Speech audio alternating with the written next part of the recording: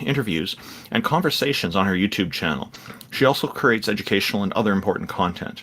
You can find her YouTube channel at www.youtube.com/Amy Newman. TJumps, also known as TJump, is an atheist philosopher who hosts conversations with professors, philosophers, and other academics about topics ranging from biology and physics to religion and morality, and so on.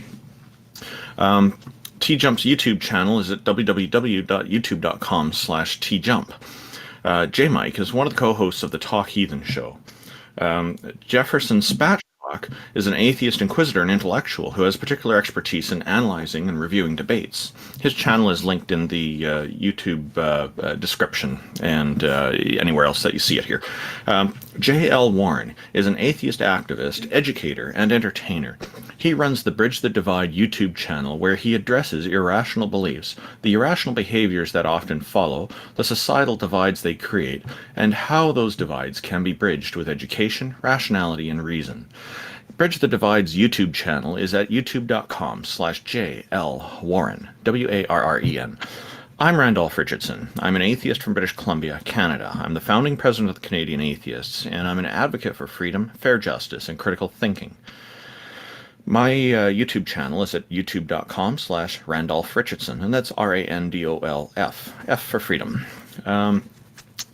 IX is a Tom Unbridged subscriber and former atheist community of Discord admin who enjoys long walks through evolutionary, biology-inspired computer science, archaeological, academic, biblical criticism, and so on. Jack Burton is a self-described, middle-aged, college-educated nobody who drives the Pork Chop Express truck in his spare time. He's a deist and mostly non-committal to philosophical stances. Peter de Tucker is an atheist from the Netherlands who handles the production of various YouTube channels, including Iron Raws, and generously contributes his professional artistic skills for free to atheists all around the world. His YouTube channel is at www.youtube.com/gonna-go-for-it. Taco is our #1 Discord debater who has never lost a Discord debate in his life, and he's also our organizer. He will also be managing the queue. Thank you, everybody, for tuning in.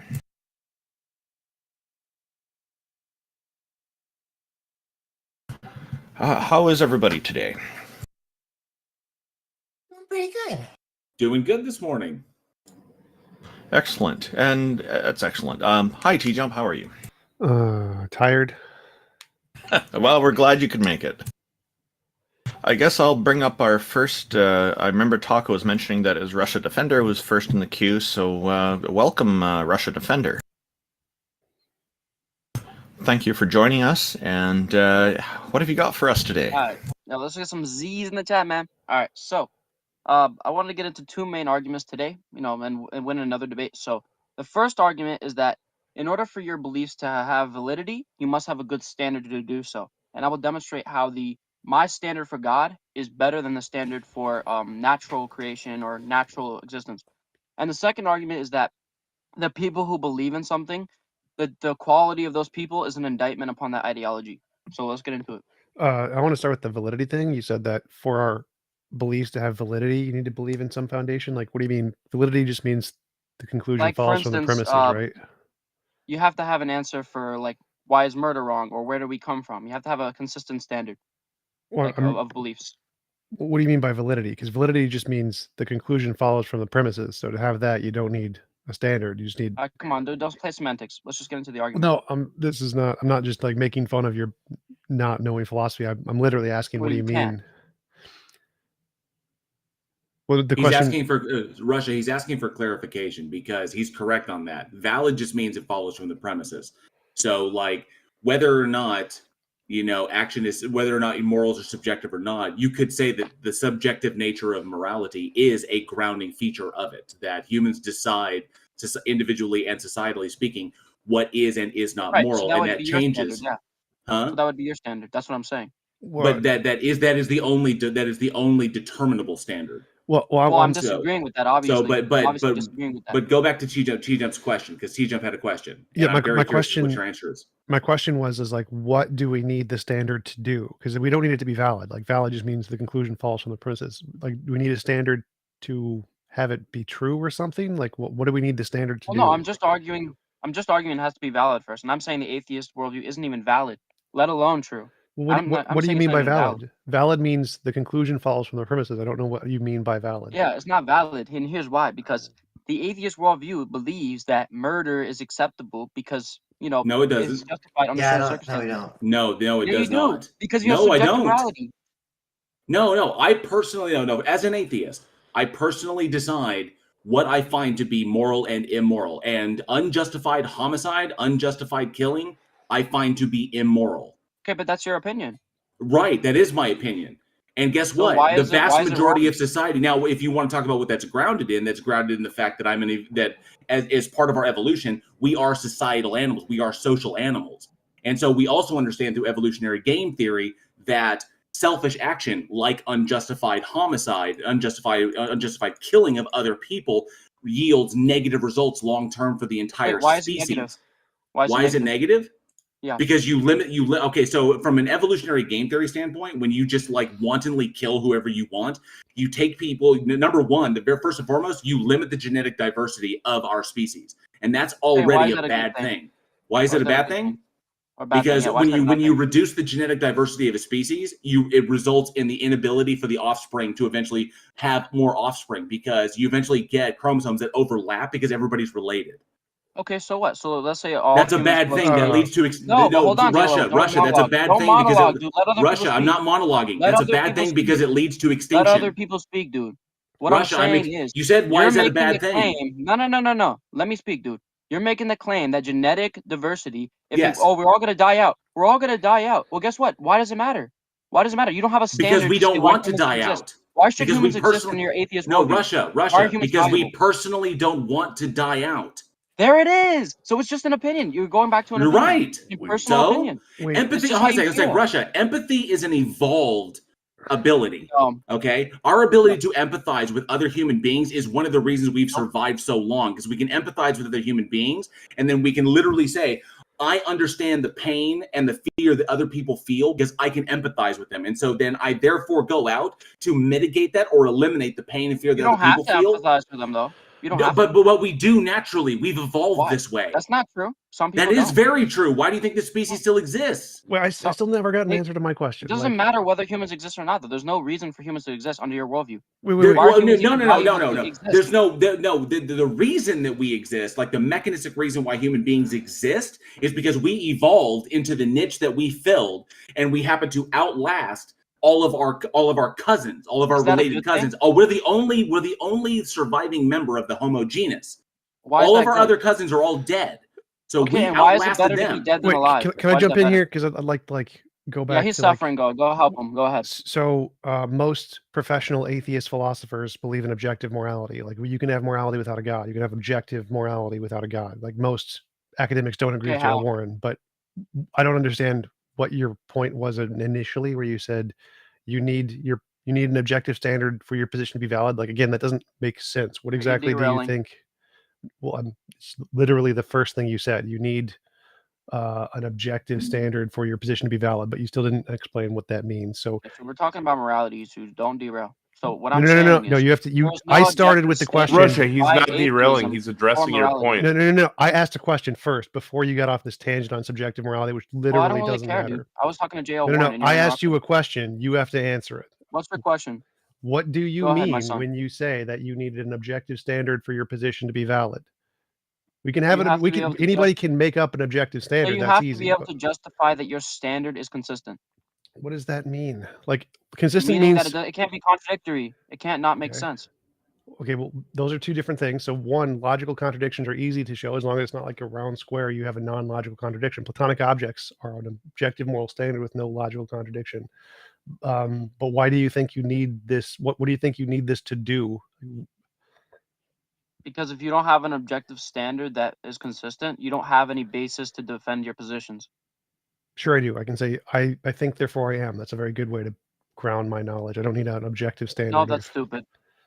How is that stupid? How is I think because you could be a brain in a vat. As Matt Dillahunty said, you could be a brain in a vat. Sure, I could. But that doesn't matter. How is that even relevant? Well, no. What do you mean how is that relevant? So how is anything he just said relevant? I was talking about morality, and he wants to, go off in this tangent. No, I was asking here's the about your thing, original Jail point. Here's what I'm saying. Whoa, bro, What I'm bro, saying is you got to answer my morality question. has to be Stop, objective, and stop. he can't show there's objective morality. Because there isn't objective morality. From Yes, my there perspective, the is. way I see it, there So is is no rape objective wrong? morality. Is rape wrong? Yes. I believe that You it is, believe yes. that, but is it Because objectively wrong? it does harm to society and No, but reduces is it well-being. objectively wrong? Objectively. Like, whoa, we have to stop going down these just inane rabbit holes. It's a direct question. Russia, it's a direct question. You got to answer that. Stop, Russia. There is objective No. morality. Jail Warren, answer that question. Stop. Russia, there is objective morality. I agree there is, but that literally, you've made no point. You've said nothing but gibberish the entire time. So stop, again, stop. You're I don't care. I don't care. But I'm asking a direct question to Jail Warren. Stop. Holy shit. Stop interrupting me. I'm asking Jail Warren. I'm not asking you. I don't care. You didn't answer care my either. question. So, I Jail asked Warren, the first question. Is rape objectively I wrong? asked the first question. You need to answer it. Okay, he wants to run away. Exactly. I'm not running away. TJump did ask the first question. He's entitled to an answer. So what? I've answered it like 5 different times. You haven't answered it once. Shut up and answer the question, Russia. How exactly do you need an objective standard for your position to be valid? You haven't made an argument yet. All you've said is gibberish. If you don't have an objective standard, then it's just your opinion. There you go. Happy now? And it's just God's opinion. Yeah, I don't understand how this would convince us that a God is real. There's no objective theist standard. What like is if you objective? say, because all of reality it transcends a subjective mind. So, for example, do you think murder is wrong in all scenarios? Absolutely. Okay, so let's go to Noah's Ark.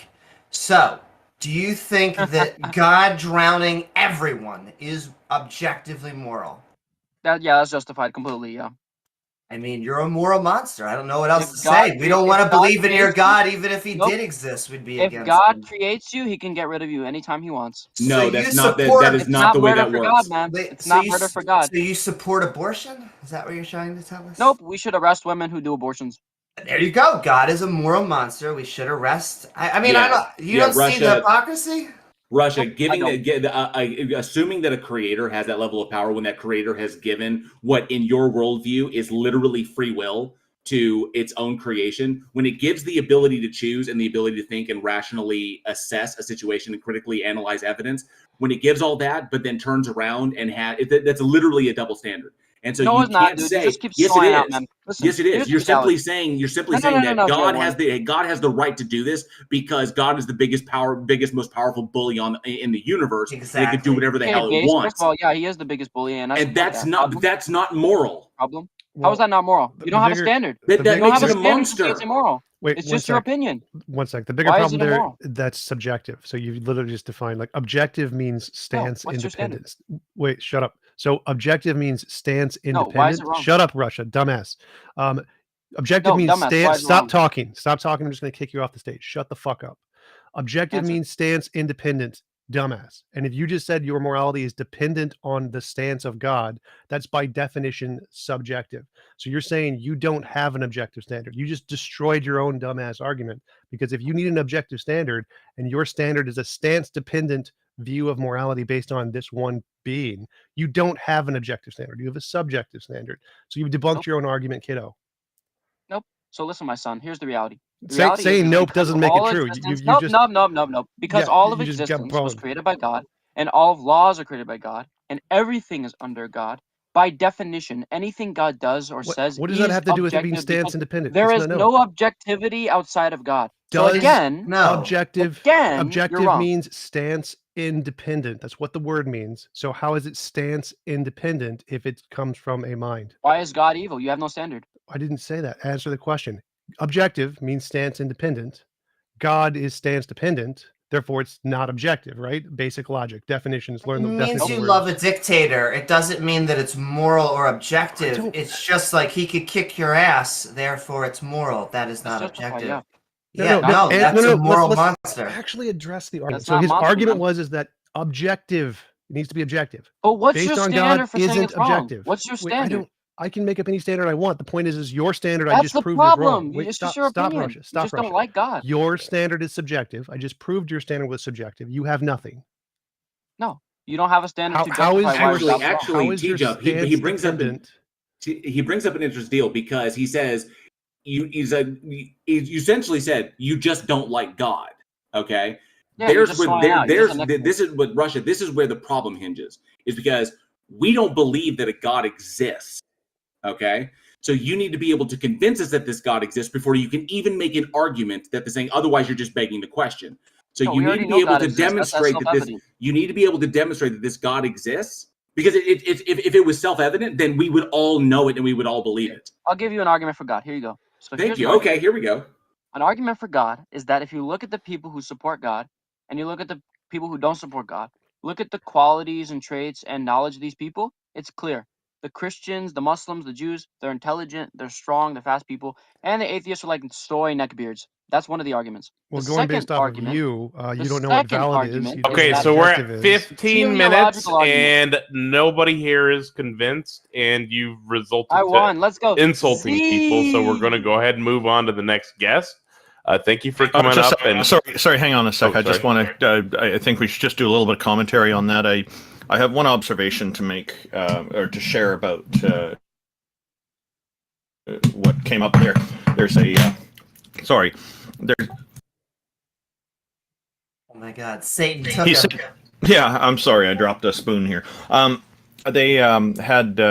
The fellow had just said that all women who get abortions should be thrown in prison or should be arrested or charged or something, and as if that's a bad thing.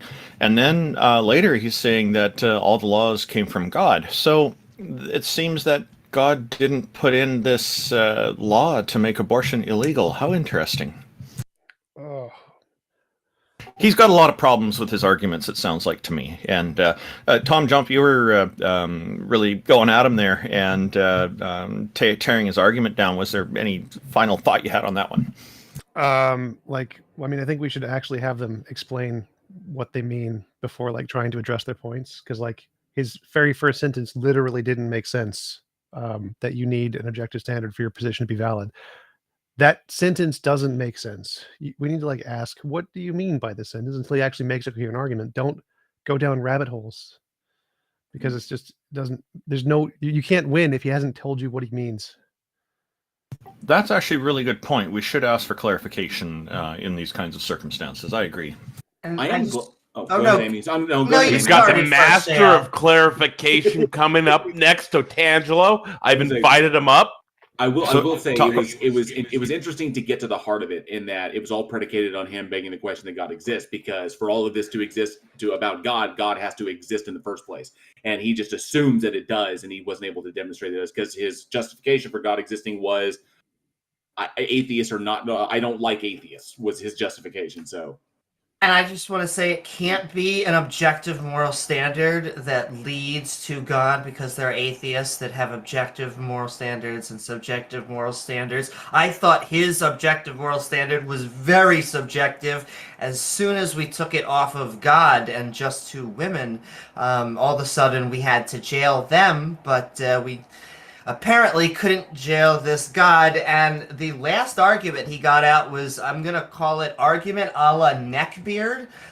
Just because you think that atheists don't lift is not an argument for why God exists. Well, so, neckbeards can lift, to be fair. Indeed. But yes, it was just a very weird argument towards the end. But yes, hi, Otangelo. Yes, hello, everyone. Good morning. Do you even protein, bro? Yes, proteins are my world. I like to talk about. That's a good one. That's a good one, Otangelo. I like it.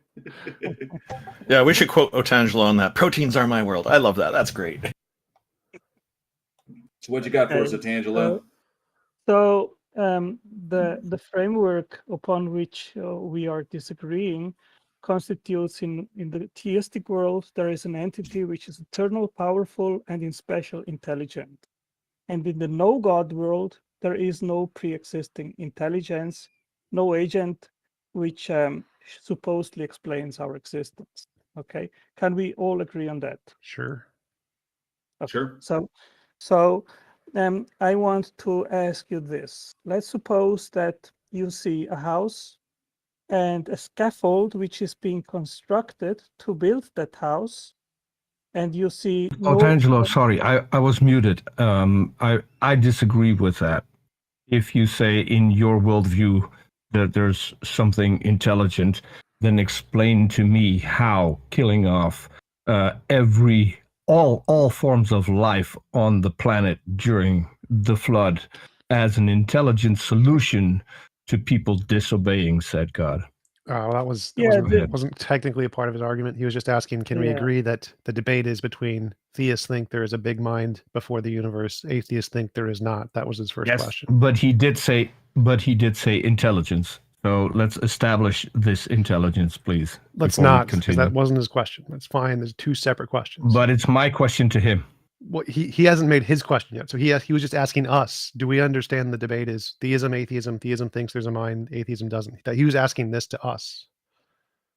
Right. If I am saying I still disagree with the intelligence, so I would love to have Otangelo. We need to let him make his argument. We need to let him make his argument first.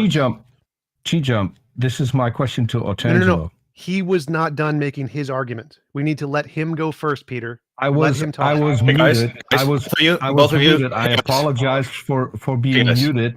Peter, stop. Yeah.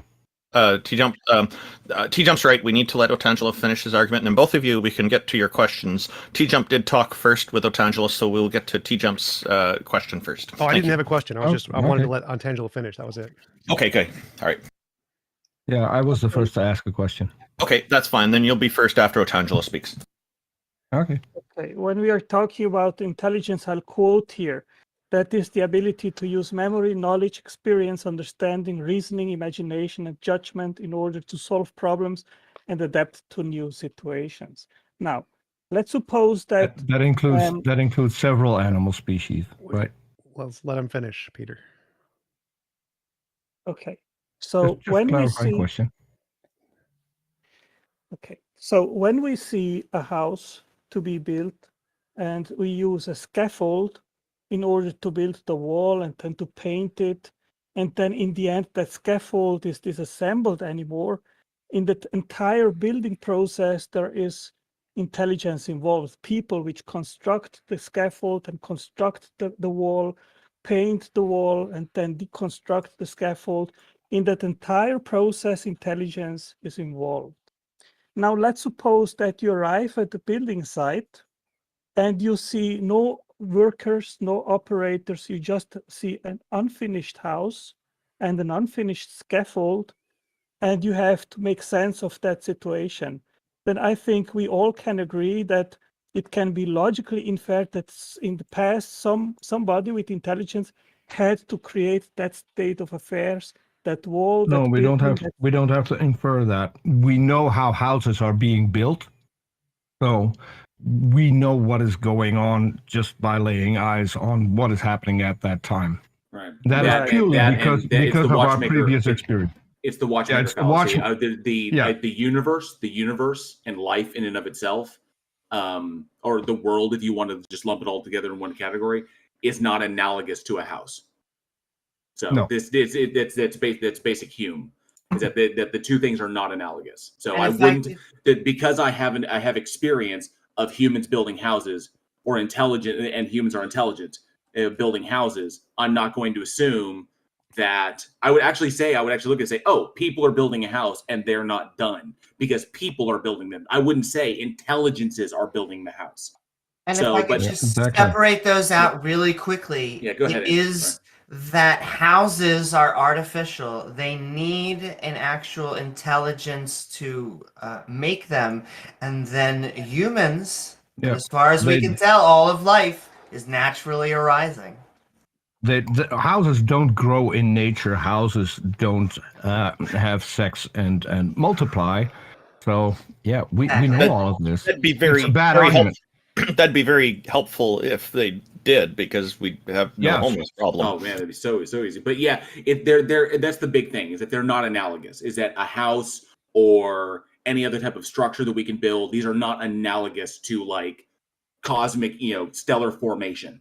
That they're not analogous. So it's inappropriate to judge the two on the same merits. Well, so the way I would go ahead, Otangelo. Sorry.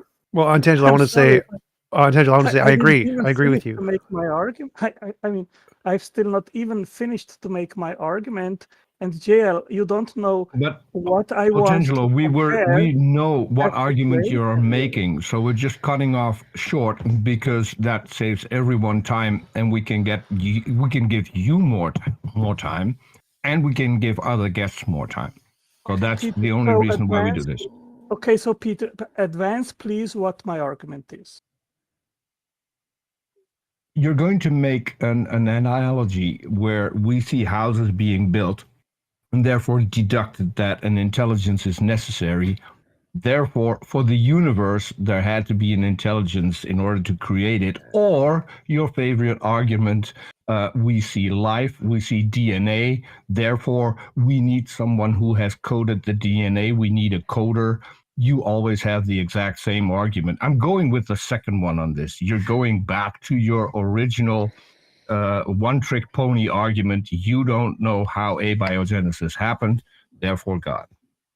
Am I correct? So no, you are not correct. And I expected that you would not be correct because I'm going to make an argument which I've not made before. Okay.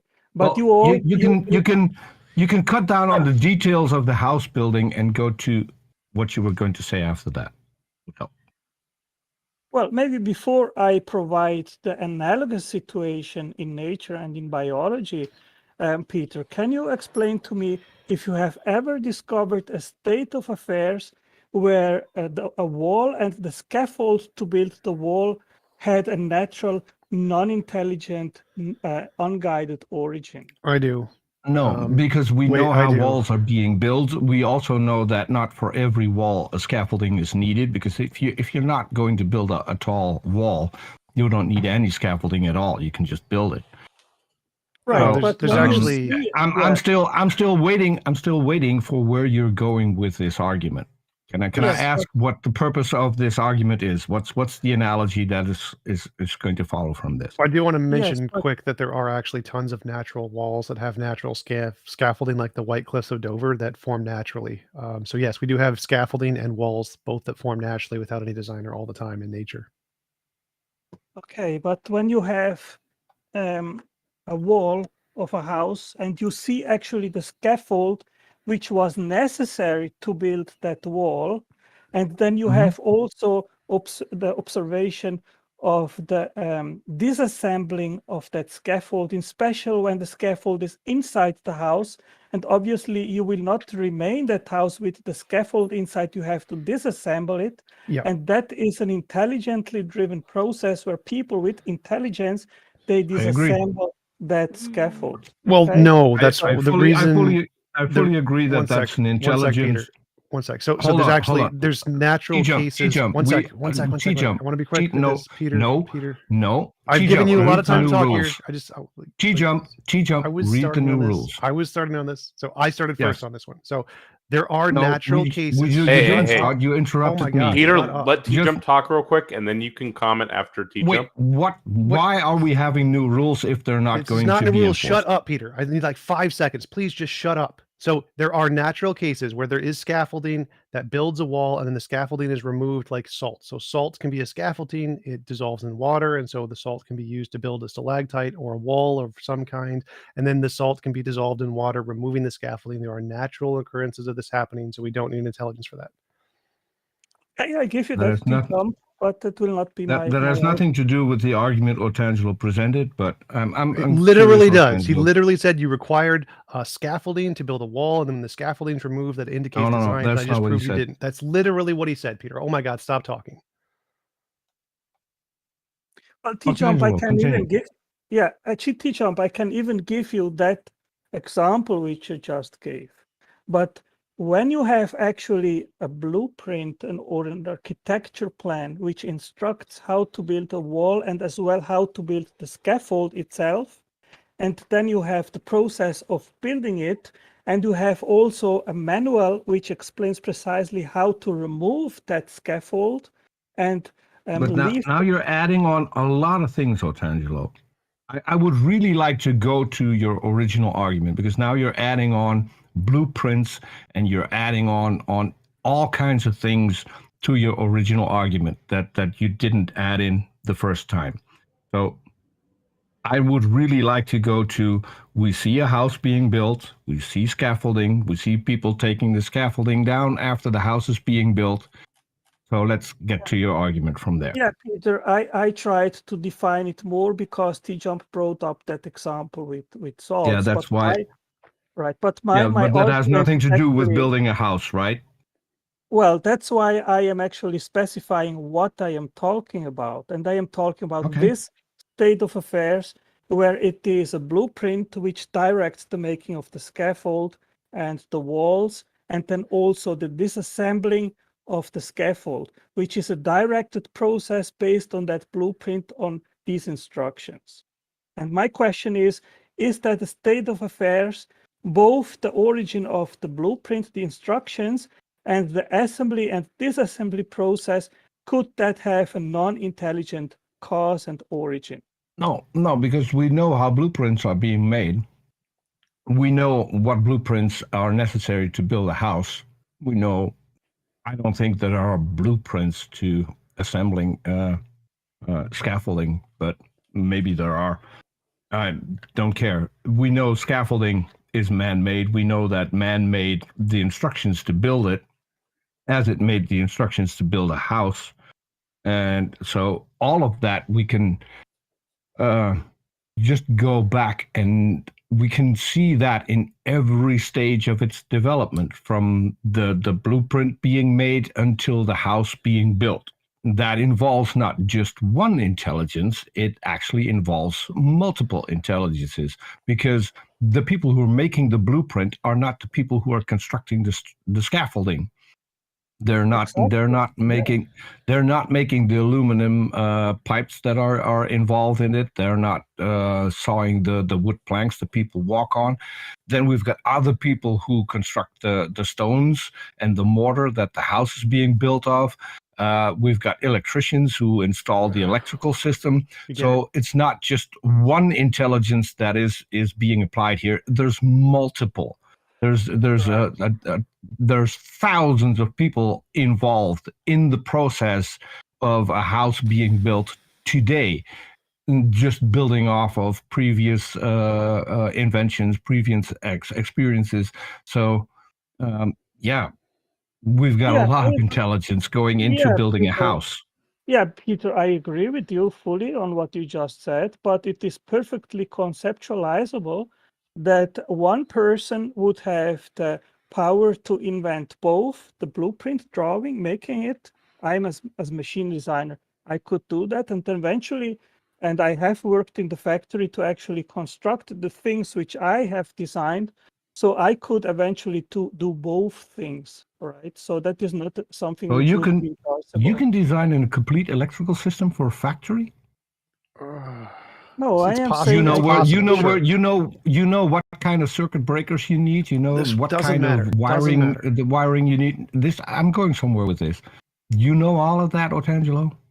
Well, Peter, let's just take a very simple. Do you know how to construct let's say a truck that needs to bring you the material there? Do you know how a truck works? How it's constructed? Yeah, in order to address what you just said, Peter, I think it is perfectly conceivable that the same person which made a simple blueprint, let's say it's a simple construction, then also actually made the 3D device based on that blueprint. There is nothing. I'm just saying that you can make a blueprint. That doesn't mean that you know how to build a wall, what mortar to use, what stone to use in order to overcome several forces. You don't know that. Well, actually, I know several people who I know an architect. What does this have to do with the argument? Hang up. What I'm trying to say is that is not one intelligence. It's multiple people with specific fields that they're good at. What does it have to do with the argument? I'm going somewhere with this. Where? Tell me where. You've been going somewhere for like 5 minutes and it's gone nowhere. And then after Peter, I want to ask a question. Yeah. So Peter, Peter, we need to wrap this up in a couple of minutes. So if you can try to nip this in the bud, that'd be great, because it has gone on for a while. I wanted to know where Otangelo, where we're going with this, because I know that we're going to one intelligence that created everything, for which there's no evidence, for which there's no blueprints, nothing. So what are we talking about? Yeah, to address what I said previously, Peter, it is perfectly conceivable that the same intelligence which made the blueprint has also the capability and intelligence to actually create the device and construct the scaffold and the house based on that blueprint. But to my analogy, this is analogous to what we see in nature, in biology, where we have viruses. They have a capsid shell. This is equivalent to. Let's go with that. Where are the blueprints? Where are the blueprints for Earth? Peter, can I finish the argument without you interrupting me? I just want to speed it up a little. Yeah, okay, but you talked for 10 minutes and I've not had time even to make my argument. I've not made my argument yet. Go ahead. Okay, so analogously, we see that information stored in a genome directs the making of viruses. Viruses, they have a capsid shell which stores the DNA, which then is injected in the host. And that capsid shell is equivalent to a house or the walls of a house. That capsid shell is made by proteins which first assemble to form a scaffold. And based on that scaffold, then the capsid shell itself is constructed. Once that capsid shell is constructed, then there are other proteins which are called proteases, and they destruct that scaffold, and it is then removed from the inside of that capsid shell. And the proteases themselves, they also self-destruct themselves and are then expelled from the inside of that capsid shell. Once this has happened, then a DNA motor is attached to the capsid, and it starts. We're getting very far from the start. So let's start with the blueprints for the proteins. Where can we find those? In the genome. Do you find the information? No. I mean the genome. The genome is constructed from the proteins, correct? Yes, proteins. Okay, so before we get the genome, we have to have proteins. So where are the blueprints for the proteins? Yes, this is a good catch-22 problem, Peter. You need DNA to make proteins, but you need proteins to make DNA. What came first? Exactly. So you say you have the answer because that's no. You said this is the argument. You said this is analogous. So no, hold on. Let me try and finish. You said this is analogous to. Yeah, this is analogous to building a house. So I'm curious. With a house, we start with the first things first, right? We start with the first blueprints to make the first things first. So Peter, this is your last question. Okay, this is your last question because we do need to move on. This is my last question because he will not be able to answer it. Where are the blueprints for the proteins that will then later on will construct DNA? Where are the initial blueprints? It is literally what is stored in DNA, Peter. The information. No, you don't have DNA. You don't have DNA yet. You only have proteins. The proteins are used to build the DNA. So from these proteins, where are those blueprints in nature? Yeah, Peter, I really appreciate that you are making literally my case. My case is that proteins and DNA. I'm making your case in the fact that you're God. You pretend to have a blueprint, but you don't have the initial blueprint. I finish, please. Why are you constantly interrupting, Peter?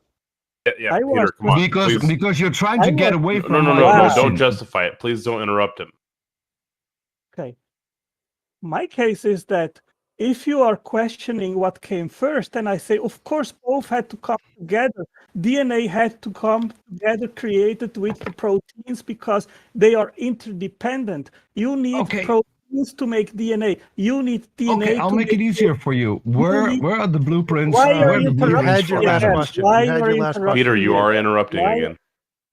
Yeah, because he's not answering my question. He's Oh, you're answering the talking question for that he 10 would have minutes? liked me to No, ask. So He's let not him address answering my that, question. point that out, and then we'll move on. Okay, can I have the final word without being Yeah, interrupted? continue saying what you were saying.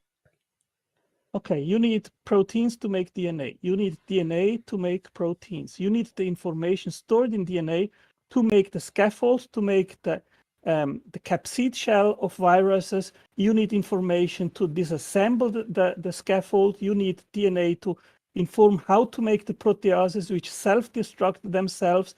You need information to make the DNA motor, which then inserts the DNA into the capsid. This is all an information-driven process, and both things have to come together and be created by intelligence. That is equivalent to the construction of a house, which requires a isn't. scaffold. Can I just make a little bit of a It counter isn't to because that? Oh, Peter, it can I isn't make a because little bit of a counter? my last remark. My Peter, last we gotta remark, and Peter, then we I'll gotta let wrap it. We gotta wrap it. Let Amy ask her question. Yeah, real my quick. last remark, and then I'll let it go.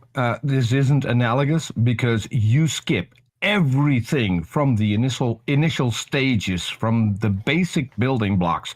All of that you skip because you have no answer for that, Otangelo. You have some kind of intelligence who did not leave you the blueprints for those.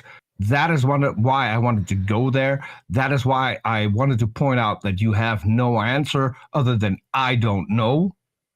And this is your dishonesty that you will not address the point. So I'll concede and I'll let others talk. Well, I just also wanted to. This is a irreducible complexity, or I thought it was going watchmaker, but in the end, it ended up being that things like the flagellum on the sperm are irreducibly complex because they work like a motor. That is not true. They are not irreducibly complex. Evolution works by adding small changes over time. You don't need the big mechanisms. Like an eyeball, you just need a very light sensitive piece of biology or an organ to actually snowball into the complex eyes that we have today. And so I would really need some sort of source that would actually confirm that we are artificial and not naturally arising. Actually, I think neither of those actually address the point. Ontangelo didn't make an irreducibly complex argument. He said that there's evidence of blueprints. It's an argument from analogy. So he's making an argument from analogy that when we see a blueprint and a scaffolding and a wall, we can infer intelligence. And so the DNA and the proteins and the RNA, those are kind of like scaffolding and walls. Therefore, we can also infer intelligence. So it's an argument from analogy. But the blueprint is an abstract representation of something. DNA isn't an abstract representation of something. It's a physical placemaker. So they're not analogous. If DNA was actually an abstract representation of something else that was being made, then yeah, I'd agree. It would be like a blueprint, but it's not. Blueprints are abstract. Yeah, let me answer to that, TJump. The Well, DNA molecule itself. I also just because a comment on that, it was a watchmaker argument up until he started talking about motors, in which it did become an irreducibly complex. Because it was like an entire watchmaker argument up until then. No, that was still a argument for analogy. He wasn't saying it was irreducibly complex. He was just saying it was like a blueprint. So it was an analogy. So you are not claiming, Ontangelo, that things like the flagellum, they don't have analogous type of motors to a artificial system? Again, there's two arguments there. I agree he would make that argument, but that's not that's not the argument he's making in this instance. He would believe that. He does make that argument, but that wasn't the one he made when he said those words. Then maybe we shouldn't try and have an analogy to a motor and trying to compare those two things, because that is an irreducibly complex argument. Not every analogy to a motor is an irreducibly complex argument. You can make analogies for motors to design by analogy to a blueprint. It's perfectly legitimate. But so Ontangelo, go ahead. So it's a watchmaker argument, not an irreducibly complex argument. Peter, check your DMs real quick. Yes, it's more like a watchmaker argument because he's making the analogy to a blueprint. But go ahead, Untangelo. So yes, we could have blueprints are abstract. DNA isn't abstract. I would really like to address this point, TJump. Sure. Obviously, the DNA molecule itself is a physical thing in the same sense that if you have letters, they are physical, but the sequence of letters gives you information. And that is precisely what we see in DNA, where the sequence of nucleotides, they convey information which is instructional to make the sequence of amino acids, which then fold into 3D form and become functional proteins, which are molecular machines. So you have to make that distinction between the hardware and the software. The DNA molecule itself is the hardware, but the software is the sequence of these nucleotides, which then convey information. And that's precisely what we see, where we have the genome of the virus, and it conveys the information to make the scaffold proteins, to make the proteases. Yeah, but that's different from a blueprint, right? Because a blueprint is an abstract representation. The blueprint doesn't literally physically cause the structure to be built, whereas DNA physically literally causes the structure. And so there's a difference between a blueprint and DNA, because blueprints are abstract and have literally no physical determinant towards the structure that's being built, right?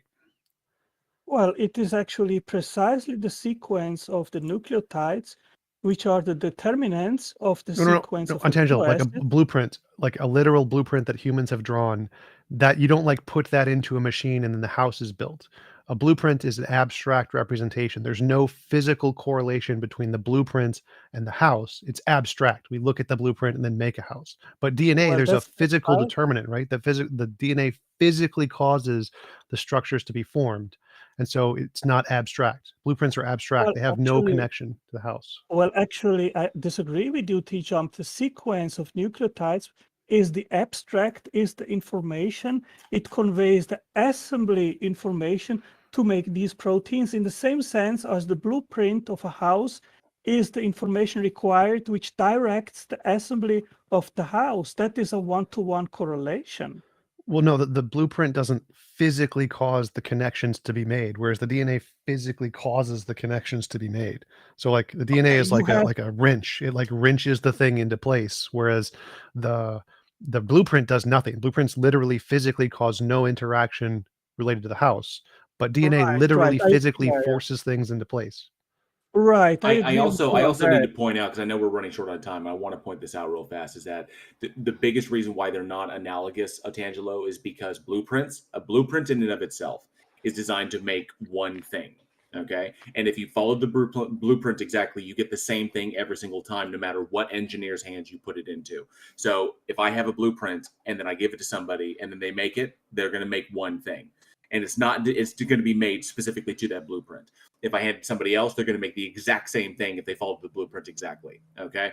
Blueprints are designed to make one singular thing. That's not how life works. That's not how DNA is propagated, because essentially when you're describing life, if you want to try to analogize it to a blueprint, essentially you're giving a blueprint to somebody, they're making that thing, and then that thing itself has to provide another blueprint that makes something similar, but is fundamentally what is actually different, because the genetic expression of any offspring is not identical to its offspring. It's not identical to the parents.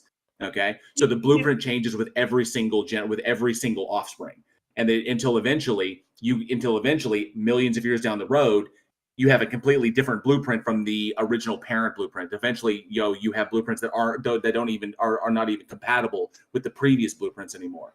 So it's constantly changing. If you want to make this analogous, that means there's only one blueprint for each individual organism. That's because the organisms are not identical.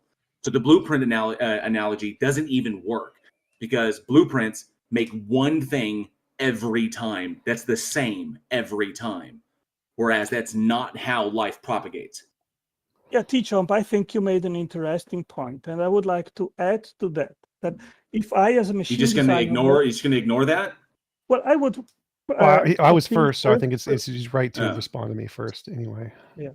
So I agree with you, TJump, that there has to be a connection between the blueprint and the assembly side. So if I, as a machine designer, are in the design and the engineering department, and I have a blueprint ready to be sent to the construction site, then I can use today email or print the blueprint, and then people they bring the drawing to the assembly site.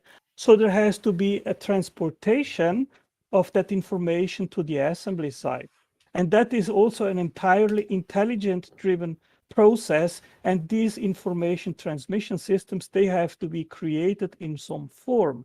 Now, analogously, we have that actually in biology, where the information stored in DNA is first transcribed into messenger RNA, which could be analogous to an email. And then the messenger RNA is transported to the ribosome, which is a translation machine. And there it is translated from one language into another. And then there actually happens the assembly process. Now, the interesting thing is that this entire process of information transfer happens fully robotized, fully autonomously. There is no a constant intelligent intervention in this. And the question is, how can that come to be? Either there had to be intelligence involved or not. And we know that the ribosome, for example, had to be there when life started. And it's the most complex machine known in biology. It is literally analogous to a 3D printer. Well, no. So I'd say that the origins, we're going to discover the origins of life through RNA world. So we're going to discover that we don't need ribosomes. There's pre-existing things. But the point here I'm making is that when we have a big set of dominoes that are all fall into place on their own, that's not a blueprint. That's a house builder. So a blueprint is an abstract representation of a house. If the thing is literally building the house, it's not a blueprint. It's a house builder. And so the DNA isn't a blueprint. It's a house builder. And so there's not an analogous argument between the blueprint there. Well, the information in the DNA is an abstract of the 3D physical thing. Yes, because you have the sequence of nucleotides. They are transcribed and translated, and then you have the sequence of amino acids, which is assembled and built precisely on these instructions of the sequence of nucleotides. Well, that's not abstract. That's physics. So like there's a physical bond that happens between the particles, like the different amino acids, the three different things that pair to the three proteins that build the amino acids are physical bonds. There's no abstract there. It's a physical determinant. So it's not a blueprint. It's literally organic chemistry. What I am talking is that the sequence of nucleotides, they convey information. They direct the making of amino acids, which are assembled. Well, the first part's the part I'm disagreeing with. Proteins. And there is an equivalence. They don't convey information. Why do you think they convey information? Because they convey physical bonds. We've got 5 more minutes. Just so you know, we got 5 more minutes. Because the sequence of the amino acid polymerization is dictated by the sequence of nucleotides. So they they instruct how to sequence the right amino acid sequence. So that is the information that we are talking about. There's no information there. And it is specified. That is the information. Wait, how is that information? Because Angelo, like magnets, one second. I explain it to you. Just clarify. Magnets, 1 second, 5 seconds. So like magnets determined to attract on the positive and negative ends. And so if you put a magnet next to each other, it will guide the physical process of the magnets. But it's not conveying information. It's just reacting to other physical systems that are nearby that are determined to fit the pattern. So there's a difference there. Okay, do the magnets instruct how to write Hamlet by Shakespeare? No, but neither does DNA. Come on. Okay. So you need an intelligence which points, which writes the letters in the right sequence to convey the story of Hamlet. Correct. Correct, because Hamlet is an abstract. Okay. Good. So the information of a blueprint to make a house is an abstract, but the construction of the house is dictated by the information of the abstract, which is the blueprint. Well, no. If if it's literally dictated by a physical cause, then it stops being abstract. So like if a blueprint could literally physically build a house, it wouldn't be abstract anymore. It would be literally physically determined. So it's not an abstract. It's not like Hamlet. Hamlet is, there's no physical determinant of those letters. If there was a physical determinant, like a shape of a Lego house or something, and the Lego house was built by like, there's some kind of a Lego builder object, and you place it inside of a box of Legos and it builds the thing. That's not a blueprint. That's a Lego builder. So there's a difference between a physically determined system to create a specific thing and an abstract blueprint. Abstracts are in minds. I agree. Abstract only exists in minds, but nothing in DNA is abstract. We agree. Okay, so we agree that in order to make to convey the instructions, the size, the materials, how to build things, to put them together, it requires a mind which puts these information on the paper, and then you have the blueprint. Is that correct? No. Otangelo, there's 1 minute left for you. So like magnets don't need a mind to say that the negative end pairs with the negative end, because they're physically determined to do that. And so the DNA is physically determined to bond in specific ways and not other ways, which is what causes it to build those things. It has nothing to do with the mind. TJump, you're not understanding. The sequence of nucleotides is not dictated by physical necessity or forces like the forces of a magnet. Yes, it is. No, you can freely choose the sequence of nucleotides. If it wouldn't be so, then you could not convey information and store it in DNA, which is precisely what DNA is done. Well, natural selection is a force like electromagnetism. So the fact that some combinations are producing survivability and reproduce, that's the force that's determining that system to work, and the one other ones don't. So that it is determined by a force. Yeah. There was no natural selection prior to DNA replication. And Tangelo, can I ask you a question, which is, do you think that any of these processes are supernatural? No, so we're just over our time here. Otangelo, sorry, I'm interrupting. We're past the time for you, but we'll let you give one answer to this, and then we're going to have to move on to our next guest. Yeah, quick answer to Amy. No, I believe that these processes are pre-programmed in the same sense as you pre-program the action of a roboter, which then is autonomous. He can do many things because he has pre-programmed information to do certain things like move an arm or speak or whatever it is. That is the same situation in cells where everything is pre-programmed to work in an autonomous way without constant interaction of intelligence. Oh, and there is prebiotic natural selection. That is a thing. Thank you, Otangelo. We appreciate you coming on. That's if there's a last thing you wanted to say for another 10 or 15 seconds, we'll gladly do that. Then we really do need to move on because of time. Yeah, I just wanted to quick answer to the point which a previous interlocutor said in regards of moral values. If it is you that is establishing that doing something is wrong or right, then this is just your opinion. And if someone else says the contrary to that, then it is also the other person's opinion. If you have just opinion, then it cannot be objective, it is subjective. And once it is subjective, then there is no moral, then there are no moral values at all anymore, because it's just something which is based on opinion. That's why a God-based morality is subjective, right? I agree. Hang on a second, Tangelo. But if there are only two people that exist, two human beings that exist solely, let's just love this hypothetical situation, and I say this thing is moral, and this thing is immoral, and the other person agrees with me. Yes, it is subjective, but we have created a moral system that we agree upon and is functional for us. Okay. Yes, so yeah, if we agree on, which is ostensibly what we've done on this planet, is that there are things that I think are moral, and there are things that society in and of itself would disagree with me. But as a member of that society, I kind of like go with that, because if I want to be a part of the society and reap the benefits, I need to kind of go with what the group believes. Okay. If I don't agree with the group to an extreme degree, or if they try to enforce it upon me, then I'll just leave the society if need be. So yes, we can agree and we can disagree, but in order to survive and maintain our society and the benefits that it gives us, like healthcare and resource management and travel and communications. To maintain all of this, we have to have a societal standard that we agree upon. It doesn't make it objective. It just means we've agreed to it for the benefit of our species. That's it.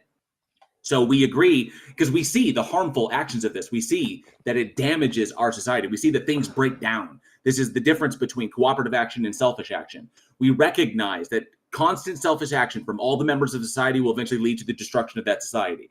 And then everybody dies. We don't want that to happen because we don't want to die. Okay, we want to like at least enjoy our lives because we know we're going to die eventually. We just don't want to hasten our demise. And we'd like to continue surviving. So in that respect, for our survival, we say we should act a particular way and we should agree to do so that we can keep surviving and we can lead happy, healthy, well-adjusted lives where we can continue to explore and do things in a safe manner, and then people can enjoy themselves, okay, instead of living in fear all the time. So we say, let's agree upon this moral standard, this moral system. Not everybody has to agree with it, but if you want to live in the society and be a part of it and reap its benefits, you should probably follow it. Okay, there are people in the society that don't agree with what the government says or what the state says or anything of that nature, but we all agree that there is a kind of moral standard that we should follow to maintain our survivability. Does everybody follow it? No, of course not, because it's subjective. Because each individual can determine for themselves. Is your That's argument, what makes it subjective. So your argument is that the best evidence we have for morality is that it's an evolutionary process to benefit survivability, something like that? Yes. That'd be good. And I just want to make a few comments. Well, first of all, I'm sorry that I got spicy. It was a hosh-posh of arguments to me that I just want to go over. No pre-existing consciousness, memory, knowledge, and experience. And what's weird about the Watchmaker is that we would have 2 billion years of no creators and then a creator again. Because as far as we can tell, animals are the only branch of life that makes creations. And so if we are going to go into a Watchmaker argument, I really want to know why there would be something at the very beginning, not just DNA, but as someone was asking, what is the blueprint for a Earth? What is the blueprint for everything else? Because it doesn't seem to be a supernatural force, and that would be an actual god that we're looking for.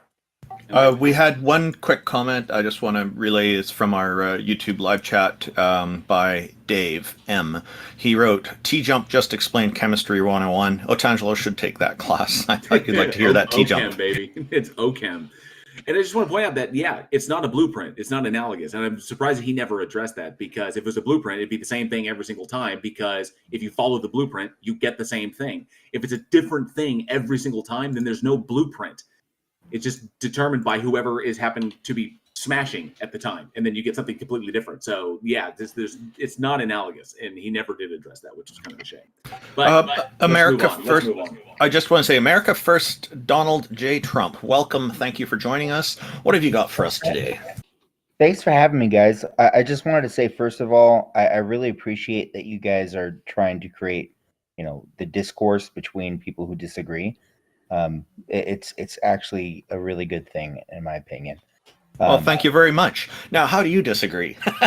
Exactly.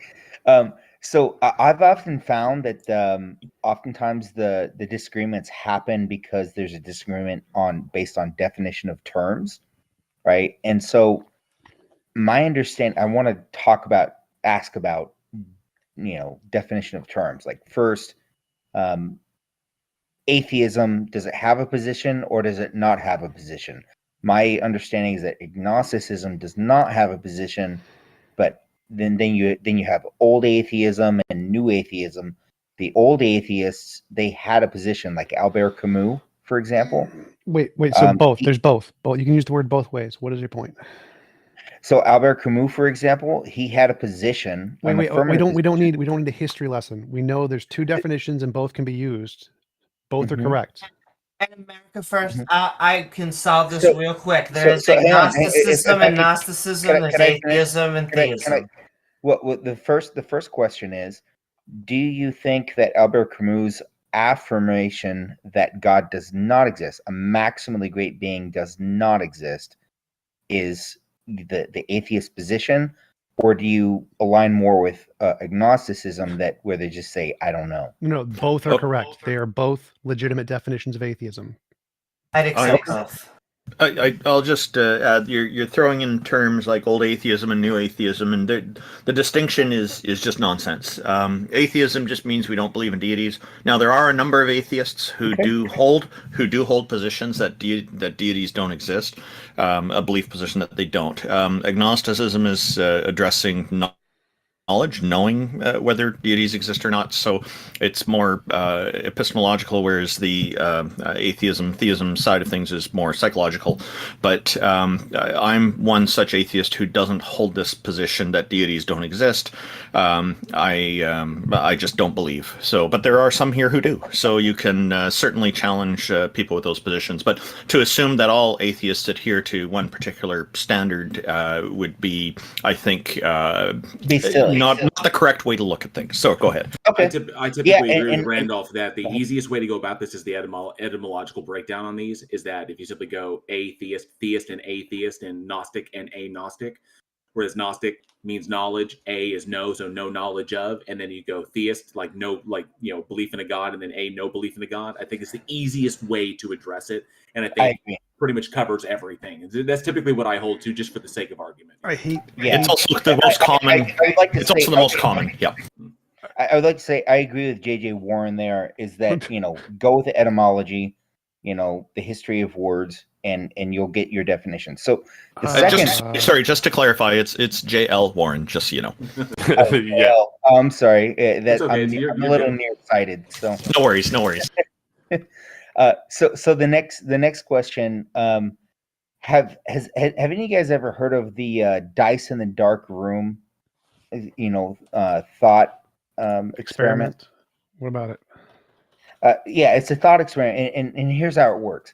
Right, so you're in a dark room, right? You can't see anything because the lights are off. It's pitch black, right? And then the lights suddenly turn on, right? And of course, you being, very curious people, you go around the room and you start to investigate the room, and you see that in the middle of the room there's a 12 by 12 matrix, right? And all of in the matrix is filled with dice.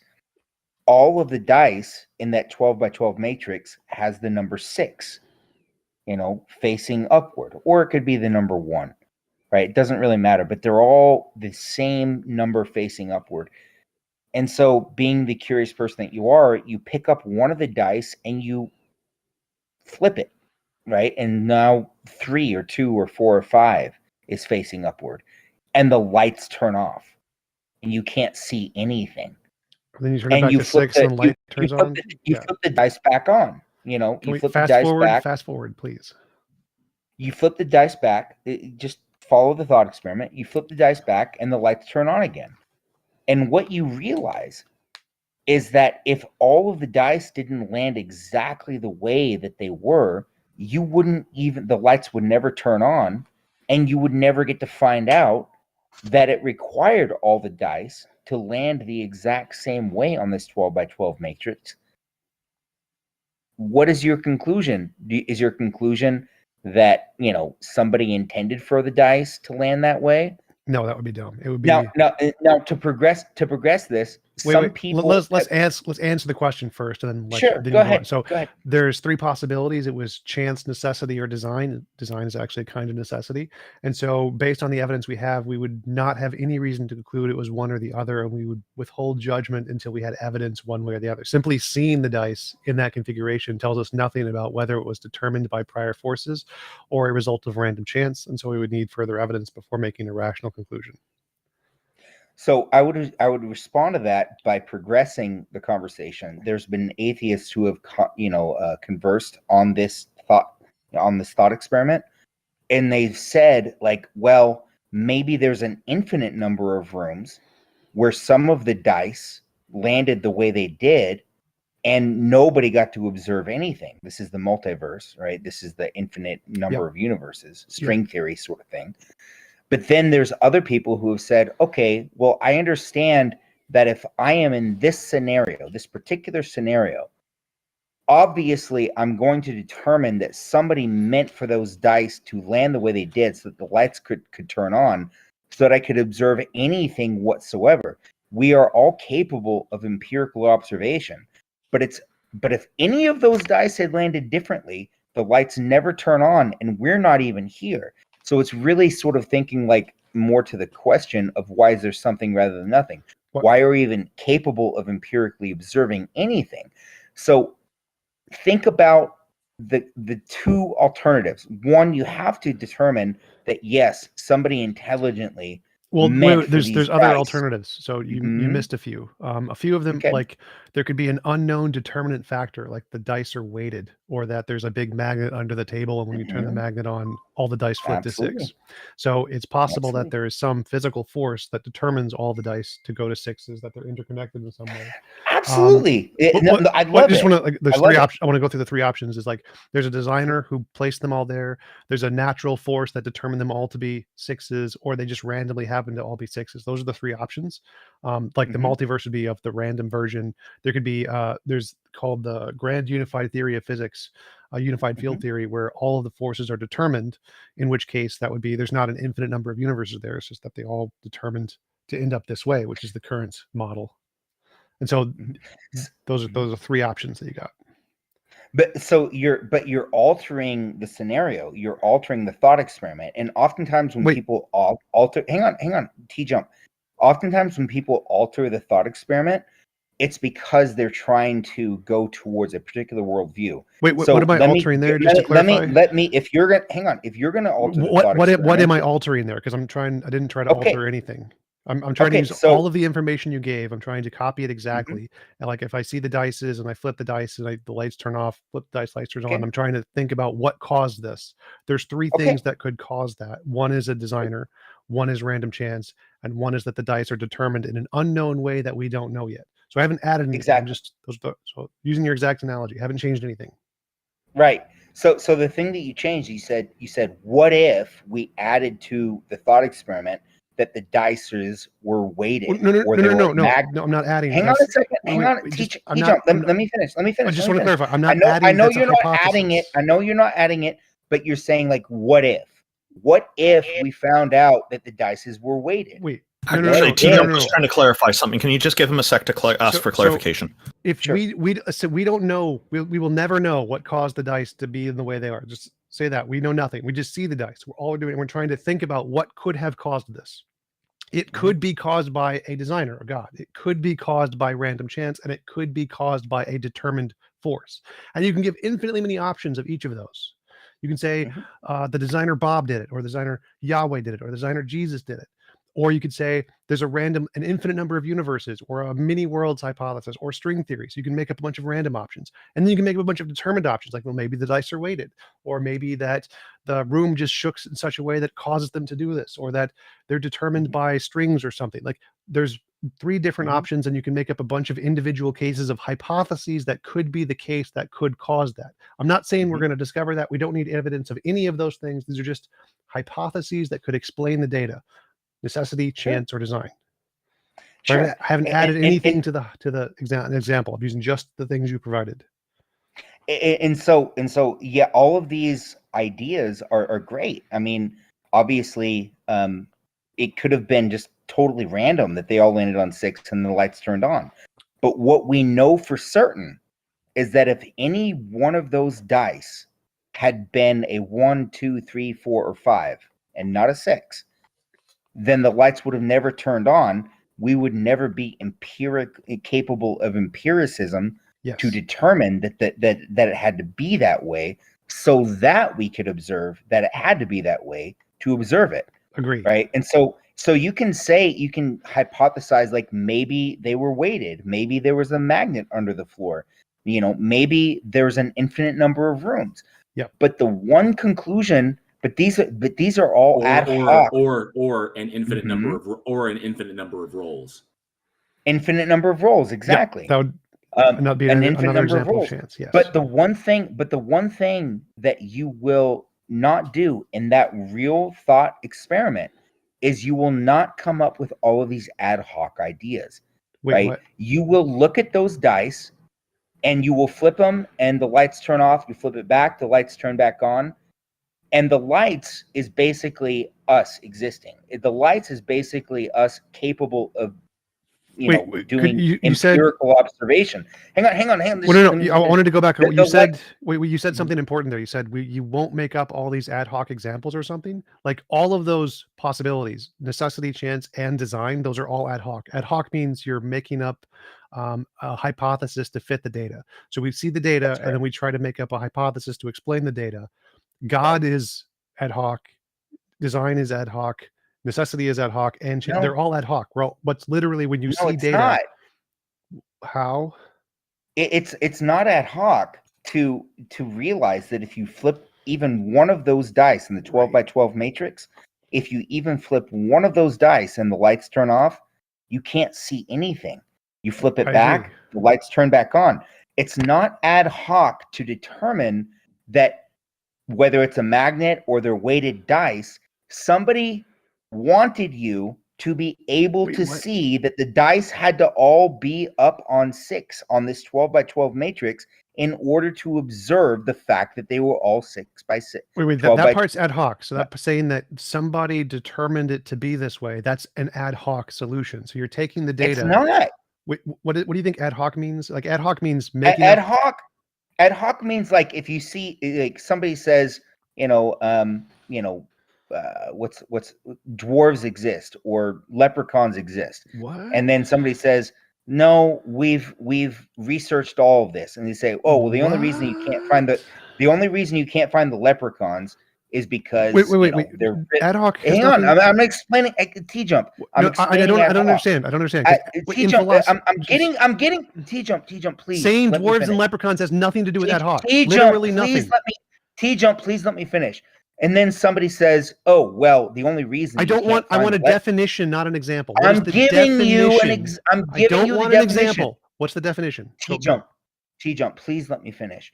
Right? So it's you say I can't find the leprechauns. I don't want an example. What is the definition? Sorry, TJump, please let me finish. I don't want an example. Please. Give the definition of ad hoc. I'm giving you. I already gave you the definition. No, you but now didn't. What is the definition? TJump, please. What is the definition? Stop wasting time. Give me the TJump, definition. Stop. I gave it. It's making up excuses for why things are the way they are when all the evidence points in a certain direction. No, that's what ad hoc is. No, so it's if not. some, so yes, it is. Wait. That was good. That was good. Thank you. So America. Okay, hang on. So you provided your definition, and he's saying no. So let him explain why real quick, and then you can address whether he's right or wrong. Okay. So ad hoc is not making up alternatives when all of the evidence points in one direction. That's wrong. Ad hoc is just making up an explanation to fit the data. Like every single hypothesis is ad hoc. Ever, no matter what. So whenever you make up an idea to explain anything, it's ad hoc because you're just saying, oh, there's a phenomenon. What could explain this? And then you make up an ad hoc solution to explain the data. And then you try to make up evidence to make it make sense. So everything starts as ad hoc. The problem with what you said is that you said that there's evidence that indicates something. That's the part I'm missing here, because the evidence of seeing the dice on the table indicates the necessary force, it indicates the random chance, and it indicates design. It indicates all of those things equally. So what is this extra evidence that you think indicates a God? Because they're all equally ad hoc here.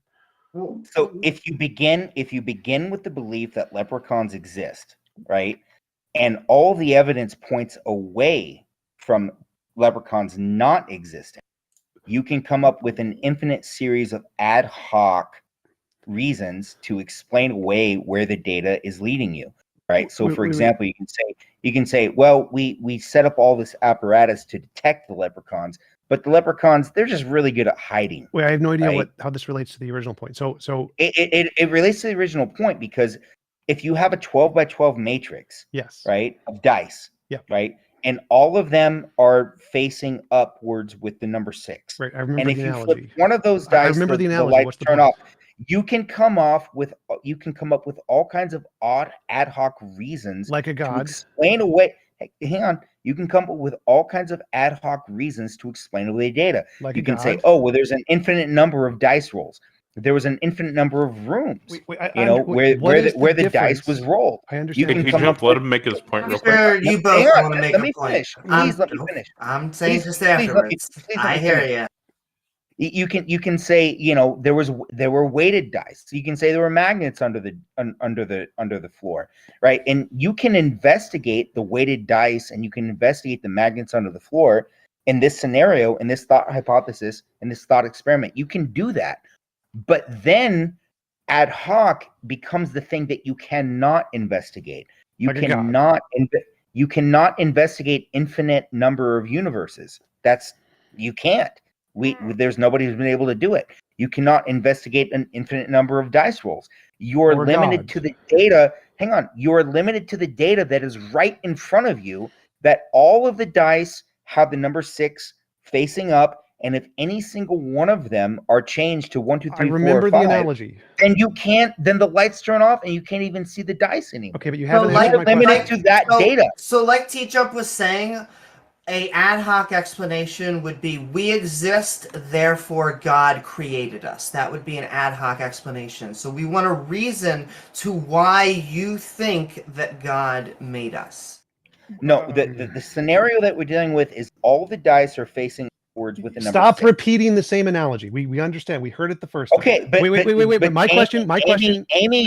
Amy changed the thought experiment. She just No, she I- expressed it simpler. limited Wait, to I don't this care. set I of don't care. She data. expressed it simpler. So the question here is, when we see the dice, why do you think seeing the dice is more evidence of God than it is evidence of an unknown natural determinant?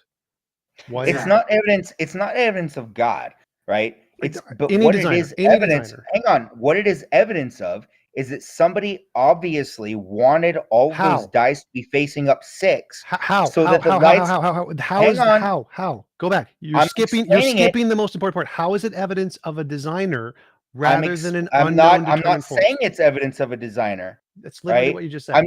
I'm saying that, you know, you're jumping the gun here. Like, everybody always wants to go to God. I don't right, care which about is- God. Any designer. What is That's the fine. evidence that the dice indicates that we want somebody put it this way and that they wanted us to see it? What about the dice? Because if you were actually in that dark room, right, and you were crawling around the walls, and suddenly What? the lights turn on and you see this 12 by 12 matrix of dice with all of the 6s You're facing up. restating And the analogy. I'm What sorry, about- but you're not letting me answer your question. No, Please you're let me restating answer- the analogy. I don't need you T-Jump- to stop T- restating the Sir, analogy.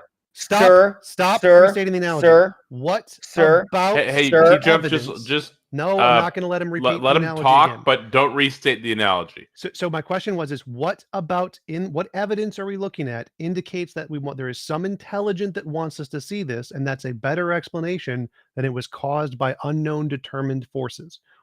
Don't repeat the analogy. Tell me what in the analogy is evidence of the intelligence over the non-intelligent determined forces. Okay. Answer: you couldn't have seen it unless somebody wanted you to see it. That's begging the question. How?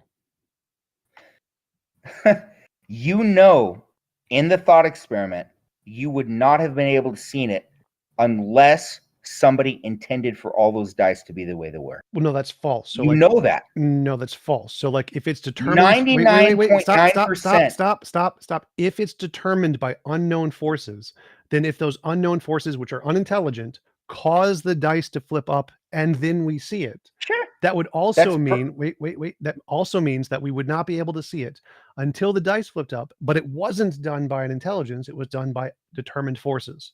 So that your argument is That's false. perfect. That's perfectly possible. Yes. It's perfectly possible, right? But you know that's ad hoc. Wait. What is the difference That's between not that? where the evidence points. Well, no. This is what I keep asking you, and you keep failing to answer: is what evidence indicates the intelligence more so than this determined example I just gave? Because these are the exact same. There's no more evidence for one than the other. They have exact parity. Why do you think there's more evidence for the intelligence? Why do you think this is less ad hoc? Because they're both ad hoc. They're both 100% ad hoc. There's zero evidence to indicate either. Why do you think one is more supported and less ad hoc? What indicates that? Listen, it's perfectly let me concede a point. Your intuition doesn't play into this. You recognize that, right? Yeah, That the absolutely. intuition that there could be some intelligence saying that it wants us to see this, that does not, it's not sufficient. It doesn't even play into this Absolutely. because you can't eliminate the bias there. Absolutely. It's perfectly possible that all of the dice are the way they are perfectly randomly. It's perfectly that's possible. Yes. I'm not asking about possibility. That's not where the evidence points. That's what evidence? I'm seeing exactly 30, 30, 30. There's 3 options. They all have exactly the same probability. You keep saying that there's evidence that makes one more likely, and you haven't a explained. 12. Here, wait, actually, hang on a second. This may be a better way to describe it. So you're saying that the evidence points to one conclusion over another conclusion in America First. So let me ask you this. Let me kind of reverse it a little bit. From the evidence we have, how can we eliminate the possibility? From the evidence we have, how can we eliminate the possibility of random deterministic forces so that we can conclude an intelligence wanting us to see this? How can we eliminate it? You can't. Then they're all of equal grounding. No, they're not. Eliminate means 0%. So how do we increase or decrease? How do we increase the likelihood that the intelligence? Well, yeah, I was just like, how do we decrease the likelihood of one and so that we can say that we've said we've eliminated this possibility. We know it can't be this just by the evidence we have.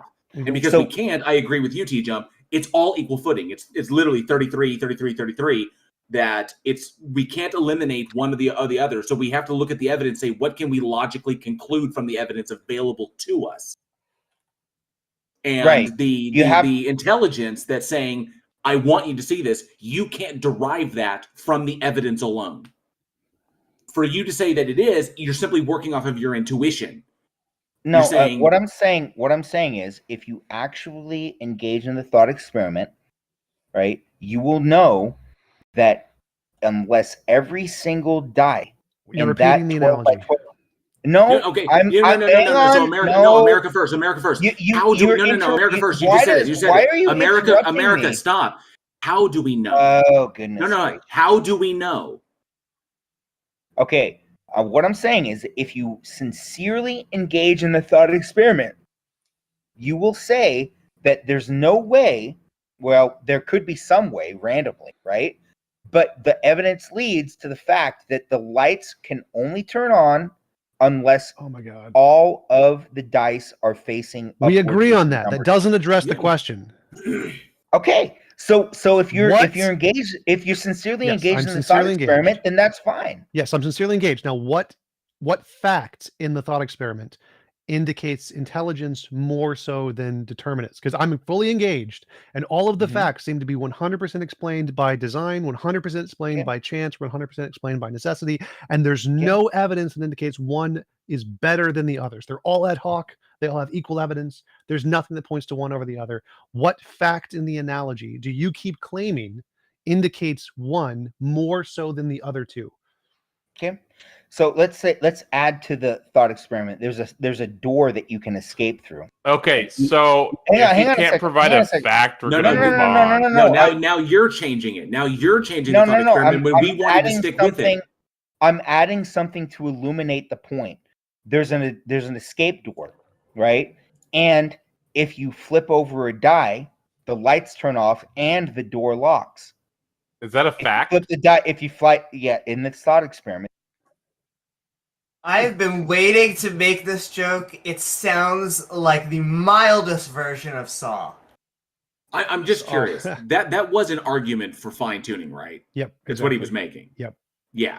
At the very end, I was like, this sounds like fine tuning to me. This is like legit like an analogy for fine tuning, which already we've deconstructed. Which is probably why he didn't dive into fine tuning, because obviously it falls apart. But we do appreciate you coming up, America First.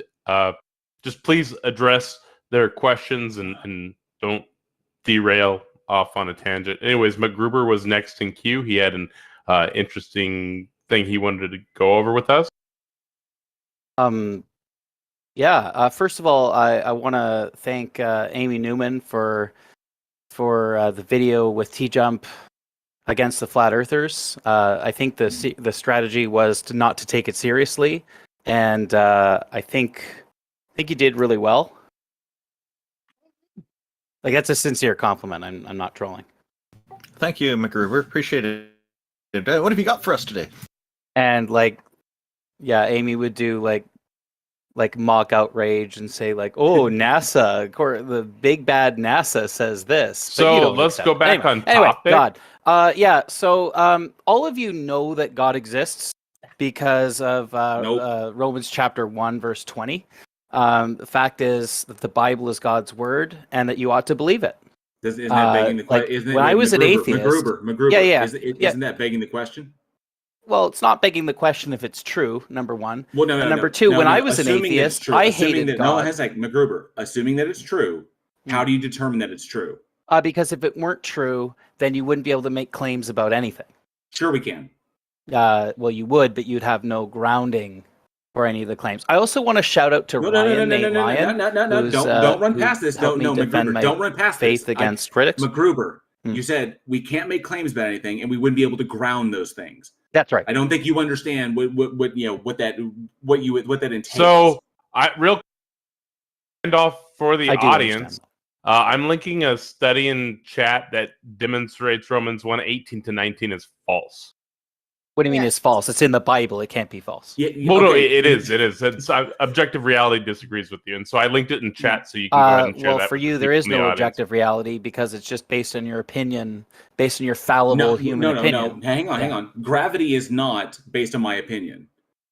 That's right. It was instantiated by God, our Lord Jesus Christ. Okay. No. Gravity is there, and it's a force that we can test, and we understand it. Jail, do you accept that there are So you accept that there are physical laws, correct? Yeah. Well, yes, there are physical laws of the universe. What instantiates and secures? What I want to know from you is what instantiates and secures those physical laws beyond your personal opinion. The reality that we occupy. Oh, reality is reality. Is reality a concrete one, a concrete many, an abstract one, or an? You are going down this route, sir. No, he's trolling. I'm not. You won't address my argument. You just say that I'm trolling. Does anybody want to engage with this? I do. Not really. It's just a Darth Dawkins. Wait. Because this is a presuppositional. I don't approve of Darth Dawkins. I just want to. Please, McGruber, please hear what Amy has to say. Yeah, sure. I appreciate all the compliments you gave at the beginning, but I don't think that we need a grounding instantiation for physicality. I do not understand the connection between like a Jesus Christ, like a rabbi in the Iron Age Judea, and why it would connect to why everything was instantiable. Because, I mean, Jesus didn't exist for longer than we've been around. Yeah, true.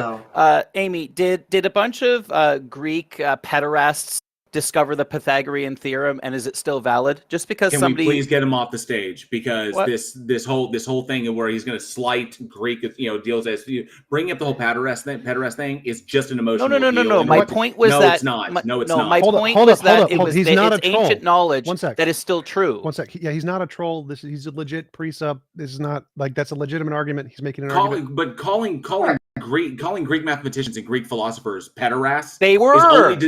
That was their culture. I mean, Mary was 12 when she gave birth to Jesus. Hey, we're not going to have that. Let's get him off stage. There's no point. Let's move on. Wow. Cerberus is next. Oh. Well, we have a order, but I had promised him because you had clarified to me that Cerberus is next. So Cerberus has really wanted to get up here. Hi, Cerberus. What's going on? Hello, guys. Thanks for joining us. What have you got for us? Thank you. I also want to say something. First of all, I'm Greek, so sorry for my accent. Secondly, trying to prove God here, it's kind of retarded. Because you won't ever believe that there's God. Even if I get God in front of you, you would still deny him. No, I accept novel testable predictions. Cerberus, stop. Just looking at what your claim is right there. If God actually showed up, okay, let's just look at it from the standpoint. If God actually showed up, it's like, I am God, okay, and look at all these things that I can do. Like, here I am, and I'm God. I would then have to acknowledge, because it's there in front of me, it's demonstrable, and there it is. I would then have to acknowledge that this thing exists. So if God was demonstrated, I would no longer be able to deny it. I would have to accept that this is a thing of reality. This God exists. The question then becomes, would I worship it or follow it? That's a different question from whether or not it exists. Yeah, that's a different question. I agree with that. So, assuming that we simply wouldn't follow it, even if it was like in our face, if it was like demonstrable reality and it was there, I wouldn't be able to deny it because it's there. So so these are two separate questions. So when you come in and you simply say, even if it was in your face, you wouldn't accept it, that's not true. Yeah, but God has already came. Jesus Christ already came, and some people will hate him. But it hasn't. It's never come to me. I've never seen it. I've never experienced it. So since you haven't seen your grandmother, means that she didn't exist at all. What is your evidence that God? Yeah, exactly. What's the evidence? And the historians. Wait, say that again. Anecdote. So no, the plural of anecdote is not evidence. Why? Because anecdotes are not evidence. Because anecdotes are insufficient. Brother, you're just going to hell. Just read the Bible, nigga. Well, no, I also wanted to point out that, yeah, I would want to know if God was real, because if hell was real, I would want to know, I would want to oppose God, I would want to join Satan and be on the other team. So I would want to know. I just want to point out one thing. Hi, Gio, just give me a sec. I just want to point out one thing. At the beginning... It's truth. Sorry, at the beginning of that, he apologized for his accent. I just want everybody in our audience to know that nobody has to apologize for their accents. We're really willing to work with whatever accent you've got. You probably apologize. I was going to debate something else, but so Amy, why do you want to join the opposing team, even if God was real? Well, because if Yahweh is as they are described in the Bible, then I would want to be on Team Satan, so we could capture Yahweh, try and figure out how to take him, because he's a moral monster. He drowns babies. What do you mean by drown babies? So you're talking about the? I mean, blood? Literally, like he fills. Are you? Oh my God, dude! Are you talking about? I am not trolling. No, I am being literal. I'm talking about the. Yes, your God specifically. So do you know Satan even burns all your physical things, including your physical body, and then soon to be your probably physical spirit? Do you have any evidence for that? Because I think Satan would be on our team and kind of be partying with us. No, he wouldn't be partying with you. He'd be burning you in hell if you're going by the definition of the Bible. It sounds like he's God's lackey. Oh my God! Then. Argument. Give us argument. Argument. Something. Like Say something constructive. Yeah, what do you mean by argument? Because this person's just saying shit that's bullshit. If you go by the Bible standards, biblical standards, you'll be burning in hell. Let that sink in. You'll be burning for eternity. If you're going by the Harry Potter standards, you're going to be burning in Hogwarts. So give me some. Harry Potter. Harry Potter's a fictional book. Harry Potter is like the Bible. Gio, you did say that would be completely burned. So if that's true, there's going to be no sensation of pain because the pain has to travel through nerves. So if the nerves are all burned, you're not going to feel anything. It's not a physical burning. So your argument falls down in that case. No, it doesn't, because it's not a physical burning. Then it's not burning, because burning requires physicality. You're moving the This is not the Bible. See, this is what happens. This is what happens when like atheists go to the Bible, and then like when they go to the Bible without the presupposition of God. This is what's so stupid. Okay, hang on. That's important. Gio, why would I presuppose God? Why would you presuppose God? Because it's the most coherent. Paradigm that we live in. No, it's not. Now, given the evidence, it's not. What evidence? The evidence of our reality. The evidence of reality. It's not the most coherent. It is, actually, because I don't know. No, it isn't. No, it isn't. If you presuppose God, everything else is coherent. No, God did it is not an explanation for anything. So God doesn't provide. No, it's not. Yes, it is. So all existing beings. Okay, then fine. Gio, give me I can give you the mechanistic explanation for why the mechanistic explanation for why everything exists. Okay, I'll go through. Yeah, so I'll go through. Yes, how is the universe created? So ostensibly, if you go back to like what the prevailing hypothesis is that virtual particles popping in and out of existence at random is a completely natural experience, results in what we can determine to be what we have observed to be the Big Bang. Yeah, and then that results in our observable reality. Our observable universe is ostensibly what it is. But that's like you're getting into like physics and quantum physics, and this isn't a physics and quantum physics. I don't need to explain the science. What you need to explain is how God is a mechanistic explanation for anything and justify its existence and how you can demonstrate that. Okay, so So can you? I want to ask you this question. So what existed before the Big Bang? Wait. We're doing So this you think it's thing. expansion, correct? We're doing this thing where we go down this rabbit hole before he's actually made a coherent statement here. So you need to presuppose God because it's the most coherent. Give us some evidence for that. Yeah. So for example, if I presuppose God, creation is coherent. What do you mean? Everything else is evolution is incoherent in itself because What do you mean? You've yet to it's unscientific as well. What do you mean by coherent and incoherent? Because in philosophy, okay, what do I mean by coherent? Wait, one sec. Coherent in philosophy just means no logical contradiction. So there's no logical contradiction in evolution. So I don't know what you mean by. There's no reasonable. I believe it has no reasonable contradiction. So therefore, like for example, if God exists, then it would be reasonable to say that he could create a universe or he could create living beings. Right. So I agree with that, but you're saying that evolution is incoherent, but there's also no logical contradiction in that. So I don't understand because neither one has a logical. I mean, God sort of does have some logical contradictions, but I don't understand what you mean. You believe in scientific. You believe in science, like as I don't understand what you mean by coherent and wait. incoherent. Hold on, chill. Can I please? Okay, so you believe in science as a coherent way of measuring how coherent evolution is, right? No, I think philosophy is how we define coherent. So you believe philosophically it'd be more reasonable to say that evolution is the most reasonable example? No, I said philosophy is how we define the word coherent. So if you're asking, is a hypothesis coherent? Okay. So why do you believe evolution? Okay, I should have asked this question. So go back. I asked you a question. Wait. So what do you mean by coherent and incoherent? In philosophy, coherent means no logical contradiction. Evolution has no logical contradiction. So by the definition in philosophy, evolution is coherent. So I don't know what you mean. But it does though. It's unscientific. It's unlogical. Okay, so Gio, what do you you're mean? here to convince us that deity exists.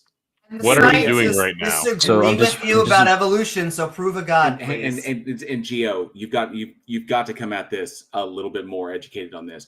Evolution has been both observed in nature and in the lab. We can induce it. We have used it to our advantage, and so there's literally reams of documentation on this. The long-term evolution experiment, which has gone over 120,000 generations. You're just saying shit. Give me an example of one animal, just one single animal in our lifetime that has evolved. Okay. Everybody was interrupting me. I was going somewhere, and you guys are getting lost on this rabbit trail of just nothingness gibberish. He still has not made a coherent argument. What do you mean? Yes, it is. I'm disproving everything you guys said earlier. No. You guys stop interrupting. So you have to start. You come in here to the stage, and then you make an argument. Convince us God exists with some argument. The argument you said was something like, you need to presupposing God is the most coherent worldview or something like that. But you don't, you haven't, coherent means no logical contradiction. So clearly that's false. So you have to explain what you mean. What do you think this means? It makes the most sense to you. You feel like it makes the most sense. Is that what you mean by coherent? Do you have some kind of logical entailments? Is there some kind of demonstrable evidence? What is your criterion for coherent here other than it makes sense to you? Yeah. So I'm just gonna ignore all this sorting out. But so when it comes to I just asked you, you haven't answered my question. So I asked you a question. You have to answer my question. You have to make an argument here. You think God is coherent. How? What about God is coherent? Can you show me one animal evolving? No. You don't get to run away from this. You don't get to run away from this, kiddo. You have to make an argument. Your argument was God is the most coherent worldview.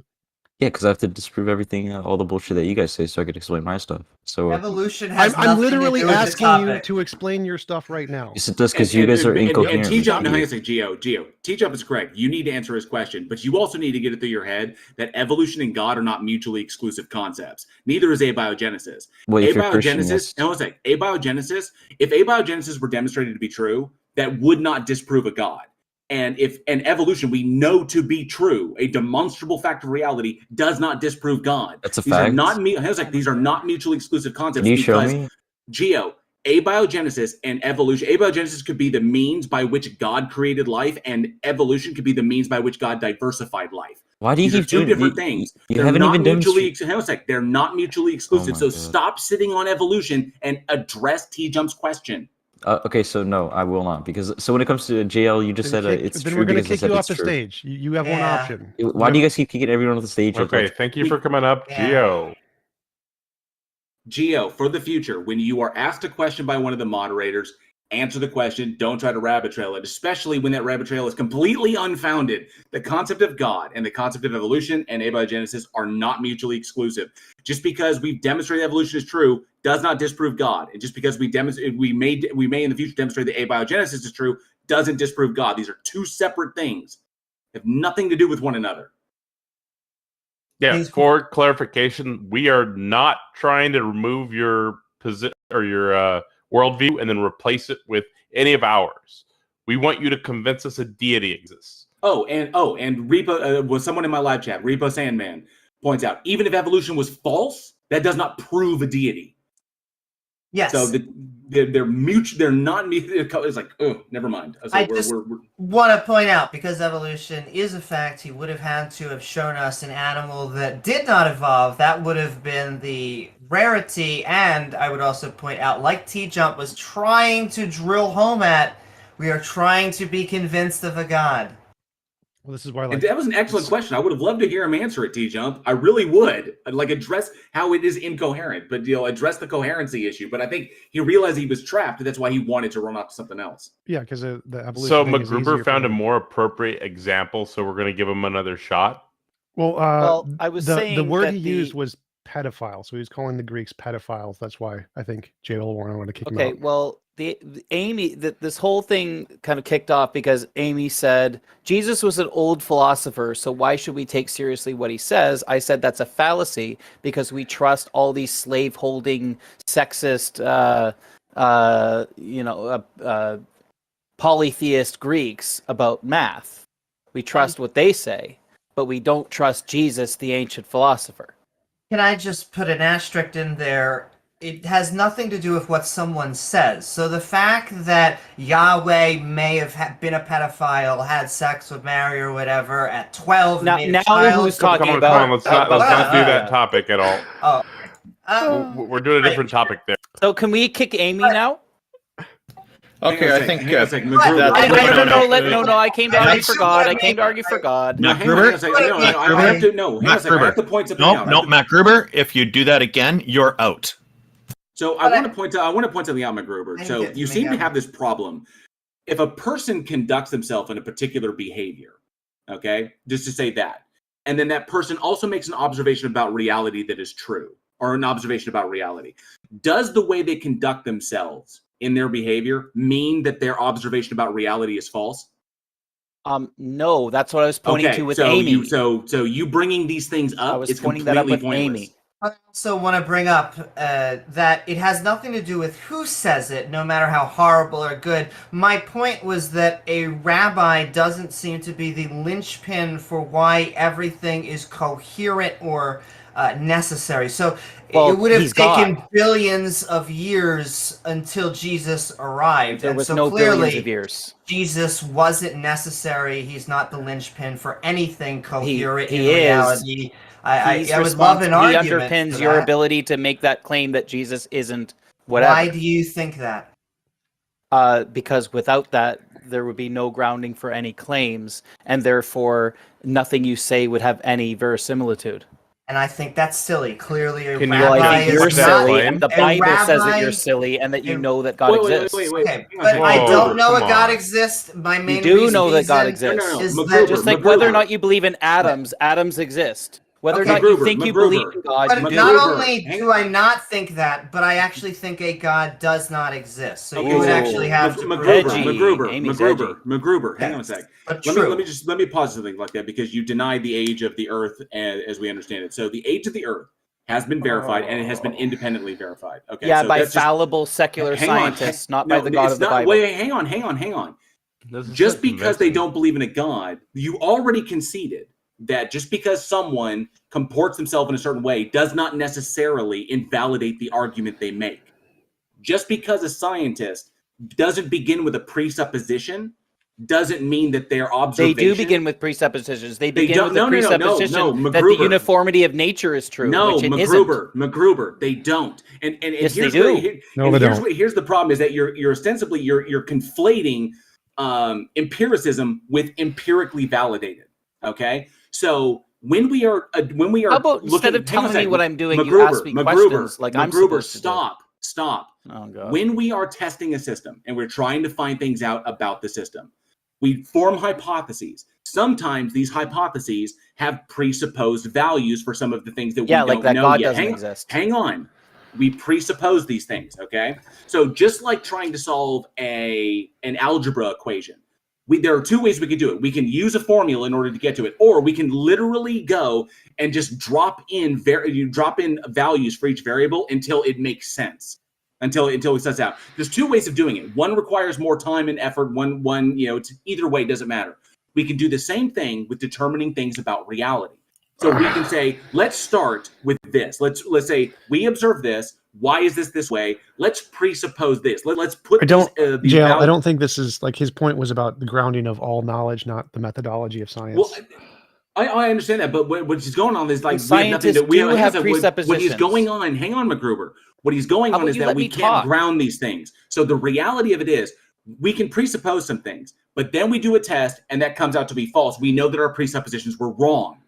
So why is he attacking any of our positions, though? So MacGruber, presup isn't convincing to any of us. Do you have any better arguments? No, I was just as ardent atheist as you. I love presup. It's my favorite one. So go ahead. So tell to me. conclude what I was saying, but when we presuppose things about the system, and then we do our hypothesis and we run through our methodology, and then our conclusion turns out to be true and verifies what we observe, then those presuppositions are no longer presupposed. They are confirmed values about reality. We have done this enough times. If you look at a distant galaxy 13 billion light years away, do you assume that the universe is at least 13 billion years old? Yes, because you assume that the light took all that time to reach the Earth. No, we don't assume. No, MacGruber, we don't assume, because we know the speed of light and we understand how redshift and blueshift. You did not know that the speed of light was not different at the time of creation. You do not know that. You presuppose. No, that's not a presupposition. That's induction. But let's go back to the main argument here. So you think that you need to presuppose God, or you have no grounding. Like you can presuppose any ultimate nature of reality, right? If you have any presupposition about the fundamental nature of reality, that counts as a grounds. Why do you think that is not the case? Why do you think only God counts? Because it was revealed that way, TJump, and you know this. You have read the Bible. What do you mean? And if you haven't read the Bible, you should. You live in a Christian society. Go back. Stop talking. Stop talking, MacGruber. We're going to kick you. The first thing you said, it was revealed to us. Let's focus on that sentence. What do you think that means, and why do you think the fact that it was revealed to us makes it a reliable grounds?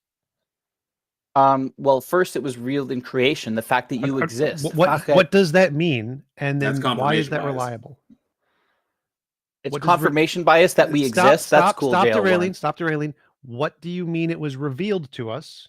And why is that reliable? TJump, you know the presuppositionalist argument. You know the claims around revelation. Wait. You know that we have an audience. You're supposed to explain your position. You need to explain your position to the audience. What do you mean? Well, I'm explaining that the Bible says that all of you are really theists. You're not an atheist. You are convinced that the deity exists. I don't need presuppositionalism. I don't need apologetics. I don't care. You brought this up. The Bible is self-attesting. MacGruber, stop derailing. You made an argument that you need to presuppose God, and you said it's reasonable because he revealed it to us. So my question is what do you mean it was revealed to us? Like, was it psychically mind developed into us? God said in the Bible or he inspired the human authors of the Bible to write that he exists, that Jesus died on the cross, that if you don't accept that, and your destiny is the eternal fire. Got it. But came to the Bible. Thank you. That's what revealed means. And why is this reasonable to believe as opposed to thinking it was because made up God by a bunch wrote it. There were many witnesses to Jesus's life and resurrection. Okay, so help me through that one, because and also that's not even necessary. Wait. That's not even necessary. That without that, you would not be able to make any claims about anything. Okay. Why do I know that? Yes, sure. Why do you know that? Because otherwise, any claim that you make is either provisional or just your own opinion. Why would that make a difference? Like, it can still be true.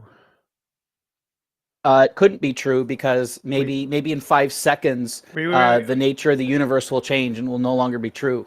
There's nothing instantiating truthness. A provisional statement or an unknown statement can still be true. Like I can say there are 10 billion grains of sand in Alpha Centauri. I don't know it, but it could be true, right?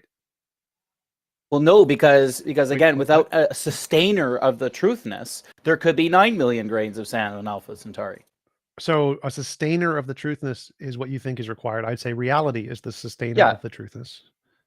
Well, is reality a concrete one or an abstract many, or it has to be a concrete one? Otherwise, there's nothing ultimate. The ultimate has to be concrete and it has to be one. It has to be triune. Stop, McGruber. So how about you stop and stop trying to dominate and be the you're saying Matt like 10 Dillahunty things. wannabe you think you are. Wow. I want to go back to what you said. That's strike 3. We're not doing that. No, I want the precept. Well, and after TJumps done, I just want to make a statement. I want to, like, I love this. I want to, he says that he keeps going meta, man. No, this is very, very, he's following the argument perfectly. The next stage of the argument is it concrete or many? It's the one of the many argument. And then the precept has to answer, why do you think whether or not it has one or many aspects is a determinant factor being the grounds? And that's the biggest question. That's like, why does this one or many thing have anything to do with it being grounds? And should we come back up if you want to deal with the meta? No, move on. Well, I just want to make a syllogism that the Bible claims we all have knowledge of God. We don't all have knowledge of God. Therefore, God doesn't exist. There you go, TJump. Legit. I can demonstrate how the biblical Abrahamic God cannot exist. So that's it doesn't. No, you can't. The Bible yes, exists, therefore God exists. No, like, yes, I can. I can demonstrate. McGruber.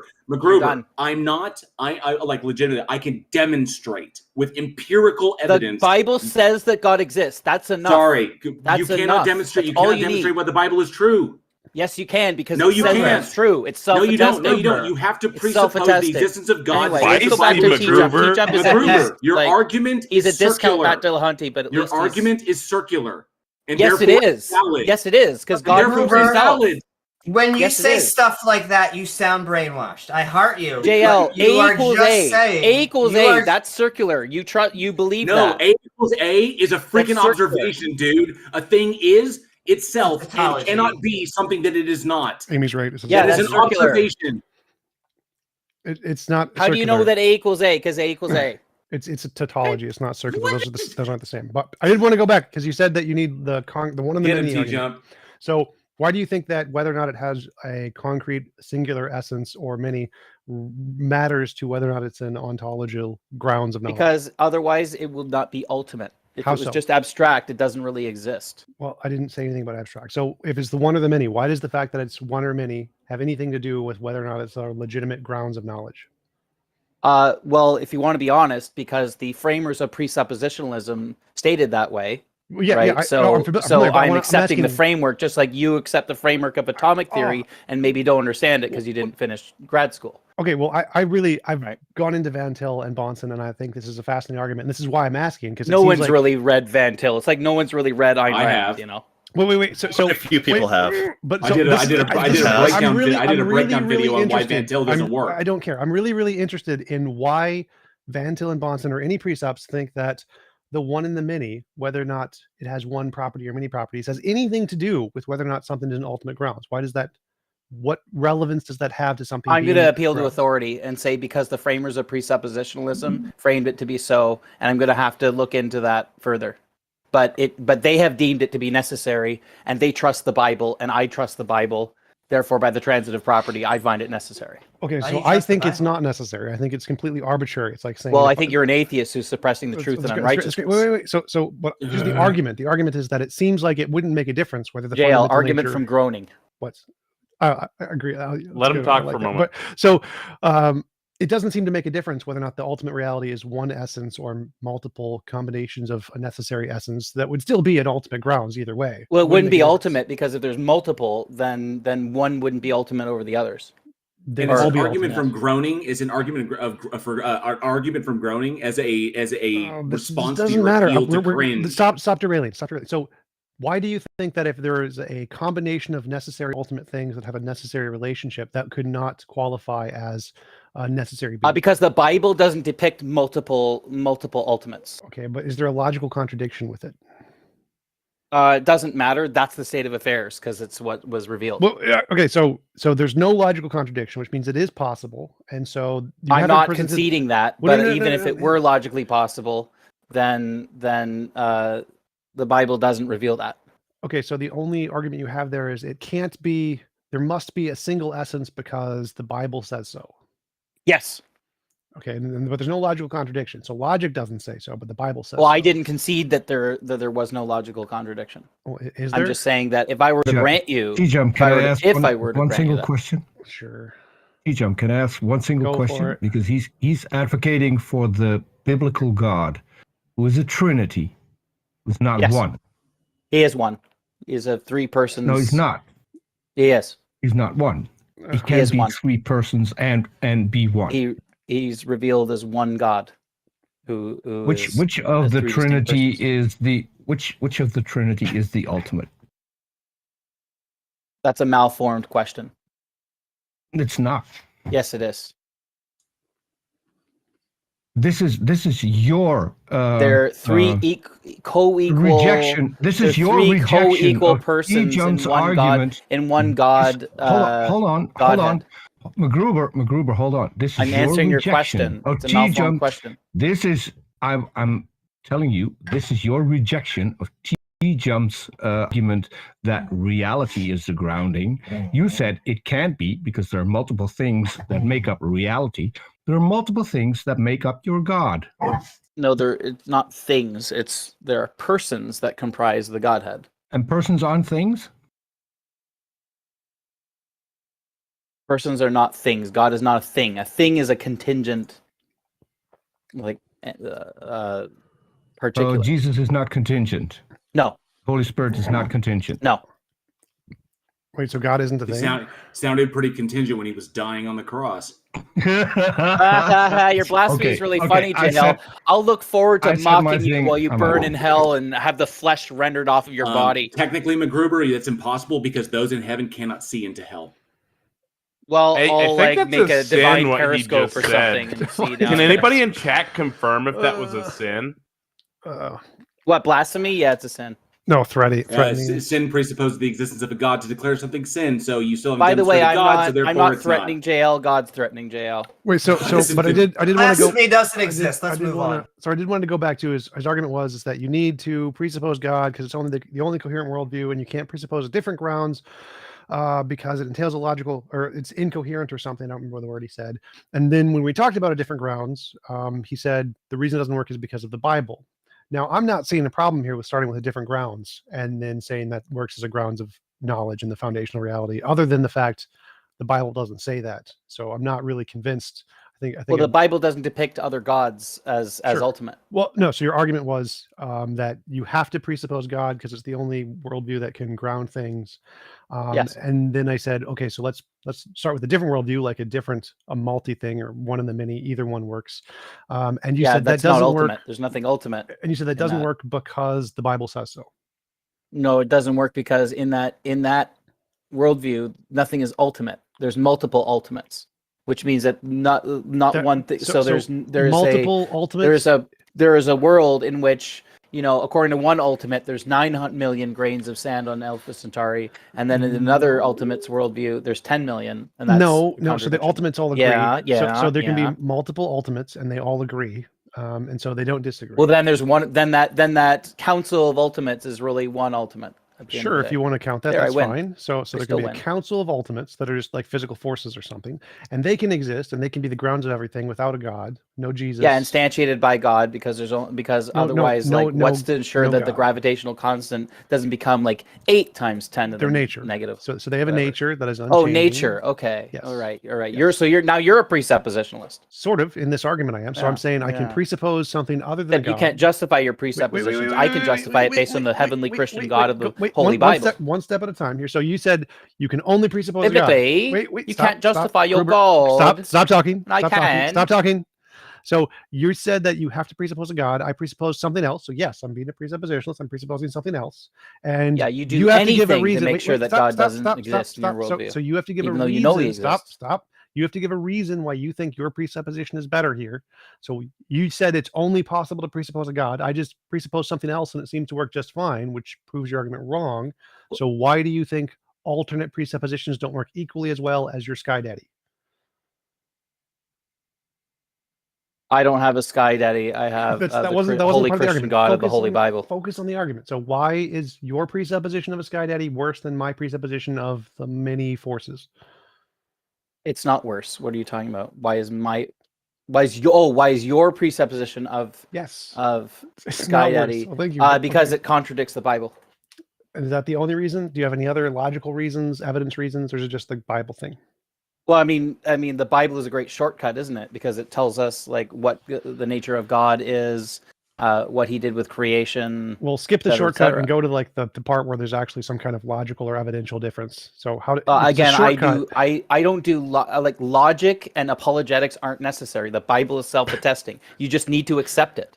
I don't do logic. Yeah, he doesn't do logic. Okay, so. Not that I don't do it; it's that it's not important. It's that the Bible is self-attesting. It actually is really important. Is God a logical being? Yes, logic is reflective of God's nature. Does logic apply to God? Can God be not God? What do you mean? Does it apply to God? God instantiates logic. Can God exist and not exist at the same time? Yeah, can God be not God? No. Okay, so if A equals God, then not A cannot also equal God. No. All right, so that means logic doesn't derive from it. Logic applies to it. It does derive from God because again, like God instantiated this. If whole logic like, derived construct. from God, then that would mean God was outside of now logic, and then the laws of logic. Okay. MacGruber, Put this guy stop. back to the audience. MacGruber, stop. If God is outside of logic, and logic derives from God, then God is technically outside of it, and the laws of logic don't apply to his nature. And again, I don't need to listen to somebody who knows that God exists. I don't know God exists. You do know that God exists. I have no knowledge of this. These are strikes. These are strikes. Can I ask MacGruber a question? Like, can I remove him now, T-Jump? Yeah, go ahead. Yeah. Okay. No, Taco. So Amy and Peter have one question each, and then I'm removing him. And MacGruber, please just address the questions. I mean, you seem to think that we are not justified in thinking a God does not exist, and yet that is what you are just presupposing, and it just seems kind of weird because I think that we are contingent on the planet existing, and I think God is then contingent on us. And I think when the Earth is destroyed by the sun red gianting one day, the God concept will go away. And so I just really don't understand it. If God is contingent upon us, then why did he exist for a few days prior to the creation of humanity? Because you're pre-assuming that never happened. I'm not pre-assuming it. I read it in the Bible, and it's true because God is a truth bearer. It was written and inspired by men. We have no reason. It was written by men, inspired by God. Supernatural events happened in the Bible. Yeah, and you have no basis by which to say that it didn't happen because you can't demonstrate the truth of it being inspired. I can. It exists. Therefore, it was written and inspired by God because the Quran says that it was Bhagavad Gita, like G.L. Warren's saying. Yes, no, thank you. Exactly. Thank you. The Bhagavad Gita exists and was inspired false religion spread by a false God. Oh, give me a special pleading much? Get him out of here. Yeah, God is special. Well, Peter still gets a question. Peter was waiting patiently. Well, it's more like a remark. I did have a question, but I completely forgot with all this entertaining stuff going on. But I did have one remark, and that is that if you go back in linguistics, the word God comes from an ancient word that means father in the sky. So you objecting to the term Sky Daddy is just silly, because you're using that term in order to address the deity that you believe in. Well, when we speak of God, we're speaking analogically. He's not just a Sky Daddy. Like, he exists, permeates all of the universe. It's what the word is what the word God means. So he's Thank you for also coming up now. If you're refuting, anyway. Thank you very much for having me all if you those don't want to times. use that, Yep. use a different word. All right, have a great day. Thank you for coming up. We're going Thank to you, go ahead and move McGruber. on. Anybody have any last points you'd like to make? I do want to say, even though I disagreed with almost everything that he said, he came in, I think, saying nice things about me, so thank you so very much. Sending love back. I will make one comment. I don't like to use, myself personally, I don't like to use the term Sky Daddy because I think I've noticed a lot of theists don't like it, and it doesn't bring about better conversation. But I don't object to other people using it. I think it brings about. That's also not why I said it, but the word God literally means that. I can't help it. It's not my fault. I didn't come up with how language works. Well, I like it because it makes more dumpster fires and I get more views. So more views, more dumpster fires. Right. I do have one remark, and that is the question that no presuppos will address, and that is, why do we need to believe the Bible? That's the one question they will always avoid to answer. I've always found that it's like, why does your God and all of its infinite power and awareness and love and whatever, by the way you define it, why does it require that human beings make the worst mistakes in human reasoning to justify a belief in it? If it was true and it existed, then it wouldn't require these things, which is just weird. It's like for some reason this ultimate being demands faith, which is just ridiculous. Because even if it existed and everybody knew it, it doesn't necessarily mean that everybody would follow it. That's two completely different arguments. So why does it require the worst mistakes in human reasoning to justify a continued belief in it? And they never are able to address that. Taco and Randolph. And another thing, the Bible. I just want to jump in. Go ahead, Taco and ahead, Randolph. TJ. Skylar Fiction is in my chat. He said he'd love to be a guest on one of these sometimes. If you want to send a message to him. Okay, so yeah, we'll handle that offline. Just do that in the private chat. We'll get it sorted out. Okay. Sure. Just have him send me a message. So, I have one thing, and that is, if the Bible claims that we all know that a God exists, then why the hell do we have a Bible? If all of that knowledge is already implanted in all of us, why do we need that book at all? Because we should know what it says. Because if the Bible didn't exist, then we wouldn't know that we know. Listen, just shut up and... You just need to shut up and pay your 10%. Jesus. I hate you, JL. I hate you. Because we have to be told that we know that we know. If there was no Bible, we wouldn't know obviously. that we know. Damn it. Why does God How did I not know that? Starship? How did I not know that? Oh, wait, because it's not in the Bible. Sorry, Elizabeth. What's up, Chief? What do you got for us? How's it going, my man? All right, so just to clarify a few things. Kind of disappointed in a lot of the arguments that have been made to you so far. These are personal attacks, psychological criticisms, circular arguments that are kind of embarrassing for anyone who's genuinely faithful. I also want to establish that if you have a deep sense of understanding, then you know that teleological, cosmological, and ontological proofs are all gibberish, correct? Yes. I'd Okay. So agree. let's get on with the real transcendental proof. Uh-oh. So you guys are definitely rigorous scientific instrumentalists, correct? No. No. So you believe in naive realism? No, but what is your argument? Well, the concern here has to deal with how we discover natural laws in investigating the world. I mean, you would agree that we happen to experience things and we test hypotheses in order to have replicated experiences. And sure. What's the argument? Okay. So when we are engaging in this rigorous instrumentalism, we are using statistics, correct? No. So I'm not an instrumentalist. But what is your argument?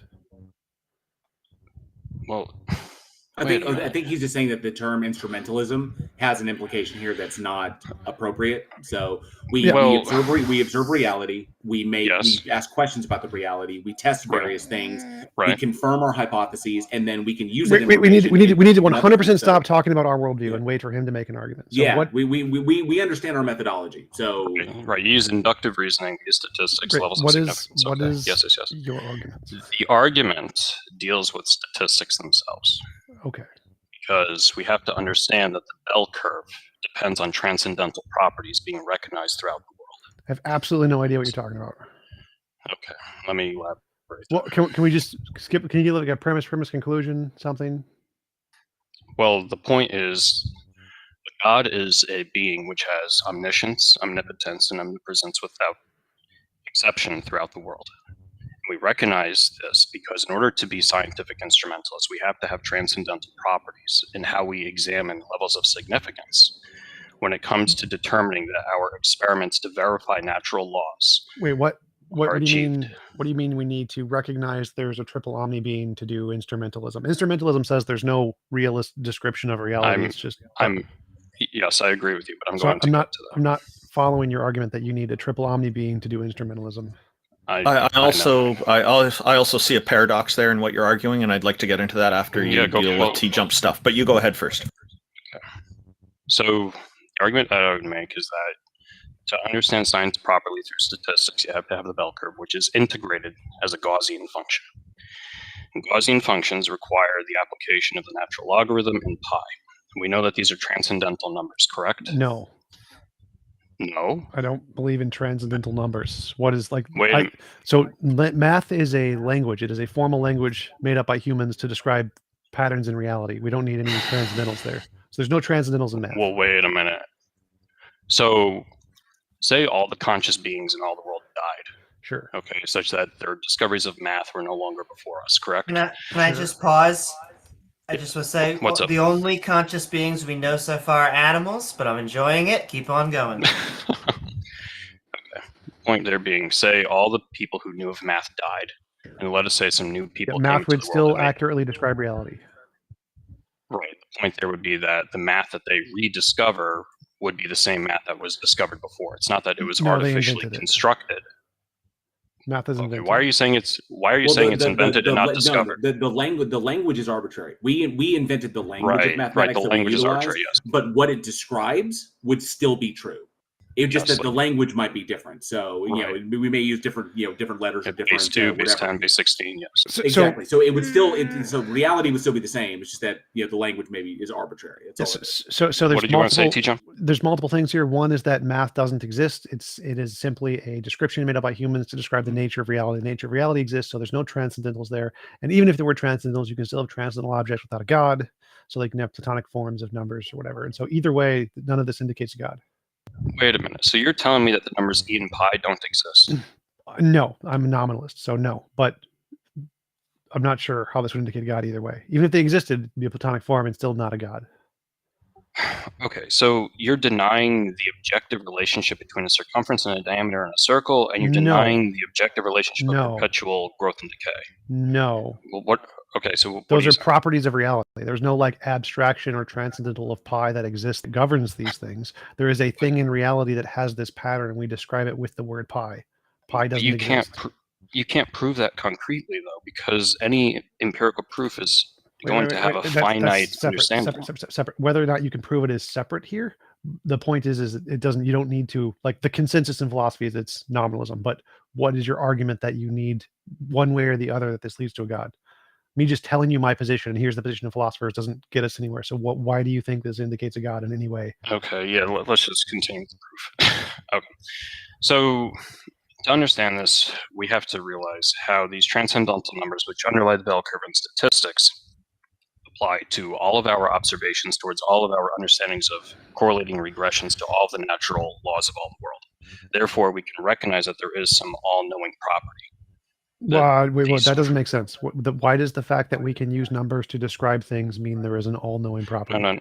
No, what I'm saying is that the transcendental nature of these numbers as applied towards regressions shows an all-knowing property. How? It's not that's the part that doesn't make sense. So like I'm saying that there's multiple ways that numbers could interact with reality. One is as a platonic form. So there's no all-knowing entity.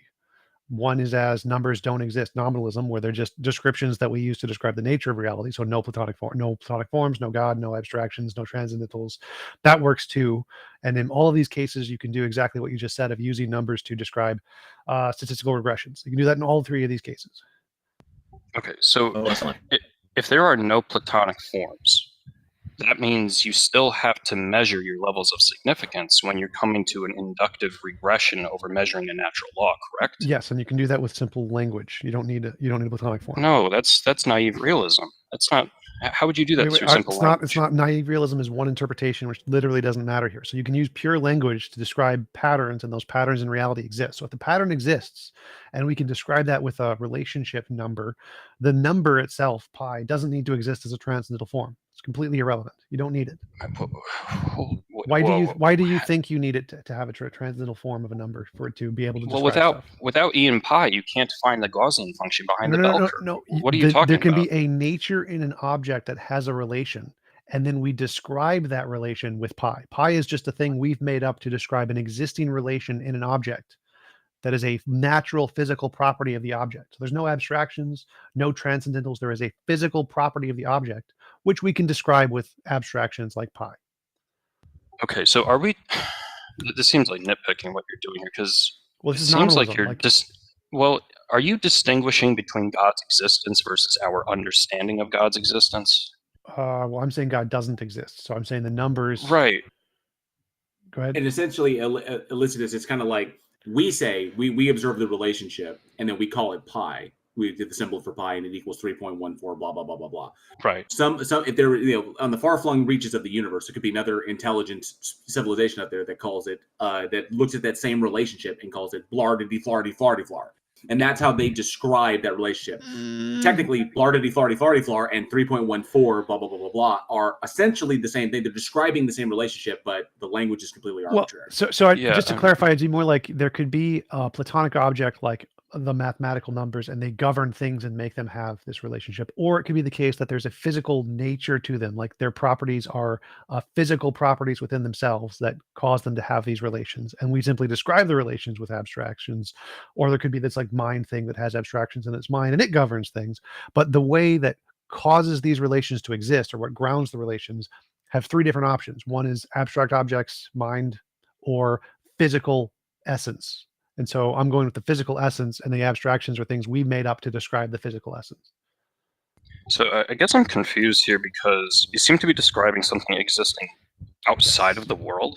No. And what I'm trying to focus on here is omnipresence as well, such that God would exist throughout the world. So why are you talking about this relationship on a physical basis over pi describing versus being these natural laws? So what makes pi describe the things, what governs the description makes it true, could be multiple things. It could be grounded in an abstract object. It could be grounded in a God, an omnipresent God or whatever, or it could be grounded in just the nature of the object itself. Just physical reality has a nature to it, which is describable by math. And so in this case of naturalism, you don't need transcendentals, you don't need abstractions, you don't need a mind. Nature just has a nature to it, and we can use math that we've made up in our heads and that doesn't exist anywhere else to describe that thing. So I'm not following how you think you need a transcendental or a God or something to use math to describe stuff. I don't know. I mean, it seems like we're getting back to the previous point over whether or not language is invented versus discovered, because it's. Well, no, okay, I'm trying to get your saying, argument. How is your argument that you need a God for math to describe stuff? Do you mind if I just explain the argument without interruption, and then you can pick it apart after? Sure. Okay. Yeah, because this seems a little like we're going around in circles here. Okay. So we have these understandings of E and pi towards the bell curve with regards to statistics, towards understanding all natural laws. Now, these natural laws, not only are they represented through that which is all-knowing, but also all-present. That part makes no sense. What do you mean represented by all-knowing? That doesn't make any sense. Mate, for your sake, just let me complete the proof, and then you can pick it apart. Well, okay? If you say a whole bunch of nonsense that none of which makes sense, it doesn't make sense. It doesn't help if you just make more nonsense statements. So, like, what do you mean? What is your inference from math describes stuff to requires mind for math to describe stuff? Just to clarify, there's only three parts here. It's not going to take forever of your attention span. Okay. All I'm doing is showing omniscience. I just want premise, conclusion. How do you get from math describes stuff to mind? There's three premises that need to be consolidated. So can I put the three premises out there, and then you can pick them apart? Sure. I need one. Like, if X, then Y. Okay. It's not really X then Y. It's X1, X2, X3, then Y. But Well, I need an if-then conclusion. What is it the case that requires a mind? Okay, so what I'm doing here in a transcendental proof, I'm not showing a mind beyond. I'm showing that we reside within the mind. That's fine. How do you get there? We get there because we recognize that these transcendental proofs are beyond our sublime, beautiful, and agreeable experiences. In order for the world to make sense, we would have to have some infinite considerations that go beyond our finite observations. I would also love to talk with you about why you think we are in a mind. I will dispute that. I do not think we are in a mind. I'm trying to get to the point, but to get to the point, I need to go from omniscience to omnipresence. I don't care which one you want to go with, but you said something like, we know we're in a mind because our understanding needs to go outside of our limitedness or something. What? Right. Look, when we're doing scientific instrumentalism, we have a limited amount of observations in the world, correct? So help me understand this. You're saying that we need the fact that we know we're in a mind is because our understandings apply to things outside of us. We need to understand how significant our observations are. When we run regressions in order to figure out correlations, those are subject to levels of significance. Those levels of significance require. Like there's no levels of significance. Statistics 101. Come on. No. You aren't making. You're just using philosobabble here. Like none of that actually helps your conclusion. Like, get rid of the nouns. Give me like a P therefore Q kind of a thing. How do you get from we describe reality, therefore we're in a mind? Can I ask the rest of the panel? Am I really engaging in philosobabble here? I don't know, but I still do have that observation of the paradox you made originally. So once you're done with TJump, I'd like to converse with you on that briefly. Okay, because I just feel like I'm saying statistics 101 here. This doesn't seem you don't need statistics. None of the statistics matters there. This is why it's philosophical. Like how do you there is statistics. I agree. So statistics exists. Therefore, how do you get from statistics to God? So statistics depend upon these transcendental numbers in order to understand the levels of significance. Right there. What do you mean statistics depends on transcendental numbers? Because it doesn't. Like unless you mean transcendental, by transcendental you just mean like the transcendental numbers, not that they actually transcendentally exist. Wait a minute. You don't think mathematical transcendentalism is philosophically transcendental? No one thinks that. Okay, so when we're talking about philosophical transcendentality, we're talking about a concept of infinity which surpasses all phenomenal observations, correct? On the ontology of transcendental, that's what it means. No one in math thinks that's what it means. Like, no one thinks imaginary numbers are literally imaginary. Just because it has the word imaginary in the front doesn't mean that's what they think its ontology is. Same with transcendental. Right. When we're talking about transcendental numbers, we're talking about relationships which cannot be factored by any polynomial method. Right, but that doesn't mean they're ontologically transcendental. They're just. Do you think that mathematics is more than a language? I think it's transcendentally independent of our cognition, yes. If we all died tomorrow, mathematical truths would still be true. Weird. But I think I've explained this point enough. Randolph, did you want to do your little? Your original point, you mentioned that your deity has three omni properties, two of them being omniscience and omnipotence, knowing everything and having all power. So the problem with those is I see that as a paradox because, the example I normally give is that the weather. God could know, this omniscient, omnipotent God could know that tomorrow is going to be a sunny day here in my neighborhood. Okay. Then tomorrow comes along, and despite having that knowledge, decides to use his omnipotence, his power, to change the weather to snow or rain. Then it's not sunny, it's all cloudy and all this. He has then, therefore, invalidated his omniscience from the day before. Therefore, he's not omniscient anymore. He can ruin it for himself. So I see that as paradoxical in the claim that you made, and that's why I don't accept the claim. But feel free to respond. Yeah, I'm a little confused there because it's not just that; it's also omnipresence, and omnipresence means he would exist across time. So he would already know all the decisions he's going to make across time. So why would he change his mind like that? Are you a Platonic realist? So I just stated he knows that tomorrow is going to be sunny weather here. Right. Tomorrow rolls along and he decides to change that. Right, that's the problem. But if he can change that, then he's omnipotent. But then that invalidates his omniscience. So he can't be both, is what I'm saying. Why would he change if he's omnipotent? Okay, Well, I'm serious. I'm pointing out the paradox.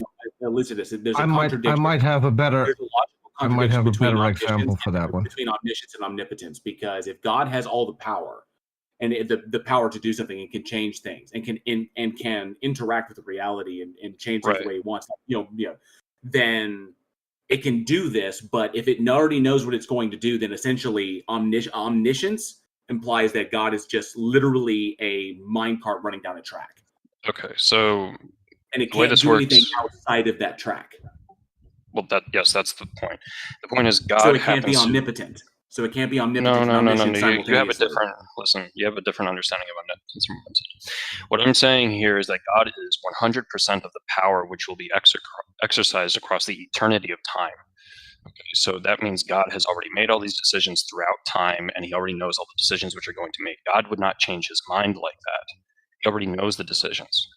So you're saying that these concepts exist in the mind, not necessarily a Platonic realist sense, right? That's why I think I have a better example for this paradox. Peter, give me a second. Peter, I have a question. Hang on. So what you're doing is you're not addressing how to reconcile this paradox. Instead, what you seem to be doing is presenting excuses for, and not explaining the excuses, but you're saying God would not do that. So it seems that you know better what God would do, and that God would not exercise his power when, of course, if he's omnipotent, he can do that regardless of what you think he will or will not do. Why are you convinced God would change? I'm not convinced. I'm just pointing out a paradox, a hypothetical here, which explains why I'm not convinced by your argument, because I see that as a paradox, having both omniscience and omnipotence. Yeah, but you have to include omnipresence. Like, why are you simply focusing on two of the conditions? Go ahead. Can I put my example forward, because I think that's where we're. Sure, Peter. I'm just going to quickly answer. Just give me a sec, Peter, and then you're next. You're asking me why I'm just focusing on those two. I like to present arguments with a small number of details so that it's easier to deal with. The fact that this God is omnichronological is there pervasive through all of time. It doesn't matter. It's irrelevant to this because the point I've made, it only requires those two characteristics. The others are incidental. So I'm just trying to put forward a hypothetical with a simple set of conditions so that it's easier for everyone to comprehend and to discuss. That's all. It's not that I'm focusing only on those two. It's just that I've picked those two as the example. Do you want me to respond to that, or do you want me? Feel free, and then Peter will probably go on. Well, I'm working with the exact same example. Peter, I'm asking the panel. Do you want me to respond to that? Peter, he's going to respond to me first, and then you can ask. Okay, so I find that strange because when we're talking about reasonable concepts, we have to talk about them in a complete sense. So I would agree that reducing things to a simpler form can make it easier to understand, but when you leave out all the sufficient conditions and you only focus on some of them which are necessary, it can appear that you have paradoxes which aren't really there.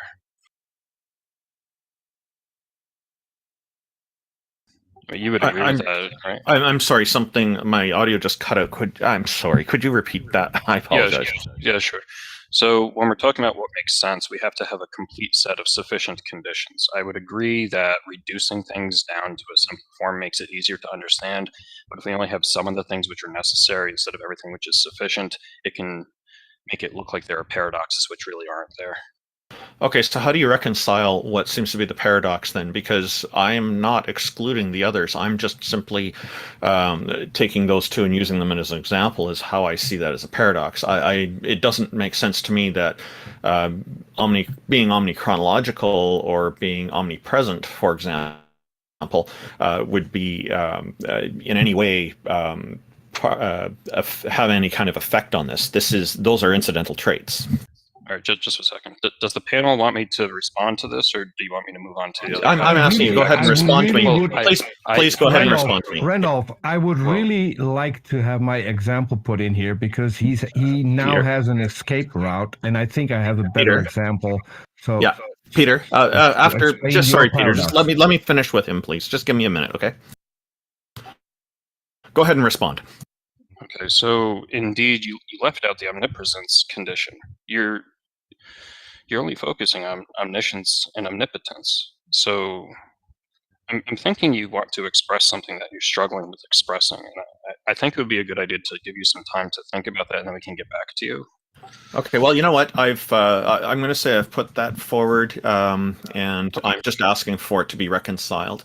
You've not done that, so I'll just say that I'm not convinced by your argument that a God exists, but I'm going to pass it over to Peter, and if you want to revisit this in the future, I'd be happy to. Yeah, sure. I mean, I think I've reconciled by saying... I'm going to continue the exact same argument, just with a slightly different example and one clarifying question. So, does your God want everyone to know him? That's a very deep question. I mean, I've read the Bible. I presume you've read it as well. It took me 2 years to get through it. Easy question. Well, it's if you want me to be honest, I'm more of a Stoic. I tend to take a more deep understanding of the different forms of love and what the word "want" really means there. I didn't mention love. I said, does your God want everyone to know that he exists? That's a simple yes or no question.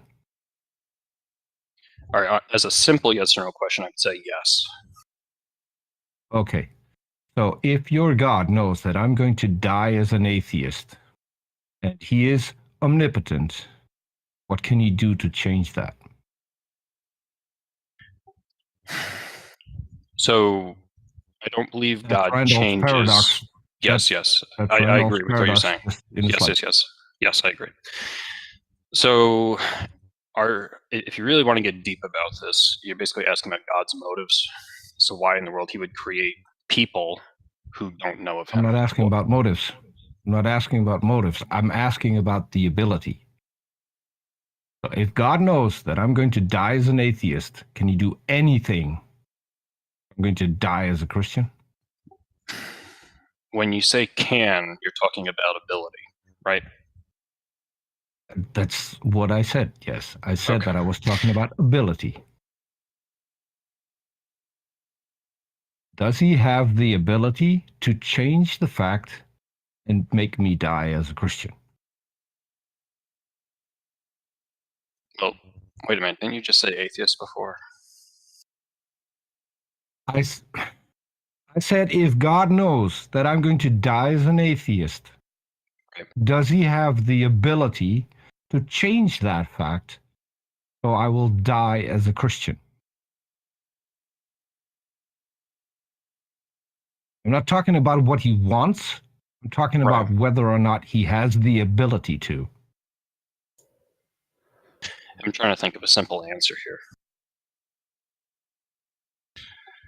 I mean, on a simple basis, I would say yes, he has the ability, but this can be really complicated really fast. If he has the ability, then he's not omniscient. See, this is why I said it could get complicated. Well, it's not complicated. It's the no. It's this is lining out. Yeah, it's the logical this entailments. Is just lining out the paradox with you not having an escape route, because now we've got something that either is the case or is not the case, and either your God can interfere or he can't interfere. If God knows that I'm going to die as an atheist, that is the end conclusion. If he does not have the ability to change that end conclusion, then he's not all powerful. If he does have the ability to change the end conclusion, then it wasn't the end conclusion that he saw, so he's not omniscient. Therefore, the two are incompatible. Do you want to continue talking? Do you want to continue talking in simple terms, or do you want to get complicated about this? if there should be a simple way to explain it, if it's really that simple, it's basic logic. And after you answer, I just want to ask a question or two to him. So, again, what I said before was that God is omnipresent throughout time. So God has already made all of his decisions. So the idea that... And I circumvented that with saying, does he have the ability? Right. So it has nothing to do with whether or not he knows what he is going to do or what he has done, no matter how you view it. If you view it from God's point, he has already done everything. I'm asking you whether or not he has the ability. That has nothing to do with time. That has nothing to do with God knowing what he is or is not going to do. It merely addresses the ability to do it or not. If he has the ability, which would make him all-powerful, then he's not omniscient. If he is omniscient, then he would not have the ability to change anything. So he wouldn't be all-powerful. Yeah, I mean... that is the paradox that Randolph tried to explain to you. And what you do is you get in time and you get in that God has the knowledge of what he is or isn't going to do. That was not part of my question. My question was merely addressing whether or not he has a certain ability. If he has the ability to see the end conclusion, then he's omniscient. If he has the ability to change the end conclusion, then he's I see what you're saying. This is why all-powerful. we're having the conclusion. He cannot have both. I see. Yes, I see. Yeah. Okay. So the problem that I was having was I was thinking in a process-oriented rather than results-oriented basis. You're simply focusing on the conclusion here? I'm simply focusing on the abilities, which is what Randolph did. Right. And then you threw in a third thing that we should. Okay, so which just is for completely irrelevant. Right. So just for simple language, you're saying if someone is on their deathbed and they happen to not believe in God at the very last moment of their life, that's it. That's what you're saying. What? No. Well, I'm trying to use simple language. I'm saying that if God has the knowledge that I am going to die as an atheist, that is knowledge. That is something that an omniscient being would know if that was the case. Right. Correct? Okay. So if God knows that that is going to be the end conclusion, and he has no ability to change it, he's not all-powerful. So when we say what is all-powerful, we're talking about that which is in control of 100% of events that happen within the world. We're not talking about 101%, 110%, 200%. We're talking about simply 100%.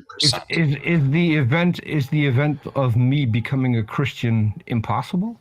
I think it'd be better to explain it. I think it'd be better to explain it a different way. So if God knows something is going to happen, then if God changes it, it would be false. It won't happen anymore. So it couldn't be knowledge, right? So God knows the rock is going to fall down the hill. Exactly.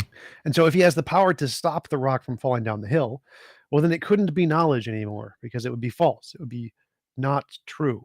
And so if something is knowledge, God knows the rock is going to fall down the hill, then he couldn't possibly stop it, because if he did, then it wouldn't have been knowledge. It never would have been knowledge because it would have been false. So God can't have knowledge of the future and have ability to change the future, even from our perspective, because then it would be a contradiction between his knowledge, which would then become false, and his power, which would change the knowledge. So at least it's looking at the logical entailments of the attributes is essentially what it is. So God, if you say is omniscient, knowing all true propositions, okay, and then God being omnipotent, capable of any action that is not logically contradictory. It's essentially kind of like how we look at it. So, but like TJumps said, that's the easiest way to do it. It's like if it knows it in the future, like infallibly, because omniscience would technically be it infallibly knows what all true propositions are. Okay, so if it's true in the future and God knows it, and God is there, and you don't even need to go into the omnipresence. Okay, but if it's true in the future, that means it can't be false because God infallibly knows it to be true. But if God has the ability to change it, then technically it's not true because God has changed it, making what he previously knew to be false, which means so it's one or the other. You can't have both. I see what you're saying. And right. I'm not sure we're going to be able to reconcile here, because I don't even think this is a issue of divinity we're talking about. I think this is a matter of time and power we're talking about. Well, no, it's the logical entailments of saying that God possesses these particular attributes. Now, if you're a biblical literalist, and another way you can put this is if you believe the flood myth. Now, I don't think anybody here believes the flood actually occurred, but if you look at the flood myth as an example of this and why it's problematic, is because if God is omniscient and possesses knowledge of all true propositions infallibly, then God, before creation, knew that the flood event was going to take place and was not going to be able to change it, which means that all the events that led up to the flood, being the wickedness of man and all the Nephilim and whatever, however you want to believe it, knew infallibly that was going to take place, which means all of this was set in stone infallibly from the moment before creation, which means that all those people that were wicked had no choice about being wicked, which means that there is no free will, and everything is just literally reality is just in a minecart running down a track that was, and none of us have a choice in the matter.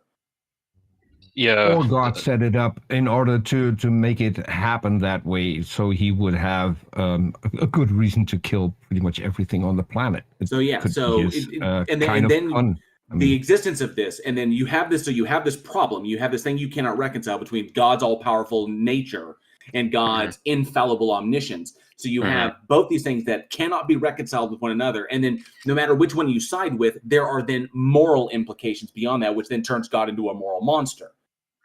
So the moral implications come from the logical entailments. And as I usually say, gods die on the swords of logical entailments.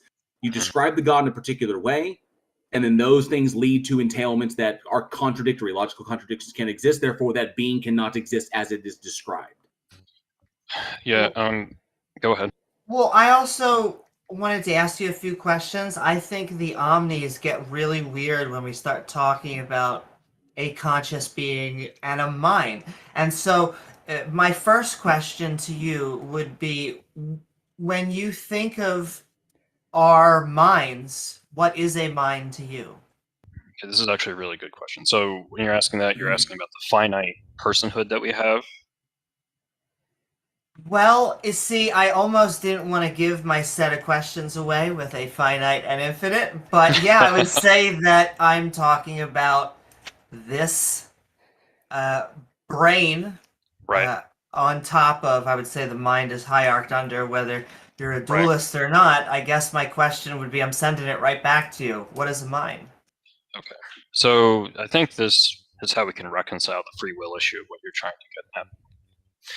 So a being which has 100% of the power in the world does not make alternative choices, just like how if you have a piece of machinery, all the gears are interlocked.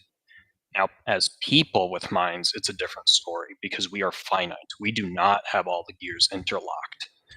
And the decisions that we make are based off of a limited amount of understanding of fellow gears. God has knowledge of all the gears of the machinery. So his decisions are going to be fixed. But our decisions become contingent upon which direction and how far we look throughout the machinery to see how other gears are operating. So to resolve your question about what a mind is, a mind entails a set of experiences by which we are observing our surroundings in the world and making decisions based on that information. So I like that answer. However, I would then put forward that an infinite mind would be either contradictory or useless. I would then ask, what would be, if a mind is the set of experiences that help us, walk on this macroscopic landscape, what is the benefit of an infinite mind? I'm not, this is going to seem strange. I mean, I'm not quite sure the question makes sense, because when we say something is useful, we're talking about a transformation of, I mean, this might sound like a weird answer, a transformation of the gears of the machinery to different locations within the machine, correct? So God being the entirety of all the gears throughout the machinery, doesn't experience any of these transformations. For us as gears within the machine who don't have all-knowing capability, we can experience transformations. So when you ask what is the benefit to God, God wouldn't have a benefit because God doesn't transform. We would have benefits because we transform. And I want to bring this back to the original question about atheism and dying and all that. The value here is we as limited beings would transform because of our limited knowledge. But God doesn't see that transformation because he has complete knowledge. I don't like to make appeals to fiction, but just to give a description, it's like how in Lord of the Rings there's something called the gift of men and how men die. You know, the fact that we are finite means that we have potential in which way we live our lives. God is infinite, so he doesn't have that sort of potential. Does that make sense to you? Are you using infinite correctly? Why are you concerned? That doesn't seem like... What was the sentence? I wasn't paying attention. Coherently defining it. He's saying God is infinite, but what's that mean? So you would agree that when it comes to the set of all the gears in all the world, that those gears perpetually exist, correct? That's not defining anything. Well, yeah, it's talking about the nature of eternity, which is infinite. So you're just saying God is eternal? This literally sounds like pantheism. Well, it's like God the is universe. everywhere. The universe functions. The universe has functions within it. The universe, is what it is, but it doesn't really influence anything or change anything because it's all running set. And then it sounds like you're just describing the universe as God. God exists everywhere. Everywhere is God. Yes. But how you've defined it is essentially you're defining the universe. You like the laws of the universe, the physical laws of the universe and how the universe works, the patterns that we see within it, the relationships between objects. You're essentially saying it's the universe. This sounds like very much like pantheism. That is a conclusion, but it's not a premise. The premise dealt with the whole statistics and how transcendental understandings are required and all that. That's where the definition comes from. So did God create us from him? Did God create us from pre-existing material? Or did God create us out of nothing? Are we talking about our physical existence or our minds? Or both? The physical substrate. Whatever that is. Our bodies are an outcome of the natural laws of the world, yes. God, we know, happens to exist within those natural laws because of the transcendental numbers which are required in order to understand them. You just dodged the question. Yeah, well, I said yes to the question. My very first word was yes. Well, it wasn't a yes or no. Well, I was doing you the courtesy of elaborating, but if you want to reduce there were it, yes. 3 options. What were the 3 options? We are created by God. What was the third option? Were we created by God? I'm sorry. Did God create us from him? Did God create us from nothing? Or did God create us out of pre-existing material? Okay. So, I mean, wow. So we're getting. It sounded to me a little bit, at least, of this like you're basically kind of saying that God kind of kicked the football on the universe, and that human beings forming are just a natural, are an emergent property of the universe itself, working as intended. I would say there's a sequential matter. God created the world, and after the fact of creating the world, God created us. Oh, okay. My bad. Continue on. Out of what? Well, again, you're talking about them. Right, so yeah, it goes back to Taco's. That was Taco's question. So yeah, if God created like the Earth or the universe, right? And then it said, okay, now I'm going to create human beings. What did it create those human beings out of? Did it create it out of? Well, before the creation of the universe, right? So you've got God. He's claiming God, right? And then he's saying us after God, right? So let's just say physical substrate, right? So was there a pre-existing physical substrate that existed with God that it created everything out of? Did God create the physical substrate out of God, or did God create the physical substrate out of nothing? I thought it was God created the universe out of nothing, and then we made us out of dirt or something. Oh, I see what you're saying. Okay. So the way I would put this is the world is eternal. So it's not like you have this ex nihilo thing going on. But God has created time itself. So that's why we also believe in this ex nihilo thing. So the question is, are you talking about time So or you not? believe there's a physical substrate that existed with God? Yeah, but the world isn't eternal. Hang on a sec, Peter. Hang on a sec. Let him answer that. The physical substrate thing. Go ahead and address that. Okay, so the physical substrate, the membrane of the world, is God that has existed eternally, and in conjunction with the natural laws which God has imbued into this membrane, we were created from it. So we are God. We are parts of God. We are not the entirety. We are Pantheism. necessary, That's what I but thought. Pantheism. we are necessary but insufficient parts. So after creation, God was incomplete? No. No, I'm saying that you and I are only parts. If we are made out of parts of God, then God has missing parts at this moment. No. Like, I think I'm just trying to keep it simple. It's more like we're bacteria. We're like bacteria inside of God's stomach, more or less. That's a simple way of putting it. Yes. I'm glad we're in his stomach, not in his anus. My big disagreement here is I think we could spend hours and hours on the biological advantages on why mortal organisms, multicellular organisms, have a mind. And I think that us being in a mind or a non-physical mind even existing is highly unmotivated. I'm not saying it doesn't exist. I'm saying that I don't think that we could create a lot of reasons that don't end up leading back to us. Like, as in, like, they need to make us. I'm also curious, how did you acquire this knowledge, and what's the evidence for it that we're made out of God's parts?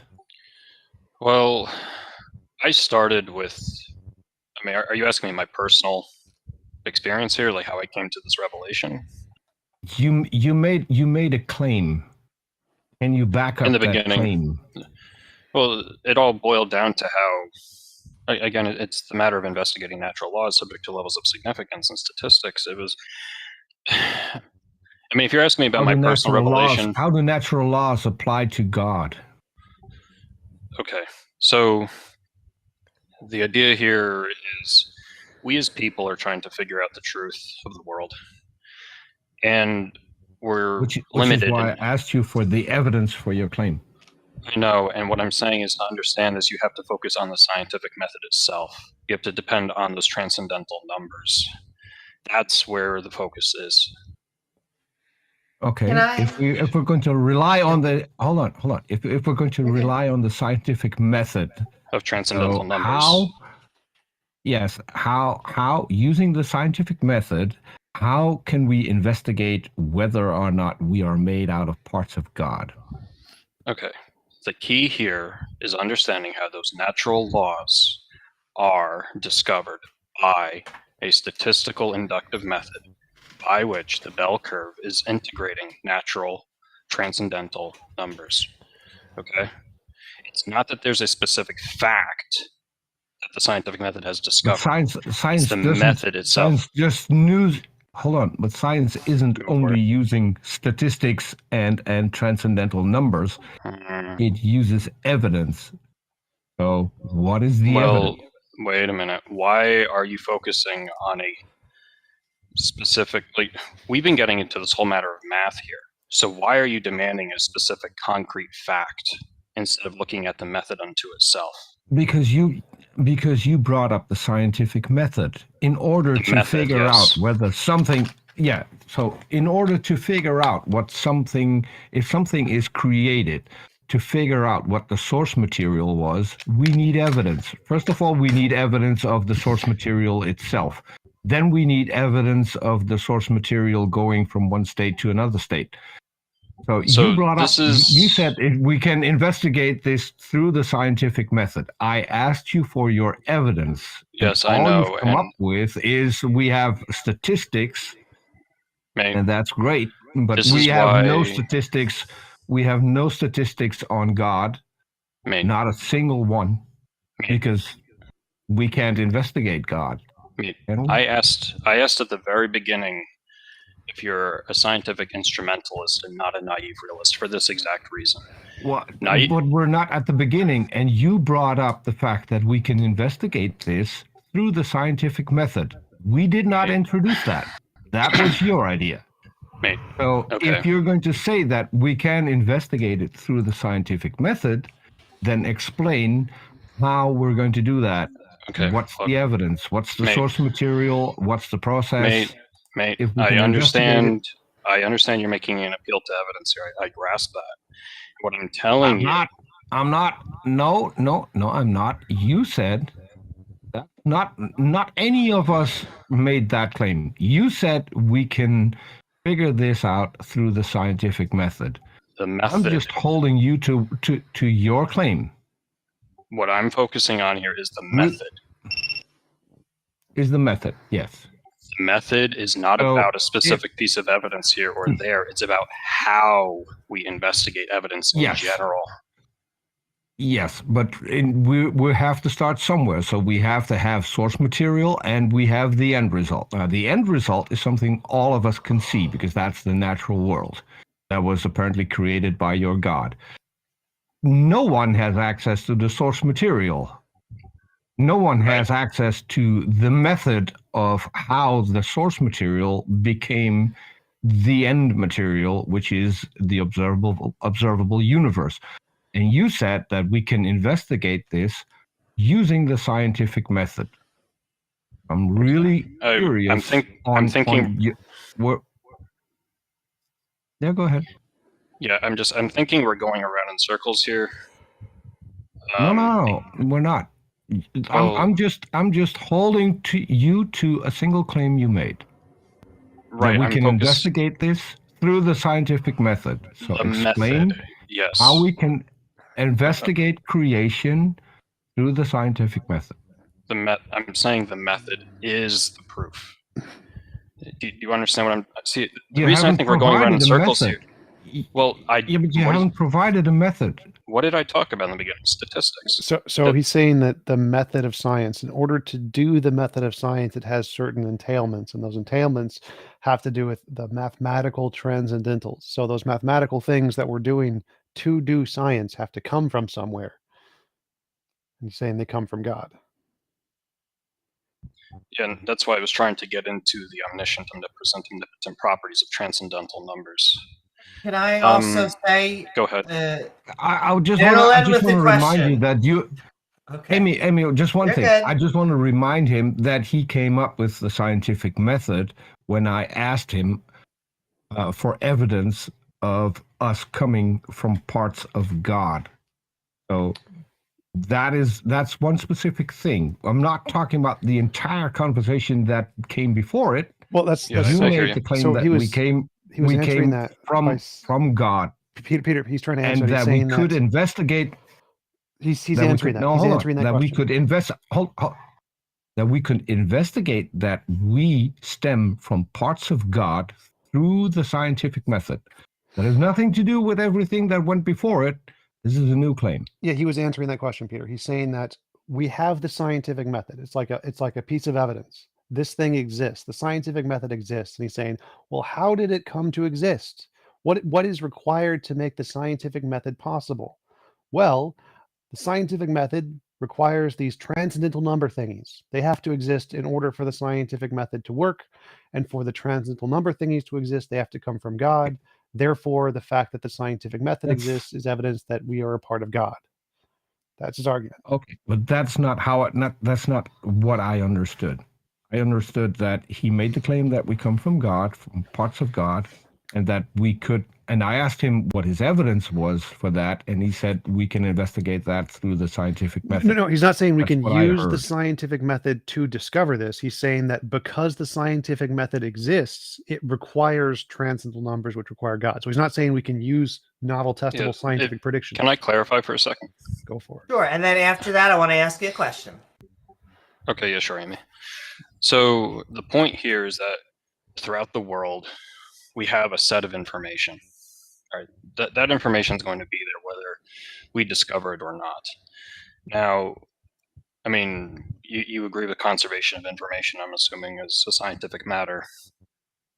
So as people who are informed, we have to realize that information comes from the world, right? So we are aware of a part of the information that exists out there. Okay, these transcendental numbers apply to all of the information, which is maybe discovered, maybe not discovered, but regardless, regressions that can correlate into natural laws exist, and they are subject to the transcendental numbers that have these properties. But can I ask, when I always say that a lot of the God explanations end up being plot devices for, I would say, almost a God of the gaps fallacy. It is what we do not know. You're saying that there are these transcendental properties to maybe mathematics or a specific set of numbers, and we don't know why. We don't know what is it that actually inhibits them. But I want to go to really the main meat of it. Is this specific argument? Is this like your go-to, this is what knocked your socks off and convinced you from being an atheist to a theist? Well, I think a good first step would be to get just to the Platonic realm he's referencing, right? Because that would be totally wild. Sure. Okay, so in the beginning, I was an agnostic. I think we're all born agnostic, and I don't think anyone even knows of the concept of a God. And then I remember going to church, and I remember going to all these ceremonies, but I don't think it really clicked in my head like most people have it click in their head. For me, it was just, oh, these are cultural customs that we do to get along in society. The notion of some transcendental deity existing behind the scenes didn't really happen to me. What happened was I got frustrated by being surrounded by naive realists, because I always thought that they were kind of jumping to excessive conclusions. I'm like, hey, wait a minute, guys. This isn't really an adequate way to understand the world around you. And I always had a strong inclination for math as well. I didn't really like how a lot of religious customs are grounded primarily in art. It kind of drove me nuts. But as I got older, and eventually I did learn about calculus, statistics, linear algebra, matrices, field theory, group theory, et cetera, et cetera. I started thinking, okay, these transcendental numbers, right? I mean, these things are conserved across time, whether we're psychologically aware of them or not, but they apply to all information. So there has to be something going on, and I'm not sure we can ever exactly pinpoint what it is that's going on. I think that would be the most convincing part for most of us. How do you get from language to transcendental numbers, whether that be Platonic realm or in God's mind? Language. What are you talking about, like prayers? Or No, like mathematics. He's saying that there's you see the transcendental numbers that describe everything, and you think they exist transcendentally. He wants to know, how do you get to the idea that these transcendental numbers actually ontologically exist as transcendental objects? Yeah. What makes you think they're more than language? I never thought of them as language in the first place. I mean, we communicate them as language among one another, but I don't know, it's just, you see all these imperfections that exist throughout objects in the world around you. Like, there's no such thing as a concrete perfect circle, right? Or there's no such thing as concrete perpetual growth or decay. There's always some interaction of forces. So like when you're running a scientific experiment, you're trying to isolate variables, and from there you're trying to measure things in their pure form. So that's where transcendental numbers come into play. They give you the pure form of things. But you're just claiming there's a pure form floating out there. I mean, if you don't have... So what you're saying? So there's no link. It's just a claim is what you're saying. Well, okay, so you're taking the Aristotelian concept that everything is an accident. No, I mean... That's not what I'm talking about. I'm asking you. So what are you saying?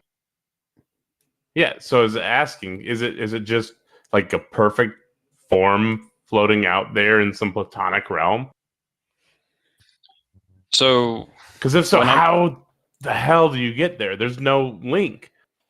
So I'm just thinking in a scientific method, No, you're not. When you have a scientific method, you have variables, right? And if we were to say that all variables are imperfect, impure forms, then what are we really doing when we're measuring them? It doesn't really make much sense. We're using a language. So in mathematics and philosophy, there's two main interpretations of how math works. One is Platonism, one is nominalism. Nominalism is the majority position. So more people think math is just a language we made up to describe stuff, and there is no perfect forms. And there's like 38% is Platonism, where they think there are perfect forms. So these are like very big popular views in academic philosophy. Like most people think, yeah, no, there's no Platonic forms there. There's no transcendentals there. It's just... I mean, okay, I see what you're saying. I find it a little strange. I guess if you want to talk about my personal experience in this, like I'm a piano player as well. So like when I think of perfect forms, I think of moments, like beats in music. It's like beat, beat, beat, beat, right? So it's like when I think of the number 2, I think of 2 beats. So you're going to tell me that there's no such thing as 2 beats? That seems strange to me. Okay. Also, I don't, when you say naive realism is not, most people are like scientific realists. Very few people are naive realists. Like I think like nobody is a naive realist. I don't know when you mean. Well, there's a lot of real world people who are naive realists, but I find them kind of irritating. But go ahead. Yeah, I was just thought it was strange because you asked if we're naive realists. Like most people are scientific realists. That's more of our camp. Right.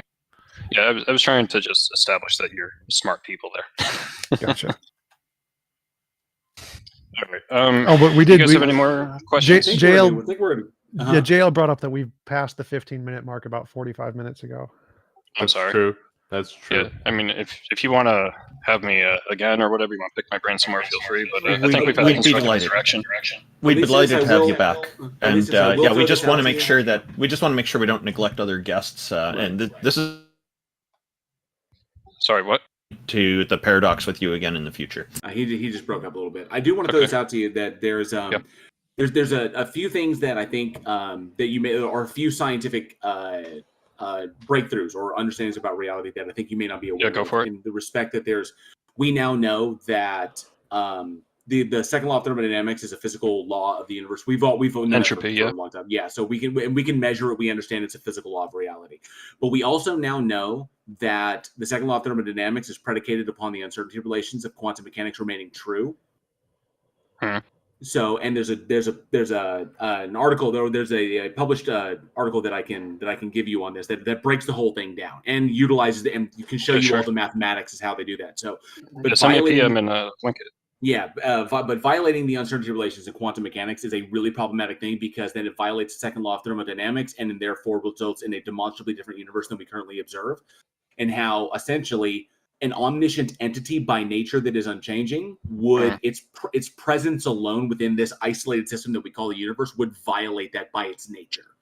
And so if this being does exist and possesses this, that means that it violating what it constructed would be problematic, which means that if it's hiding that evidence and basically constructing the universe to appear in a certain way, that means it's deliberately hiding itself, which means that it's not technically God. That means it's technically a sufficiently powerful being that's hiding the evidence from us. You could go like deism or you could go dystheism in that respect.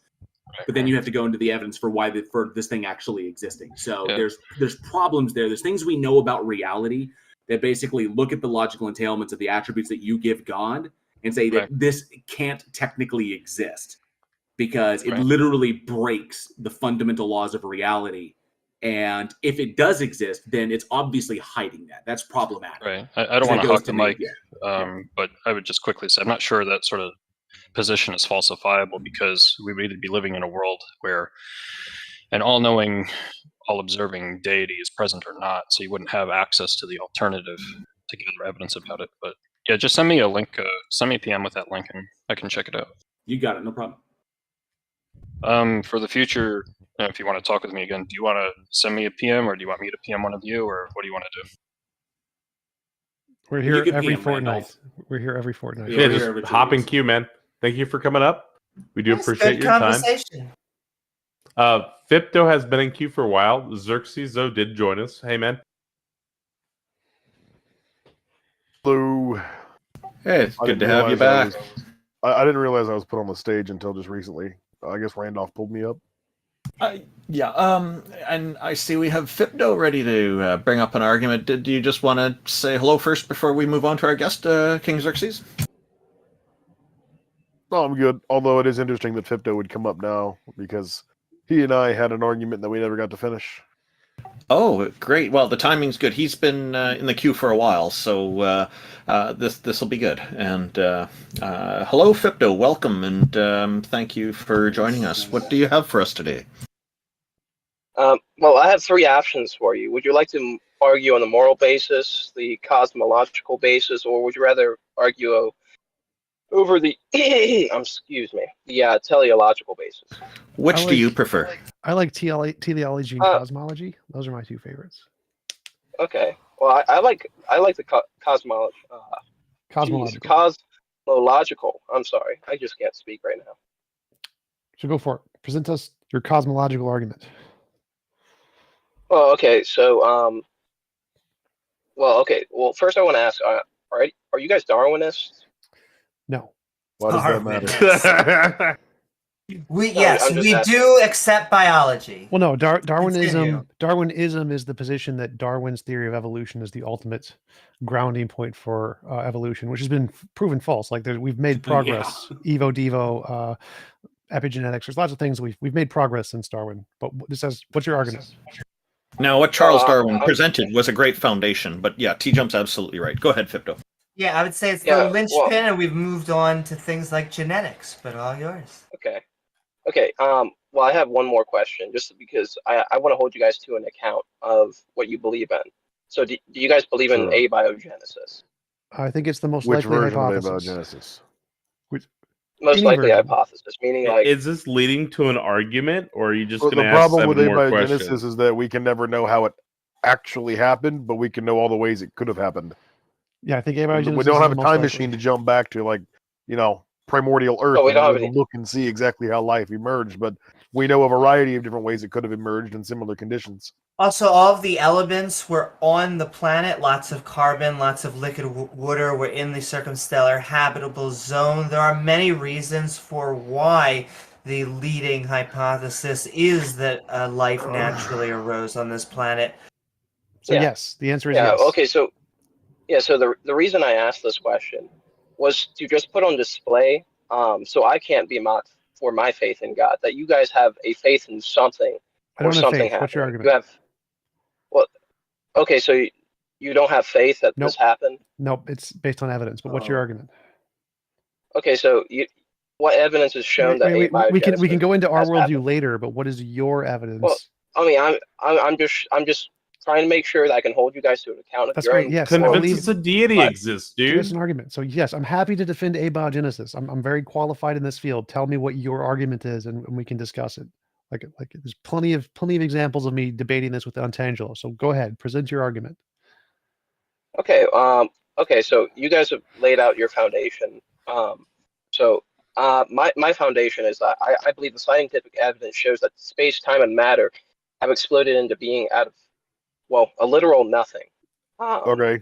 What scientific evidence is that? Can you point to a specific paper or cosmologist who agrees with that wording?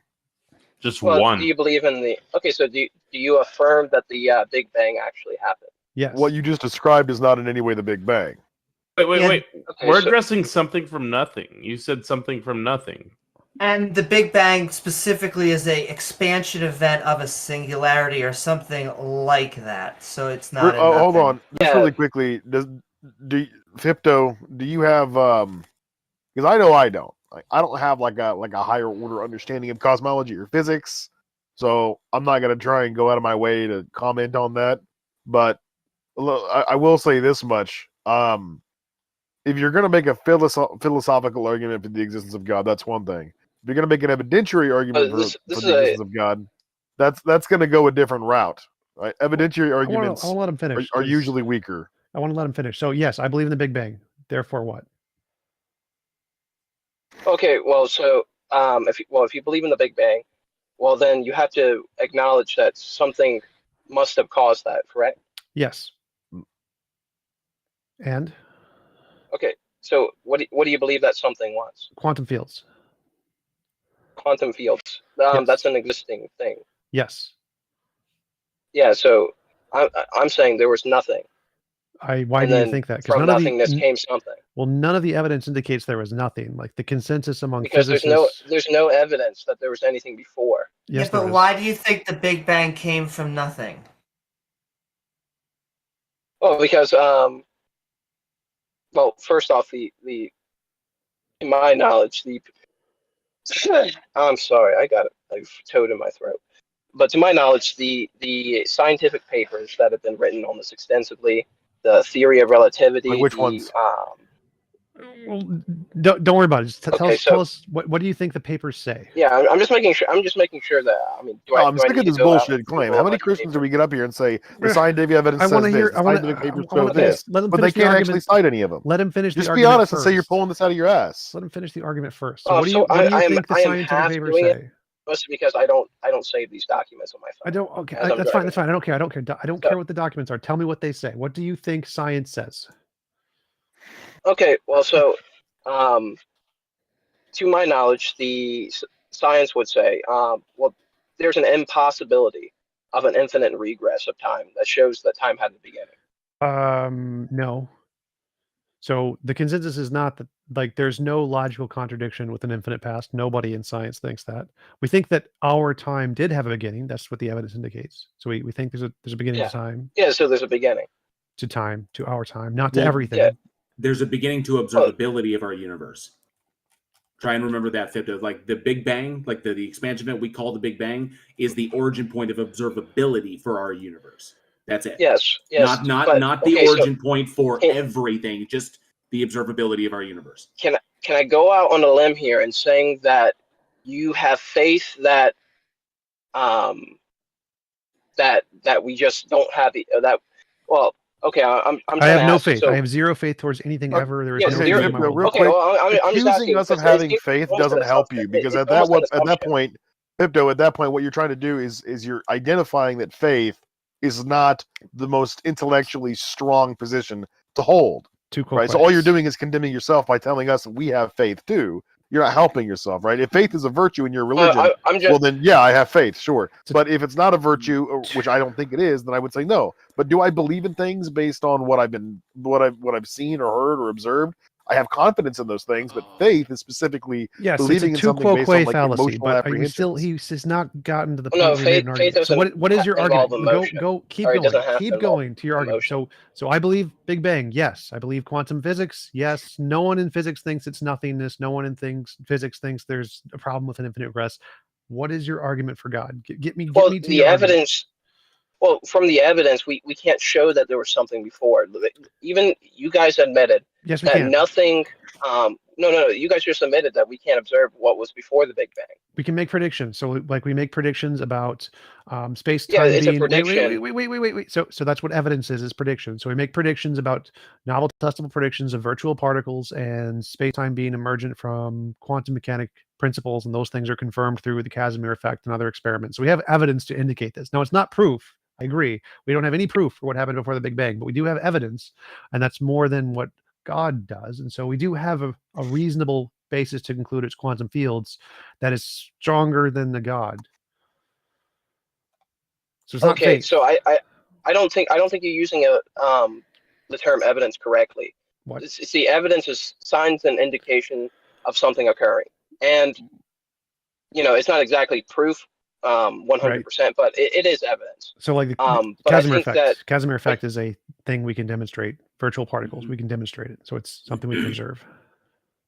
Okay, can you break that down to me? Sure. If you Google Casimir effect, it's an experiment that demonstrates virtual particles and quantum fields and the nature of those things that we can then infer could be the cause of the Big Bang. That's what the test is about. Virtual particles. Google Casimir effect. They don't have. Yeah. Okay. So, but it's not a solid conclusion that this actually happened. It's theoretical. It's evidence. It's evidence. So it's not theoretical. It's something we can. It's real evidence. It's a conclusion. It's a conclusion that's based off of the evidence that we have. So we have a body of evidence. An experiment. So this is literally a physical experiment. So it's not. It's not an experiment. It's not a theory. It's not a hypothesis. This is a actual physical test that we do that gets results.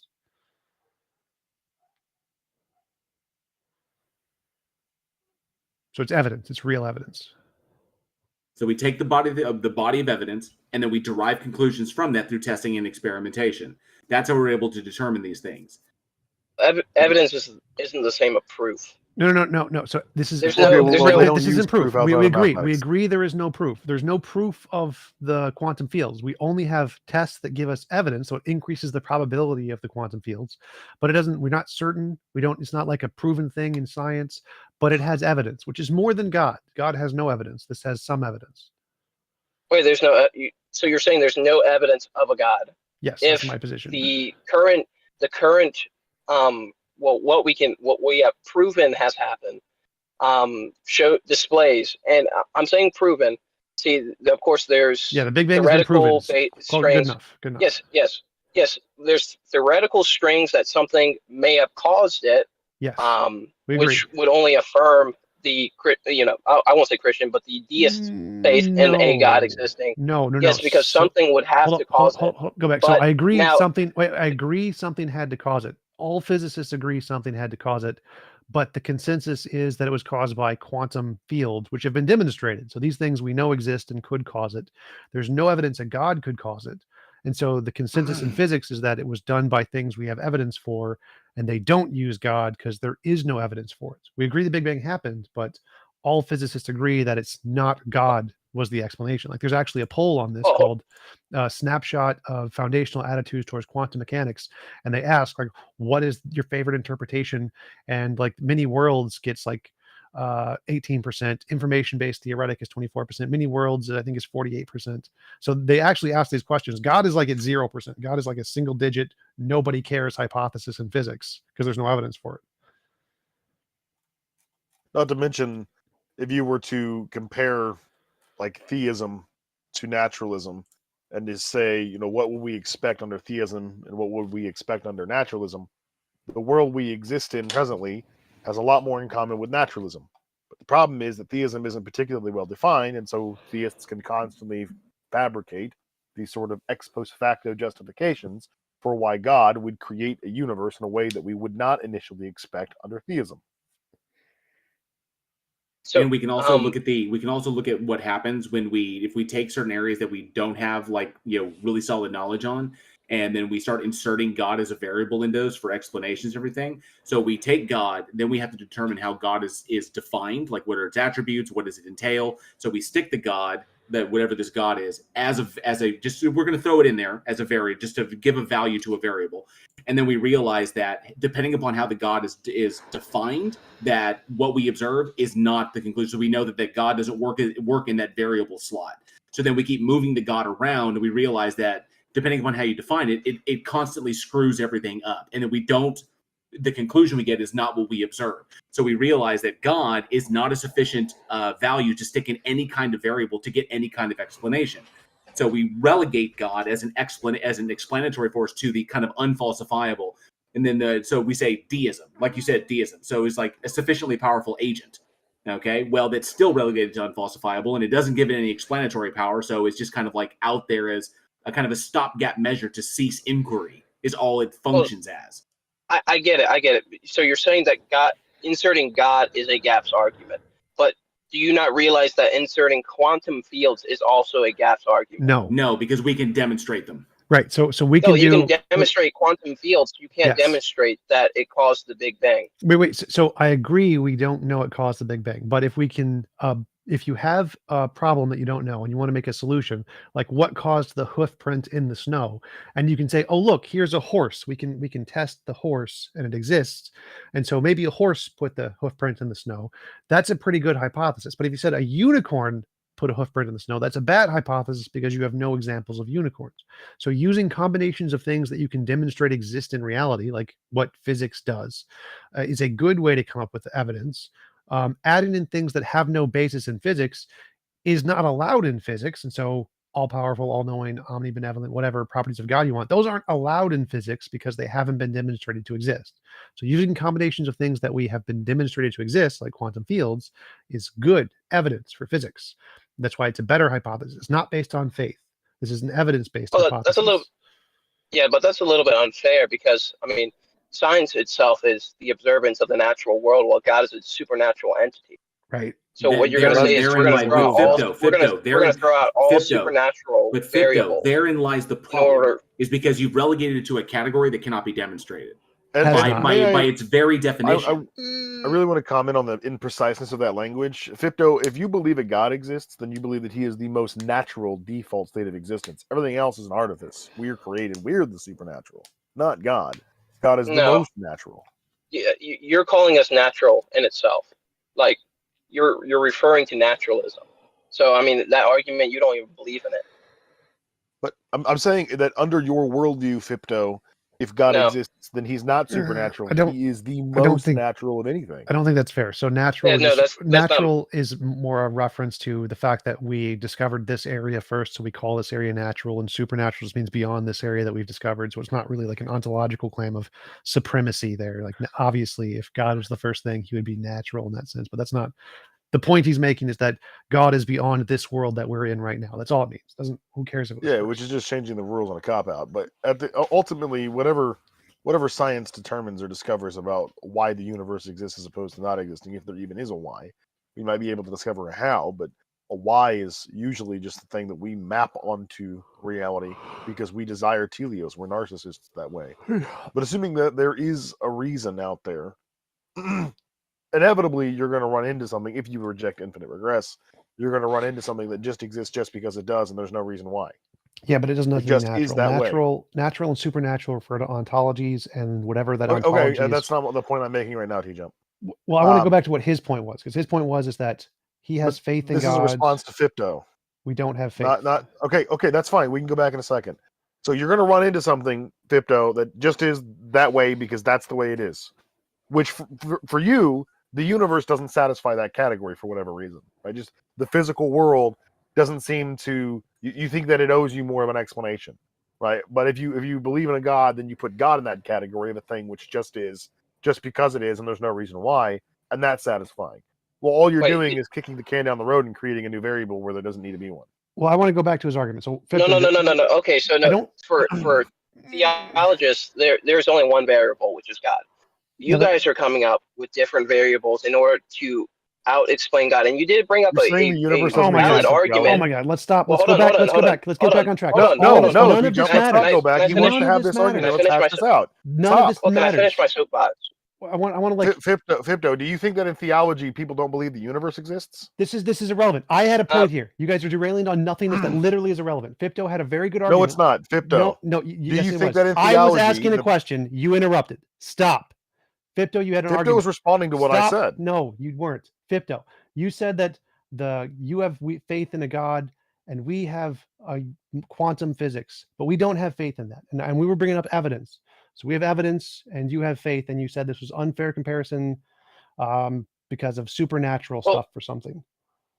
Yeah, I'm saying what I'm invoking is that I believe that you guys have faith in these various variables that may fit because there's no proof of it actually occurring the way that you guys believe that it's happening. We don't need proof. We have evidence. So faith is no evidence. Belief without evidence. We have evidence. So like if I say, like there's a hoof print in the snow and I see a horse, I didn't see the horse make the footprint, but I have evidence that the horse did it because the horse exists and it could do it.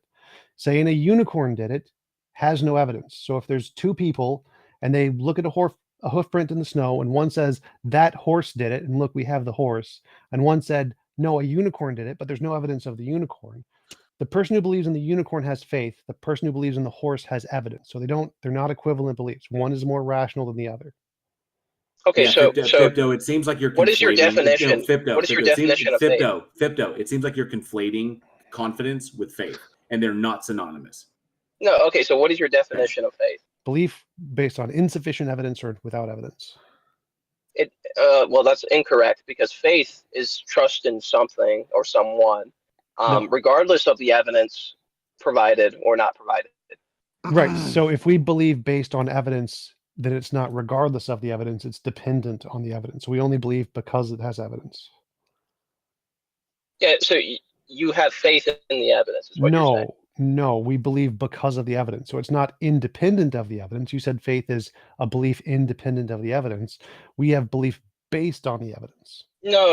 I didn't say that. I said faith. It's faith in. It could be faith. Faith can apply almost anywhere.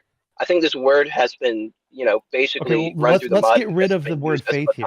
Let's just get rid of the word faith here. We have evidence. Well, I did say it's trust. Well, that's fine. I don't care. So we have evidence. We have evidence that quantum fields exist. We have evidence of horses.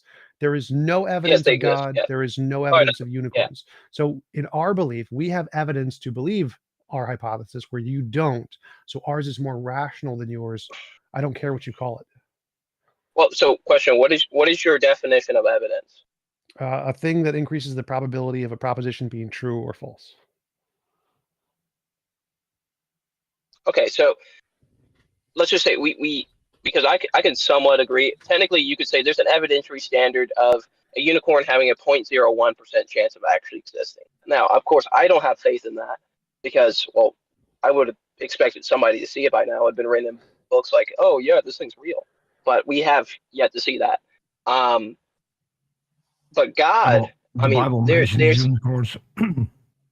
Just saying. What about God? Yeah. What about God? Okay, well, I'm saying, but God, I'm sorry. There's, I'm sorry. Hold on a second. I have somebody to talk to. Give me How is God more likely than a unicorn? Yeah, give me a moment. Guess we could. God, hello. Yeah. For someone, if he has trouble with faith, let him read the definition that's in the Bible and see where he gets with that. Beliefs of things hoped for, something like that. Exactly. I did hear him. I'm not wrong in this. Everyone else heard him say that it is beyond evidence, that it's not predicated on evidence, right? Yeah, he said belief independent of the evidence. Belief independent of evidence, whereas our belief is contingent upon that evidence. The evidence leads to the belief and warrants the belief. Yep. So that's why we say confidence. We have confidence. They have the confidence, trust. These are sliding scales dependent upon the evidence. How much you trust a thing, how much confidence you have in a thing. But faith is not predicated on evidence. It's predicated on emotions. It's predicated on how much. Yes, it is. Well, let's not get into a debate about faith. Let's continue on with the evidence. So we have evidence of quantum fields. You have no evidence of God, and you were saying something about comparing God to a unicorn. Well, technically, with the creation of our universe, could you say that that's a level of evidence being used that could entail a God exists? It's a phenomenon. So there's a phenomenon that needs an explanation, whether it's evidence of any particular explanation of the phenomenon. Well, hold on, but okay, so evidence is really can I also an just indication add, Fibdo, can I also just add that we have no evidence that a creation ever happened? That's just merely a claim without any evidence. Yeah, it was his shorthand. No, for we have an evidence of a beginning. I want to make sure that those things aren't used interchangeably, because there's a difference between the Big Bang and and the creation. A creation has a creator. That's fair. That's fair. But if he slips that in, then we need to address that. That's fair, but I understood his point, so we can move past that. So just the fact that the Big Bang happened would not be evidence of God, just like the fact that I'm sitting on a chair isn't evidence of a chair creating leprechauns. Chair creating leprechauns could create the chair. It's logically possible, but it's not actually evidence of that hypothesis. To have evidence, you need some independent prediction of some kind, some testable variable to confirm that hypothesis. Right now, it's just a hypothesis. Yeah, well, piggyback off what TJumps said really quickly. I just want to separate out evidence from good evidence, because we often get what I would call lots of evidence from theists. However, we're really looking for good evidence. Everyone here may have their own standard, but I would really like empirical evidence that can pass peer review. However, I am open to other means if it can be shown. But good evidence, not just evidence. Okay, so Fibdo, your point was, so we have evidence. I don't think you do. What is Big Bang isn't specifically evidence of a God, it's just evidence something caused it.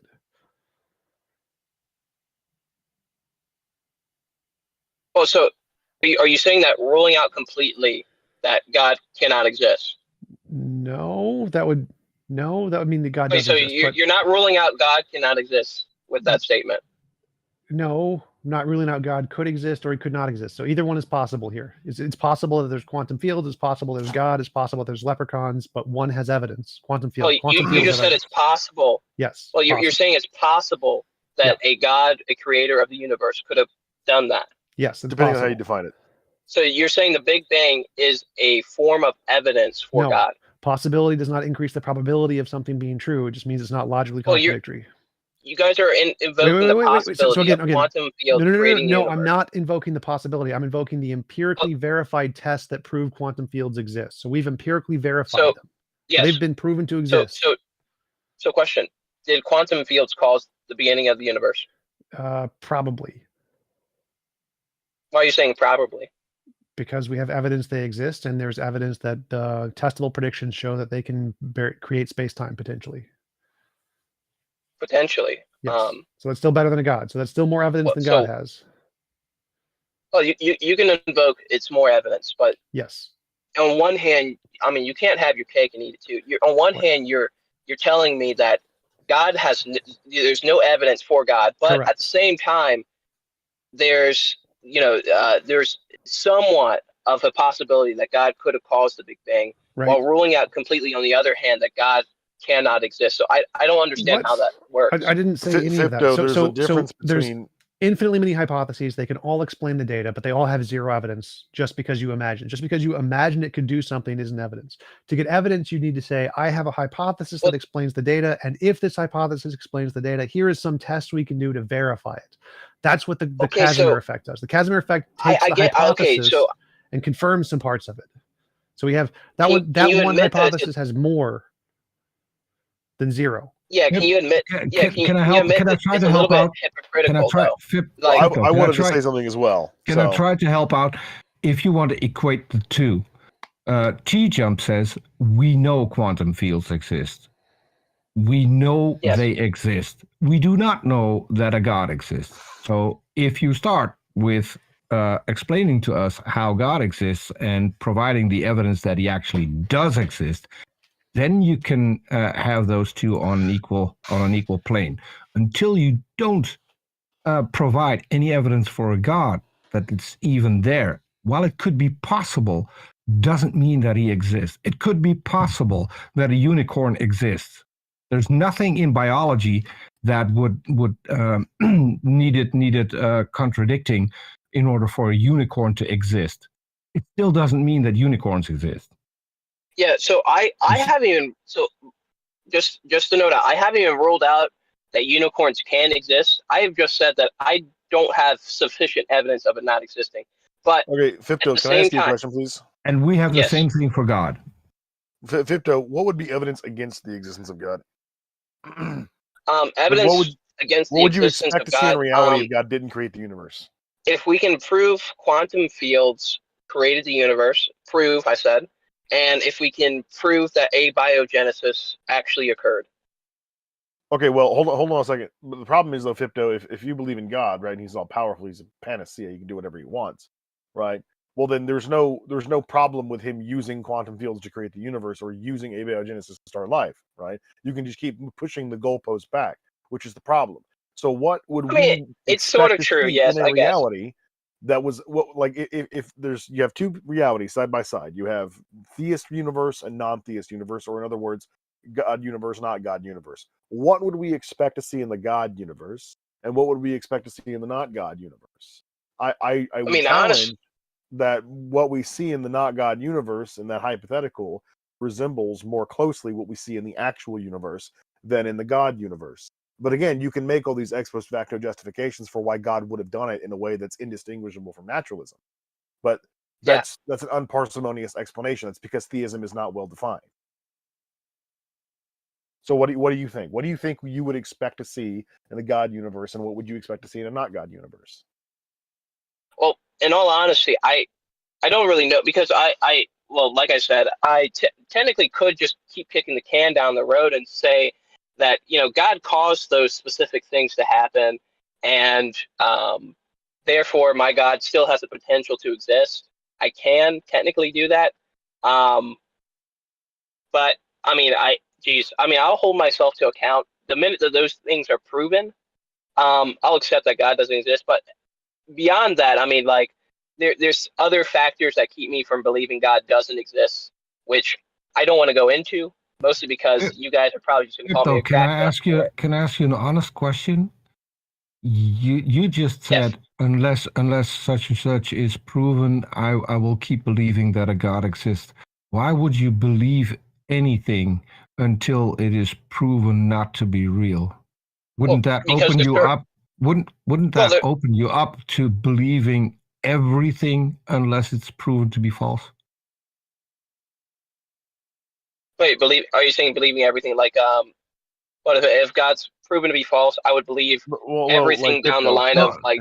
if something sorry, can I'm be proven I'm false, does that misunderstanding. automatically What I'm mean you believe it? what I'm asking about is your standard. So you're going to believe God until someone disproves God. That opens you up to believing everything until someone can disprove it. You can't disprove a negative. If I say that universe farting pixies exist, I'm sorry to interrupt, but hold on, just finishing this sentence. If I say that universe farting pixies exist, then you have to believe that until someone disproves them. That's irrational. Oh well, I didn't tell you that you have to believe me. I'm not talking about me. I'm talking about you. So I'm sorry to interrupt, but it's been like 10 minutes since TJump asked, and I did too. How do you determine what's more likely, God or unicorns? And there's been no answer. And it's way past 15 minutes, so we're going to get one more guest on. Wait. Oh, okay. So how do I That's determine what we what's were more just likely? going over, though, Doc. It was like, what would you expect to see in a theism universe? What would you expect to see in a not right, but we're not any closer. And the not theism universe has more evidence than the theism universe. Okay. In the not theist universe, I don't think I'd see as many pictures of Jesus or memes of Jesus. Well, actually, what I would expect to see in a not theist universe is a wide variety of different religions with different beliefs and cultural progressions that all evolve from one another as well, depending on the proximity of geological isolation, right? I would expect to see that. In a theistic universe, I would expect a singular global religion because there's no reason why an all-powerful God needs to reveal himself arbitrarily to this or that primitive desert tribe from thousands of years ago, and to stop doing that for whatever reason. There's no reason for that. That's just irrational. Can I address what you just said? So hold on. Not only that, but I would also expect there to be thousands and thousands of denominations of even the same. Wait a second. Fipto, what you just said. So I recently created artwork for a goddess, the goddess Hathor. I interacted with her on Twitter. I emailed back and forth. And if I go and look, there are tons of images of Hathor. Is Hathor now a god? Well, the reason I was saying not as many images of Jesus because, Jesus has the most art on himself. I'm not asking who has more. You said because we have those images, therefore he's God. So if we have images of the goddess Hathor, if we have images of the goddess Hathor, and we have had images of the goddess Hathor from long before there was any image of Jesus, does that make her real? No, not technically. I didn't even say that because you did say that. So many images, and actually the number one amount of images is on Jesus. Technically, Fipto, you just made an argument from popularity. Yes. Oh, no. So, I mean, I may be, but I didn't say that Jesus is God just because he has art on himself. No, I didn't say that. I said in a non-theistic universe, I don't think I would see as many images of Jesus. Yeah, that's a non sequitur. In a non-theistic universe, you wouldn't see an image of a god. Well, duh. Maybe a goddess, but not a god. What I would say is that in a non-theistic universe, you would expect there to be a wide variety of competing religions with mutually exclusive ideas about the supernatural and gods and goddesses, okay? And you would expect, logically, that there is one of those religions that is more popular than the rest, for whatever reason, conquest, expansion, it doesn't really matter. But in every time in human history, there has been a religion which was the most practiced religion. And up until maybe 1800 years ago, that religion was not Christianity. That had to evolve, right? And Christianity is soon to be eclipsed by Islam, so Christianity will no longer be the most popular religion in the world, and that's assuming, right? You take all the different denominations of Christianity, which are oftentimes viciously at odds with one And you're another. following Islamic propaganda. No, Yeah, it's so not, it bro. It's doesn't just measure stop, is that Fipto. in European Fipto, it is countries, literally just the yes, Census Christianity Bureau. is dying. Yeah, In it European is countries. literally just the Census Bureau. Okay, worldwide, Islam is more wide practiced, like geographically, whereas Christianity has a lot of adherents in like isolated locations, right? Like But the you're United following States, Islamic hold on. propaganda. No, the United States is the most Christian country in the world, and that's only about 67%. Let me rephrase that. It has the most amount of Christians of any other country in the world. I don't think so. Every other country, like Muslim countries, self-identifying Christians. Stop, Fipto. That's the point, right? There's like thousands and thousands and thousands of denominations of Christianity, and you have to put them all under the monolith of Christianity in order for Christianity to be the most popular religion. If you just divide Protestants and Catholics up into two separate religious groups, well, then Islam beats them by light years. Okay, there's barely 1.5 billion, maybe like 1.2 billion Catholics and around 800 million Protestants in the world. So, like, Protestantism isn't even as popular as Hinduism at that point. So when you talk about popularity of religion, yeah, we would expect in a non-theistic universe there would be religions, a lot of them, and they all at odds with one another, even differences within the same religion. And on top of that, we would also expect that one of these religions would be the most popular. But that doesn't indicate to us its veracity. It's just its persuasiveness or its dominion over a particular geographical region and who has the most. Oh, dominion, of course. Yeah, I mean, I can say, I think it's safe to say, it's very easy to spread a religion or belief or There's still no probability for God or unicorns. Oh, okay, hold on. So self-professing people following a certain religion with a barrel at their head. Like I can say that's very easy to do. Yeah, it was called the expansion of the Roman Empire. Yeah, I was going to how Christianity made its way west. No, Rome. So Rome forced people to worship their emperors. They didn't force them into Christianity. Yeah, they did. Constantine did. So, yes, they did. Christianity and Islam were both spread by the sword, and what happens is it may be not the first generation that are true believers, but then what happens is the children and then the grandchildren, the great-grandchildren don't even know most of the time that they're forebears. It's always like when you hear like Germanic people, they're like, we were always Christians. It's like, no, you were conquered and you were the pagans and they forced the religion on you and now you're Christians and you think that's just how it always was, but it wasn't. But I want to push back on just one of your pillars, which was the abiogenesis. What came from Jews? But they were pagans. So Christianity. No, they weren't pagans. They were Jews. The Germans weren't pagans. Wait, the Germans? I thought you were thinking. Amy, the Visigoths were conquered, and they were pagans, and they had the Christianity forced on them. But hold on one second. I want to push back on one of your pillars, which was the abiogenesis one, because I think it is much harder to see maybe the beginning of the universe, even though it's very well substantiated.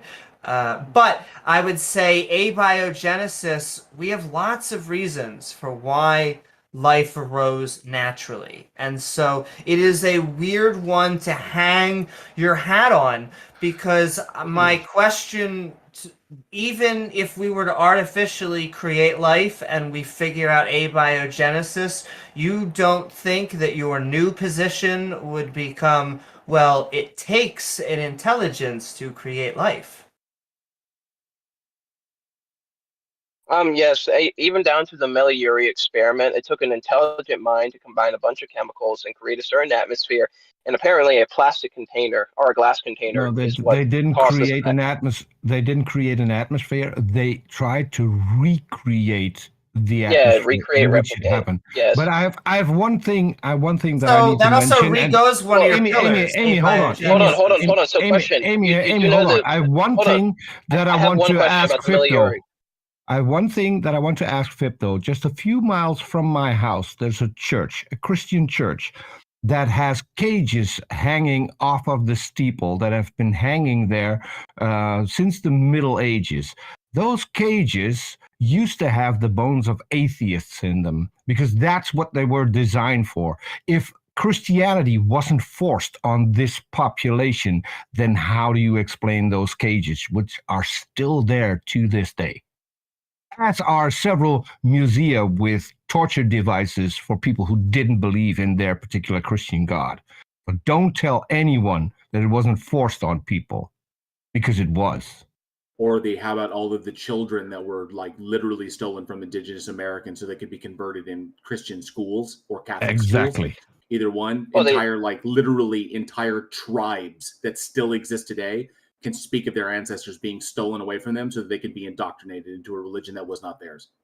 Yes. Okay, so is it that they were stolen away and they happened to be indoctrinated as a byproduct of going to that school? Or They is were it that stolen they were away in order to indoctrinate them. There's documentation about that. Okay, there is no if. It's not a coincidence. This is documented. Yeah, I personally have not how seen. Christianity took over Europe. Yeah, I personally hadn't seen historical accounts of that happening. Well, maybe you should study that a little bit more then. Well, I could see native children might have been stolen during wartime, and them going to school. By product, Christianity was a huge fad, and by product, they learned something other than worshiping spirits. It's documented that it's different. I want to go back. You said that you even seemed to concede that if we had created life, that it shows that we needed intelligence. And so I feel like that knocks down one of your pillars of what would make you an atheist, because it doesn't matter if we figure out abiogenesis and go from a hypothesis to a framework theory. That's not going to convince you. Oh, well, so the Miller-Urey experiment, I believe it was actually discounted because of the container that it was in. I mean, he couldn't replicate it using, I think, depending on the container he used, he couldn't replicate the process. Like they said that it only happened inside glass or something. Cool. No, it wasn't discounted. It wasn't No. discounted, and it wasn't the only experiment that confirmed that abiogenesis is plausible. Well, no. So the original Miller-Urey experiment was shown to be not representative of the early Earth, and then for each subsequent various showing that the earlier universe or early Earth they did another Miller-Urey experiment, which did confirm the same result. So every time. The one time the Miller-Urey experiment, the original one, was shown to not represent the early Earth, they did another one which was representative, and they confirmed the same results. So it's like saying Darwinism. Obviously, the earliest iteration of Darwinism wasn't exactly accurate, just like the earliest iteration of the Miller-Urey experiment wasn't exactly accurate.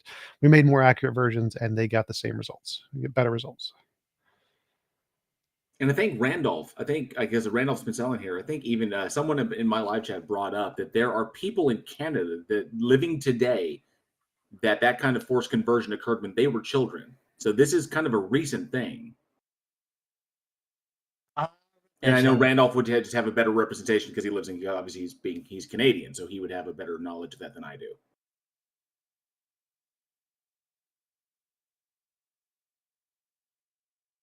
Well, I would just say that just because clearly forced conversions are going on today, but just because we don't see the type of things like the Crusades nowadays doesn't mean that's how it spread, because it seems, you can blame. I often get criticism from, Christians. They're like, hey, we're not throwing you off buildings. And it's like, yeah, but your book says to, or it says to get rid of us one way or another.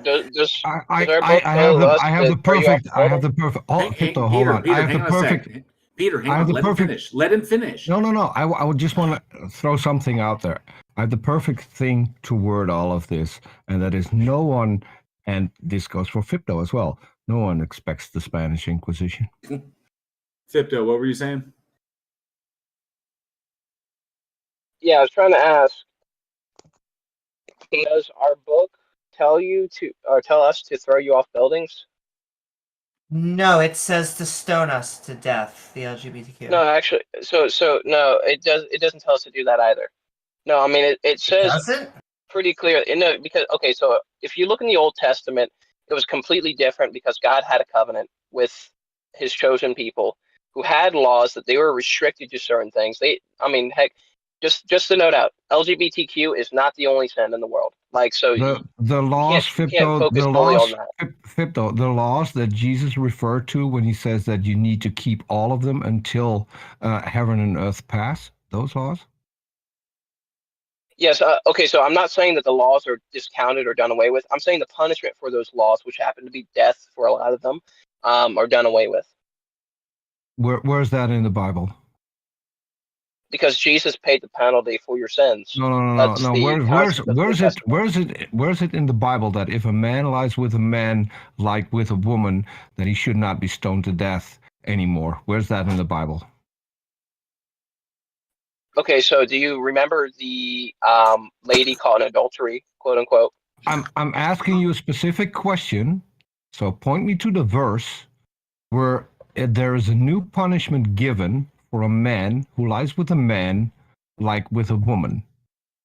Where is that punishment? Where's the change in that punishment that addresses this specific thing?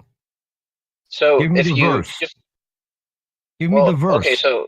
Okay, so how about John 3:16? Like, that's the most obvious verse. What does John 3:16 say? That doesn't alter the punishment. What does John 3:16 say? The concept of Jesus being sacrificed. Peter, we already know that John 3:16 does not change the punishment. We already know that. Yeah, we know that. Fipto, the answer is there is nothing in the New Testament that changes the punishment or the penalty for homosexuality. Nothing. Yeah. You are trying to infer that from what is written, but there is nothing that explicitly states that. Nothing at all. Okay, so where in the New Testament does it say to go and stone gays? It doesn't need to, because that's it doesn't say that. It does. Yes, in the Old Testament, in another tribe, laws do not exist. Fipto, let me finish my sentence. It's not necessary to put it in the New Testament, because Jesus covered that by saying that not a jot or a tittle of the law shall be changed until heaven and earth pass. Now, I don't know what it's like where you're at, but if I look outside, I can still see the heaven and I can still walk on the earth. So not a jot or a tittle of the laws should be changed. Those are the words that Jesus spoke. I don't care that you now accept Paul, because that would make you a Paulinian, not a Christian. Paul said that we can do away with all these laws except for the 10 that for some reason are special, and then he gets the 10 wrong. According to Jesus, you need to keep those laws. And you can actually, go and find me somewhere. To uphold the you law. can find me somewhere a verse in the New Testament where Jesus says, "Okay, now we can discard all the laws." Hey, I'm sorry to interrupt, but I have to get going. That. I can't wait any longer. I know Randolph will be closing down here in a few minutes. Fipto, if you could please assist them with closing down here in a little bit. Okay. Well, I just want to address. So you guys all rock. Have a good one. Thanks, Taco. Okay. Yeah, we'll see you. Thanks, Taco. Well, I just want to ask. Someone in the chat, Fipto, pointed out the verse, Matthew 5:16.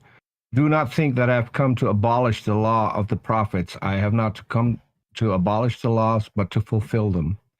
Yes. So, question: are you mixing up laws and punishments together? The laws have the punishment attached to them, don't they? Well, it tells. Jesus was specific. Punishments are a byproduct of breaking the law. And Jesus was specific in saying, "Not a jot or a tittle shall be discarded." Yeah, as far as the law, there's laws. Punishments are separate from law. Okay, I'm still waiting for you to point me to the verse where it specifically states that the punishment is to be changed when a man sleeps with a man like with a woman. Okay, there's going to be There's going to be one answer to this question, and then we need to move on to our next guest. So go ahead, Fipto. Well, okay. So, what did Jesus say to do when people? That is not providing me. That is not providing me with a verse. This is not a guessing game. What did Jesus? No, if you're going to ask me what Jesus if you're going to ask me what Jesus said, then I'm going to just discard it, because I asked you for a specific verse in which it states that there's a new punishment for when a man lies with a man like with a woman. That is the claim you made, that got a new punishment. And I want you to point me to the verse, not questions asked about what Jesus said and what I interpret that means. A verse.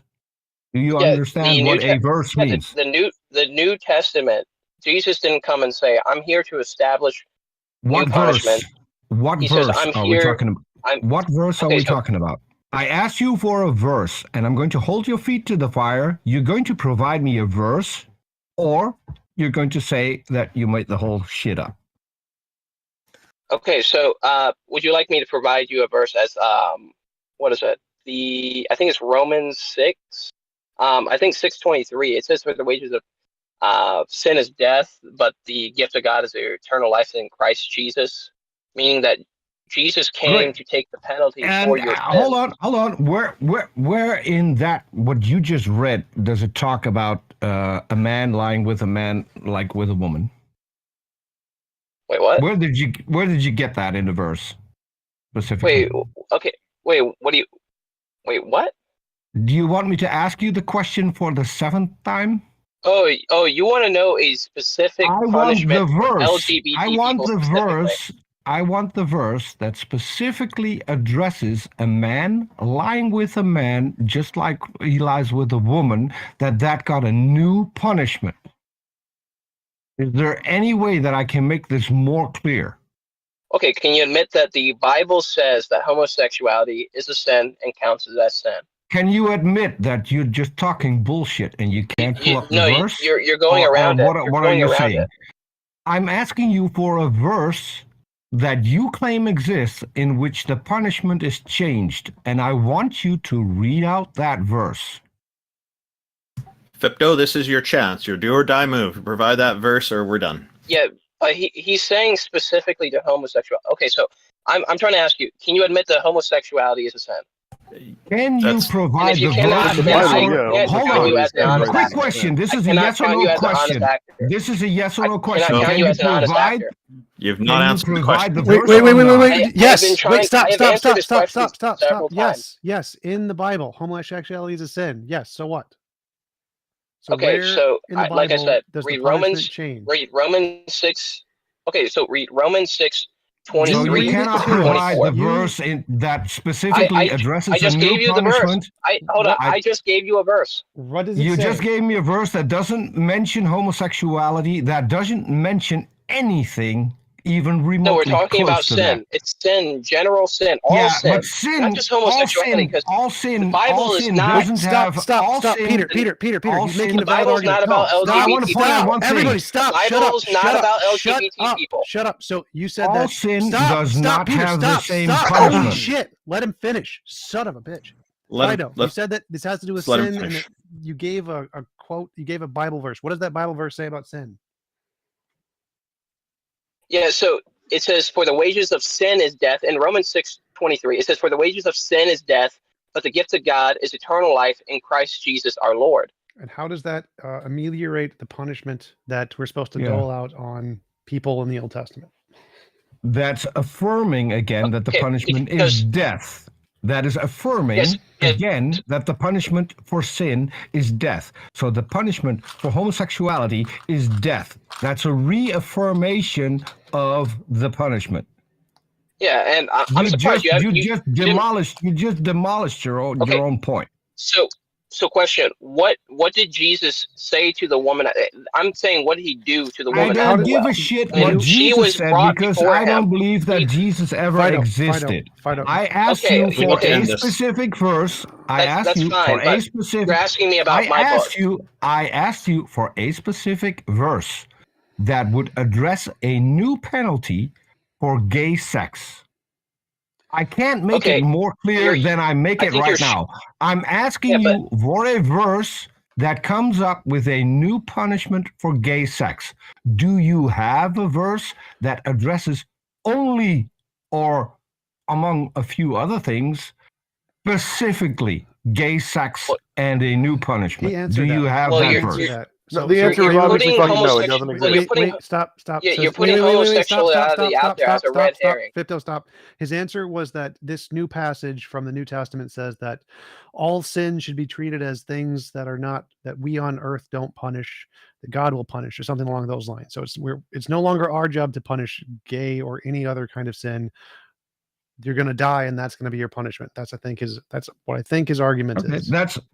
That's against what Jesus said, but if that is what you think, then you're fine. You're fine to disagree with Jesus, I guess. Well, no. So I mean, that's I want to ask, what did Jesus do to the woman who was actually caught in adultery? And this goes for all sin. Jesus actually said that he wrote an inscription in the sand, which was likely the law from Deuteronomy, stating that the priests needed at least 4 witnesses in order to condemn the woman, which they did not provide, so they were in violation of the law. Well, there's multiple ways to infer this. So it also says in, I believe, the Psalms, where it goes into God. So you have 2 books. So there's the book of life, and then, well, there's not a second book, but there's it says that the people who will not inherit the book of life or be written in the book of life will actually have their names written in the dust. Meaning that they will not receive eternal life. And so there's also I guess, assertion that may have been it as well. That Jesus was writing to them in the sand their own names, saying, "You will not inherit the kingdom of God," and just showing them down the line that they're not in right with God. So and I'm saying there's a possibility of that. It's not 100% confirmed. But neither is any other thing confirmed, because nobody truly knows what was said. One thing we do know is that the story does not detail the presentation of witnesses. Just a second. One thing is confirmed. I accept your inability to come up with evidence for your claim that gay men should no longer be stoned, and I accept the fact that it's not in the Bible, as you have shown us. So I'll mute myself now. You can continue. Well, I thought we were going to bring somebody else up anyway. Like we said, several minutes ago, we were going to move on. That's right. We'd like to bring one more person up. Fipto, thank you very much for coming on. You were asked to provide Bible verse, and we seem to just go around in circles asking more and more questions. And I appreciate you taking the time to be here. Yeah, that's fine. Thank you for having me. Hello, Analytic Breakfast. Thank you for joining us. What do you have here for us today? We have about 10 minutes altogether, and then we're going to be ending the stage. Glad we managed to get you in. Well, they left. Okay. A 10-minute breakfast? Satan took them. Well, we're going to bring up Therapist. That's a promising sounding. Hello, Therapist. Welcome. Thank you for joining us. I love it when you can't get breakfast, you bring up a therapist. That seems like a good move. Therapist? Shall I start with convincing you that God exists? Yes, please. Provide your evidence. Awesome. Okay, so basically, the creation. What is the possibility of the Big Bang theory? Right. 100%. Well, we know that it's 100% that it happened. It's a theory. We don't know. Okay. No, theory in science means explanation based on evidence. Gravity is a theory. Oxygen's a theory. Electromagnetism is a theory. Plate tectonics are a theory. Right. Germs are a theory. Theory doesn't mean what you think. Theory it means. is a hypothesis. No. In colloquial language, a theory refers to a hypothesis. In scientific exploration or in scientific fields, theory refers to a well-grounded explanation for a natural phenomenon predicated on an overwhelming preponderance of evidence. Don't play that game. Move on. Like the theory of gravity. Why is it not a law? Do you understand why the theory of gravity is called that? A law is why it's the germ? a law is merely a That's mathematical the law of expression of a phenomenon, like the acceleration of the speed of light, for instance. E equals mc squared. Energy equals mass times the speed of light. Okay, these are just mathematical expressions. That's all they are. Of the theory. Theories laws are part of the theory. No. Laws and theories are different. No. Yeah, laws are parts of a theory. One at a time, please. A scientific theory is an explanation of a broad natural phenomenon. Plate tectonics, oxygen theory, germ theory of disease, electromagnetism, the theory of relativity, supplementary gravity, right? The fact that things fall towards Earth at 9.8 meters per second squared is a scientific law, right? That's a numerically expressed phenomenon that we observe. Why things fall to the ground is explained in the theory of relativity. Scientific theories are overwhelmingly supported bodies of evidence and facts that support a singular explanation for a natural phenomenon. If you were to go to a court of law and put any of these theories on trial, they would overwhelmingly win with the amount of evidence they possess. When we talk about proof in a colloquial sense, what we mean is beyond a reasonable doubt. Every theory in science is proven beyond a reasonable doubt. Using the word theory doesn't mean it's wrong. God is a theory, your theory.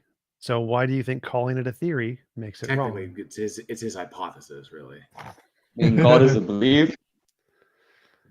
Calling something a theory doesn't make it wrong. So Like, look, like Darwin's theory is a theory. It isn't fact. Calling something a theory doesn't The theory matter. of evolution by natural selection don't is comprised do of this facts. again. Don't do it again. Calling something a theory doesn't make it wrong. Yeah. So what's your argument? Since we're short on time, Therapist, Peter, the one at a word theory time. does not describe the veracity of the idea. The idea is established based on the evidence that supports it. Theory just means explanation in science. Stop using the word theory as some sort of derogatory muse for evolution or anything And we cut else. this short because he came on and he said he wanted to What is your convince evidence us that a God exists. exists? Thank If you want to convince us that a God exists, the one thing you do not need to do is try and convince us that what we currently believe to be true is false. You need to convince us that what you currently believe is actually true. So we can let the whole theory thing go because it's irrelevant to your evidence for your God. So, therapist, the best way But the thing is, it's not true, though. It's not proven. Therapist, the best way I to don't look at care. Get rid of this fuck. Hang He's on a not second. listening. Peter, therapist, the best way to come at this, a hypothesis. This is the easiest way to think about these terms. A hypothesis and hypothesis is an educated guess. A theory is an explanatory model. Oh my God, we need to stop. Okay? Stop. It's really simple. Stop. So- It doesn't matter. He's Don't being define obtuse it. on purpose. He's not listening. You're right. He's It doesn't just matter. saying It doesn't matter if back it's up. proven. It doesn't matter if it's proven. We don't need to prove it. The fact that science isn't proven isn't evidence of a God. What's your evidence of a God? Okay, basically, atoms have half-lives, right? Yeah. They basically decay over time. No. Some of and them then they atoms transform don't have into energy. half-lives. Some of them do. Atoms don't have half-lives. Isotopes have half-lives. Some of them do. So what? So atoms have half-lives. Then so what? Basically, after years, what happens to everything that has been created? Basically, just disappears. That's not what radioactive decay is. So what? So what if So stuff disappears? you What don't is the- understand. What is? I don't. you Don't. Don't. understand Don't. basic Don't. science. Stop. Don't. One at a Don't time, nitpick. Don't please. nitpick every wrong thing he says. That will make no progress. What is your argument for God? So what if uranium atoms decay? So what? How does atomic decay prove a God or demonstrate a God? Exactly. Okay. Precisely. It turns out, JL. It turns out he had a half-life. Can we try with radioactive tests analytic have- because they cut out before they were able to come up on stage and talk. Yeah, the first half was trying to shoot holes in what we believe, and when it comes to shooting holes in what he believes, that's where the half-life kicks in. Oh, it doesn't look like there's anybody up here who can even invite people on stages anymore. Yeah, Randolph can. Oh. Yeah, I'm just bringing up Analytic Breakfast again. They told me that they're having some Discord issues. It looks like it's all sorted now. Welcome. Hey, Analytic, what you got for us today? And Yeah, this I'm is just our gonna last make it call. quick. We've got Sorry. less than 10 minutes, so we'll try to make it quick, and then we have to end the stage. Yeah, sounds good. So, when we look at the world and we make knowledge You're claims in muted, terms about Analytic. You need to ethics or unmute yourself. metaphysics, there's no, all he's not. kinds of Yeah, I can hear him. preconditions that are necessary and have to be the case for those knowledge claims to be possible. So I'm not talking about any specific knowledge claim in this case. I'm talking about a higher level, a meta level claim about the possibility of knowledge claims. So these preconditions are things like epistemic norms, universals, abstract concepts, the status of objects, the identity of objects over time, the principle of induction, the external world having a mind-independent reality to it, that there's a self that underlies all of our perceptions. all of these things are not reducible to matter. It would lead to a reductio ad absurdum to reduce all of these preconditions to matter. And so therefore, they do not have the same ontological existence. And we can demonstrate this through mental states being non-propositional and brain states being propositional. You can't show any logical entailment. This is where TJump lost. This is where TJump lost the debate. Dyer terribly. That's why I had this person locally muted. And TJump was appealing to authority the whole debate. I just watched it. It was hilarious. TJump took a massive Analytic, you watched we don't TJump have a versus lot Jay of Dyer. time. How is this evidence for a God?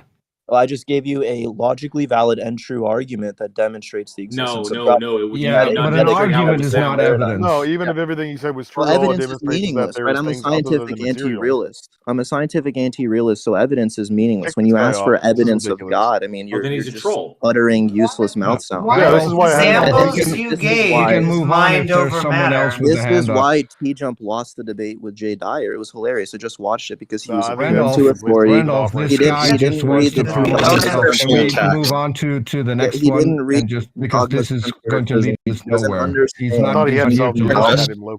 He's just here to talk. That's the point. So you can't reduce these things to matter, these preconditions to matter, because mental states are non-propositional. Randolph, can you kick him off, please, because he's not listening? This is not a conversation. You can't establish ontological identity.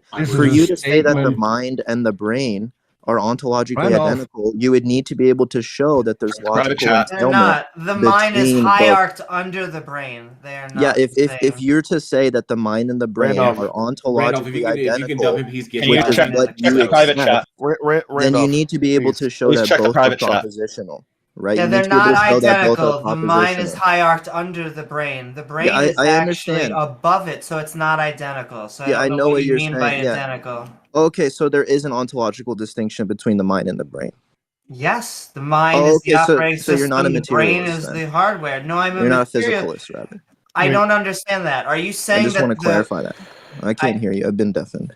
Okay, I guess my point would be the mind needs to run off a physical brain, and that everything that we see in the universe is either matter and This is energy, what and atheists matter do. and This is energy what can't TJump be did in his created. debate with Jay Dyer. We're And destroyed. he didn't understand that we're working within a paradigmatic, made a positive case for why these things metaconceptual can be level. reducible to matter. We're talking You just about asserted that these and sort and expected that everybody else would accept what you said. Analytic breakfast. But you haven't made a positive case He for it can't whatsoever. hear you. You know, he's deafened. Somebody's server deafened him, so he can't hear any of us. I muted him on my end, so I can't hear him either. But yeah, he can't hear any of us.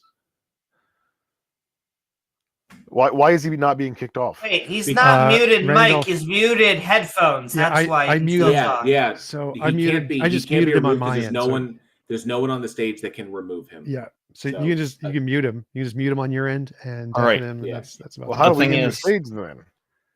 It still goes into the stream and all that. Analytic breakfast. We have run out of time, and we're going to need to continue this another time. I guess he can't hear us. Yeah, he can't hear us. But that is our time for the day. So thanks, guys. See you later. So thank you everybody for tuning in. We seem to be running into some issues with Discord here. It would be nice if everything worked really smoothly, but we did manage to get a whole show in today, a whole 4 hours and 22 minutes. So did anybody have any final thoughts you wanted to share real quick before we close the stage? I just wanted to point out that the fact that our mind may be independent of matter, as in our mind actually just may be an energy network from our neurons that are sending real physical signals, does not point towards a god, and so still not convinced. How about you, TJump? Any thoughts? I don't know. Not really. Potato. Okay, JL Warren, thoughts for the show today?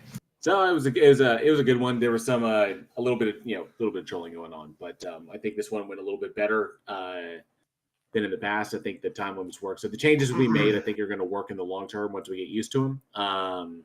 But yeah, otherwise, some decent conversations, but still, nothing that was brought up that was convincing at all. So A special thanks goes to the Politics Discord for hosting this. JL Warren, you have a contest that you're in, and yeah. I'm links to it.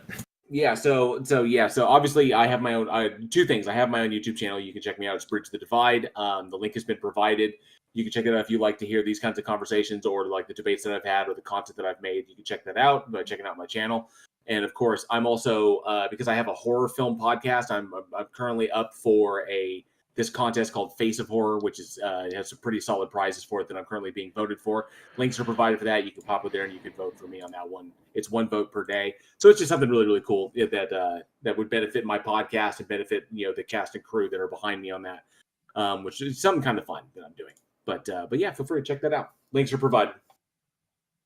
Thank you, TJump. Peter, did you have any final thoughts? Just make it real quick, and we can wait a minute. Move on to King Xerxes after you. Wait a minute. That's not TJump. Sorry, what happened? You said thank you, TJump. I was like, wait a minute. Oh, I meant to say thank you, JL Warren. Thank you to you too, G-Jump. And yeah, Peter, did you have any final thoughts on the show today? And then I'll go to King Xerxes after that. I guess Peter's away from the desk. So go ahead, King Xerxes. Did you have any thoughts on today's show before we close down? If God exists, he needs to hire better lawyers. Indeed. Thank you, everybody, for tuning in. Really appreciate it. We've had, I think, a pretty good show today, and we've had another large audience with us, so people do find it interesting. For those who are in the queue waiting to speak, we have run out of time, so we will have to take a rain check on that for the next fortnight. We will be up again on the stage in 2 weeks. In the text chat right now. What's that? God has decided to reveal himself to us in the text chat. Oh, okay. And he has a Walker's cat profile picture. Randolph, I got disconnected. Do I get a no few problem, seconds? Peter? Yeah. So, Peter, go ahead. If you had some final reflections on today's show, that would be great. And then I will continue with closing things down. Go ahead. Okay. So I think we had some good conversations. Not all of them, but we had a few good conversations on here, and I always like to be part of this stage. I also want to take a few seconds of my time to promote someone else, in this case, Jackson Wheat. If you haven't checked out his channel, I'm a co-host on the Thursday shows so far. We just finished reading Creationist book from 1967, which has all the cutting-edge arguments that are still in use today. And so we went through all of that, and we're now coming up with a new series where we're going to watch theist videos and comment on those. So if you want to check that out, subscribe to Jackson Wheat, and you can find him on Twitter as well. So if you've got a good video that you want us to review, please contact either Jackson Wheat or me. I'm on Twitter, YTGGFI. info@gonnagoforit is my email address. So if you have something that you want us to review, we'll do that. Thank you. Also, one last thing, I want to send lots of love to the entire chat and internet osphere, and don't forget to like, follow, and subscribe. Give me money. Yeah, and since Xerxes has left, go find him on YouTube. He's got a great YouTube channel as well. TJump, at least you're just straight up about it, All right. Yep. See you guys later. Go. Thank you, TJump. Thank you, Peter. Thank you, JL Warren. Thank you, Amy. Thank you, Taco, and everybody else who was here earlier. And again, thanks to the Politics Discord for providing the stage for us. There will also be a Atheist Appreciation Day celebration on October 5th. I'll be running a live stream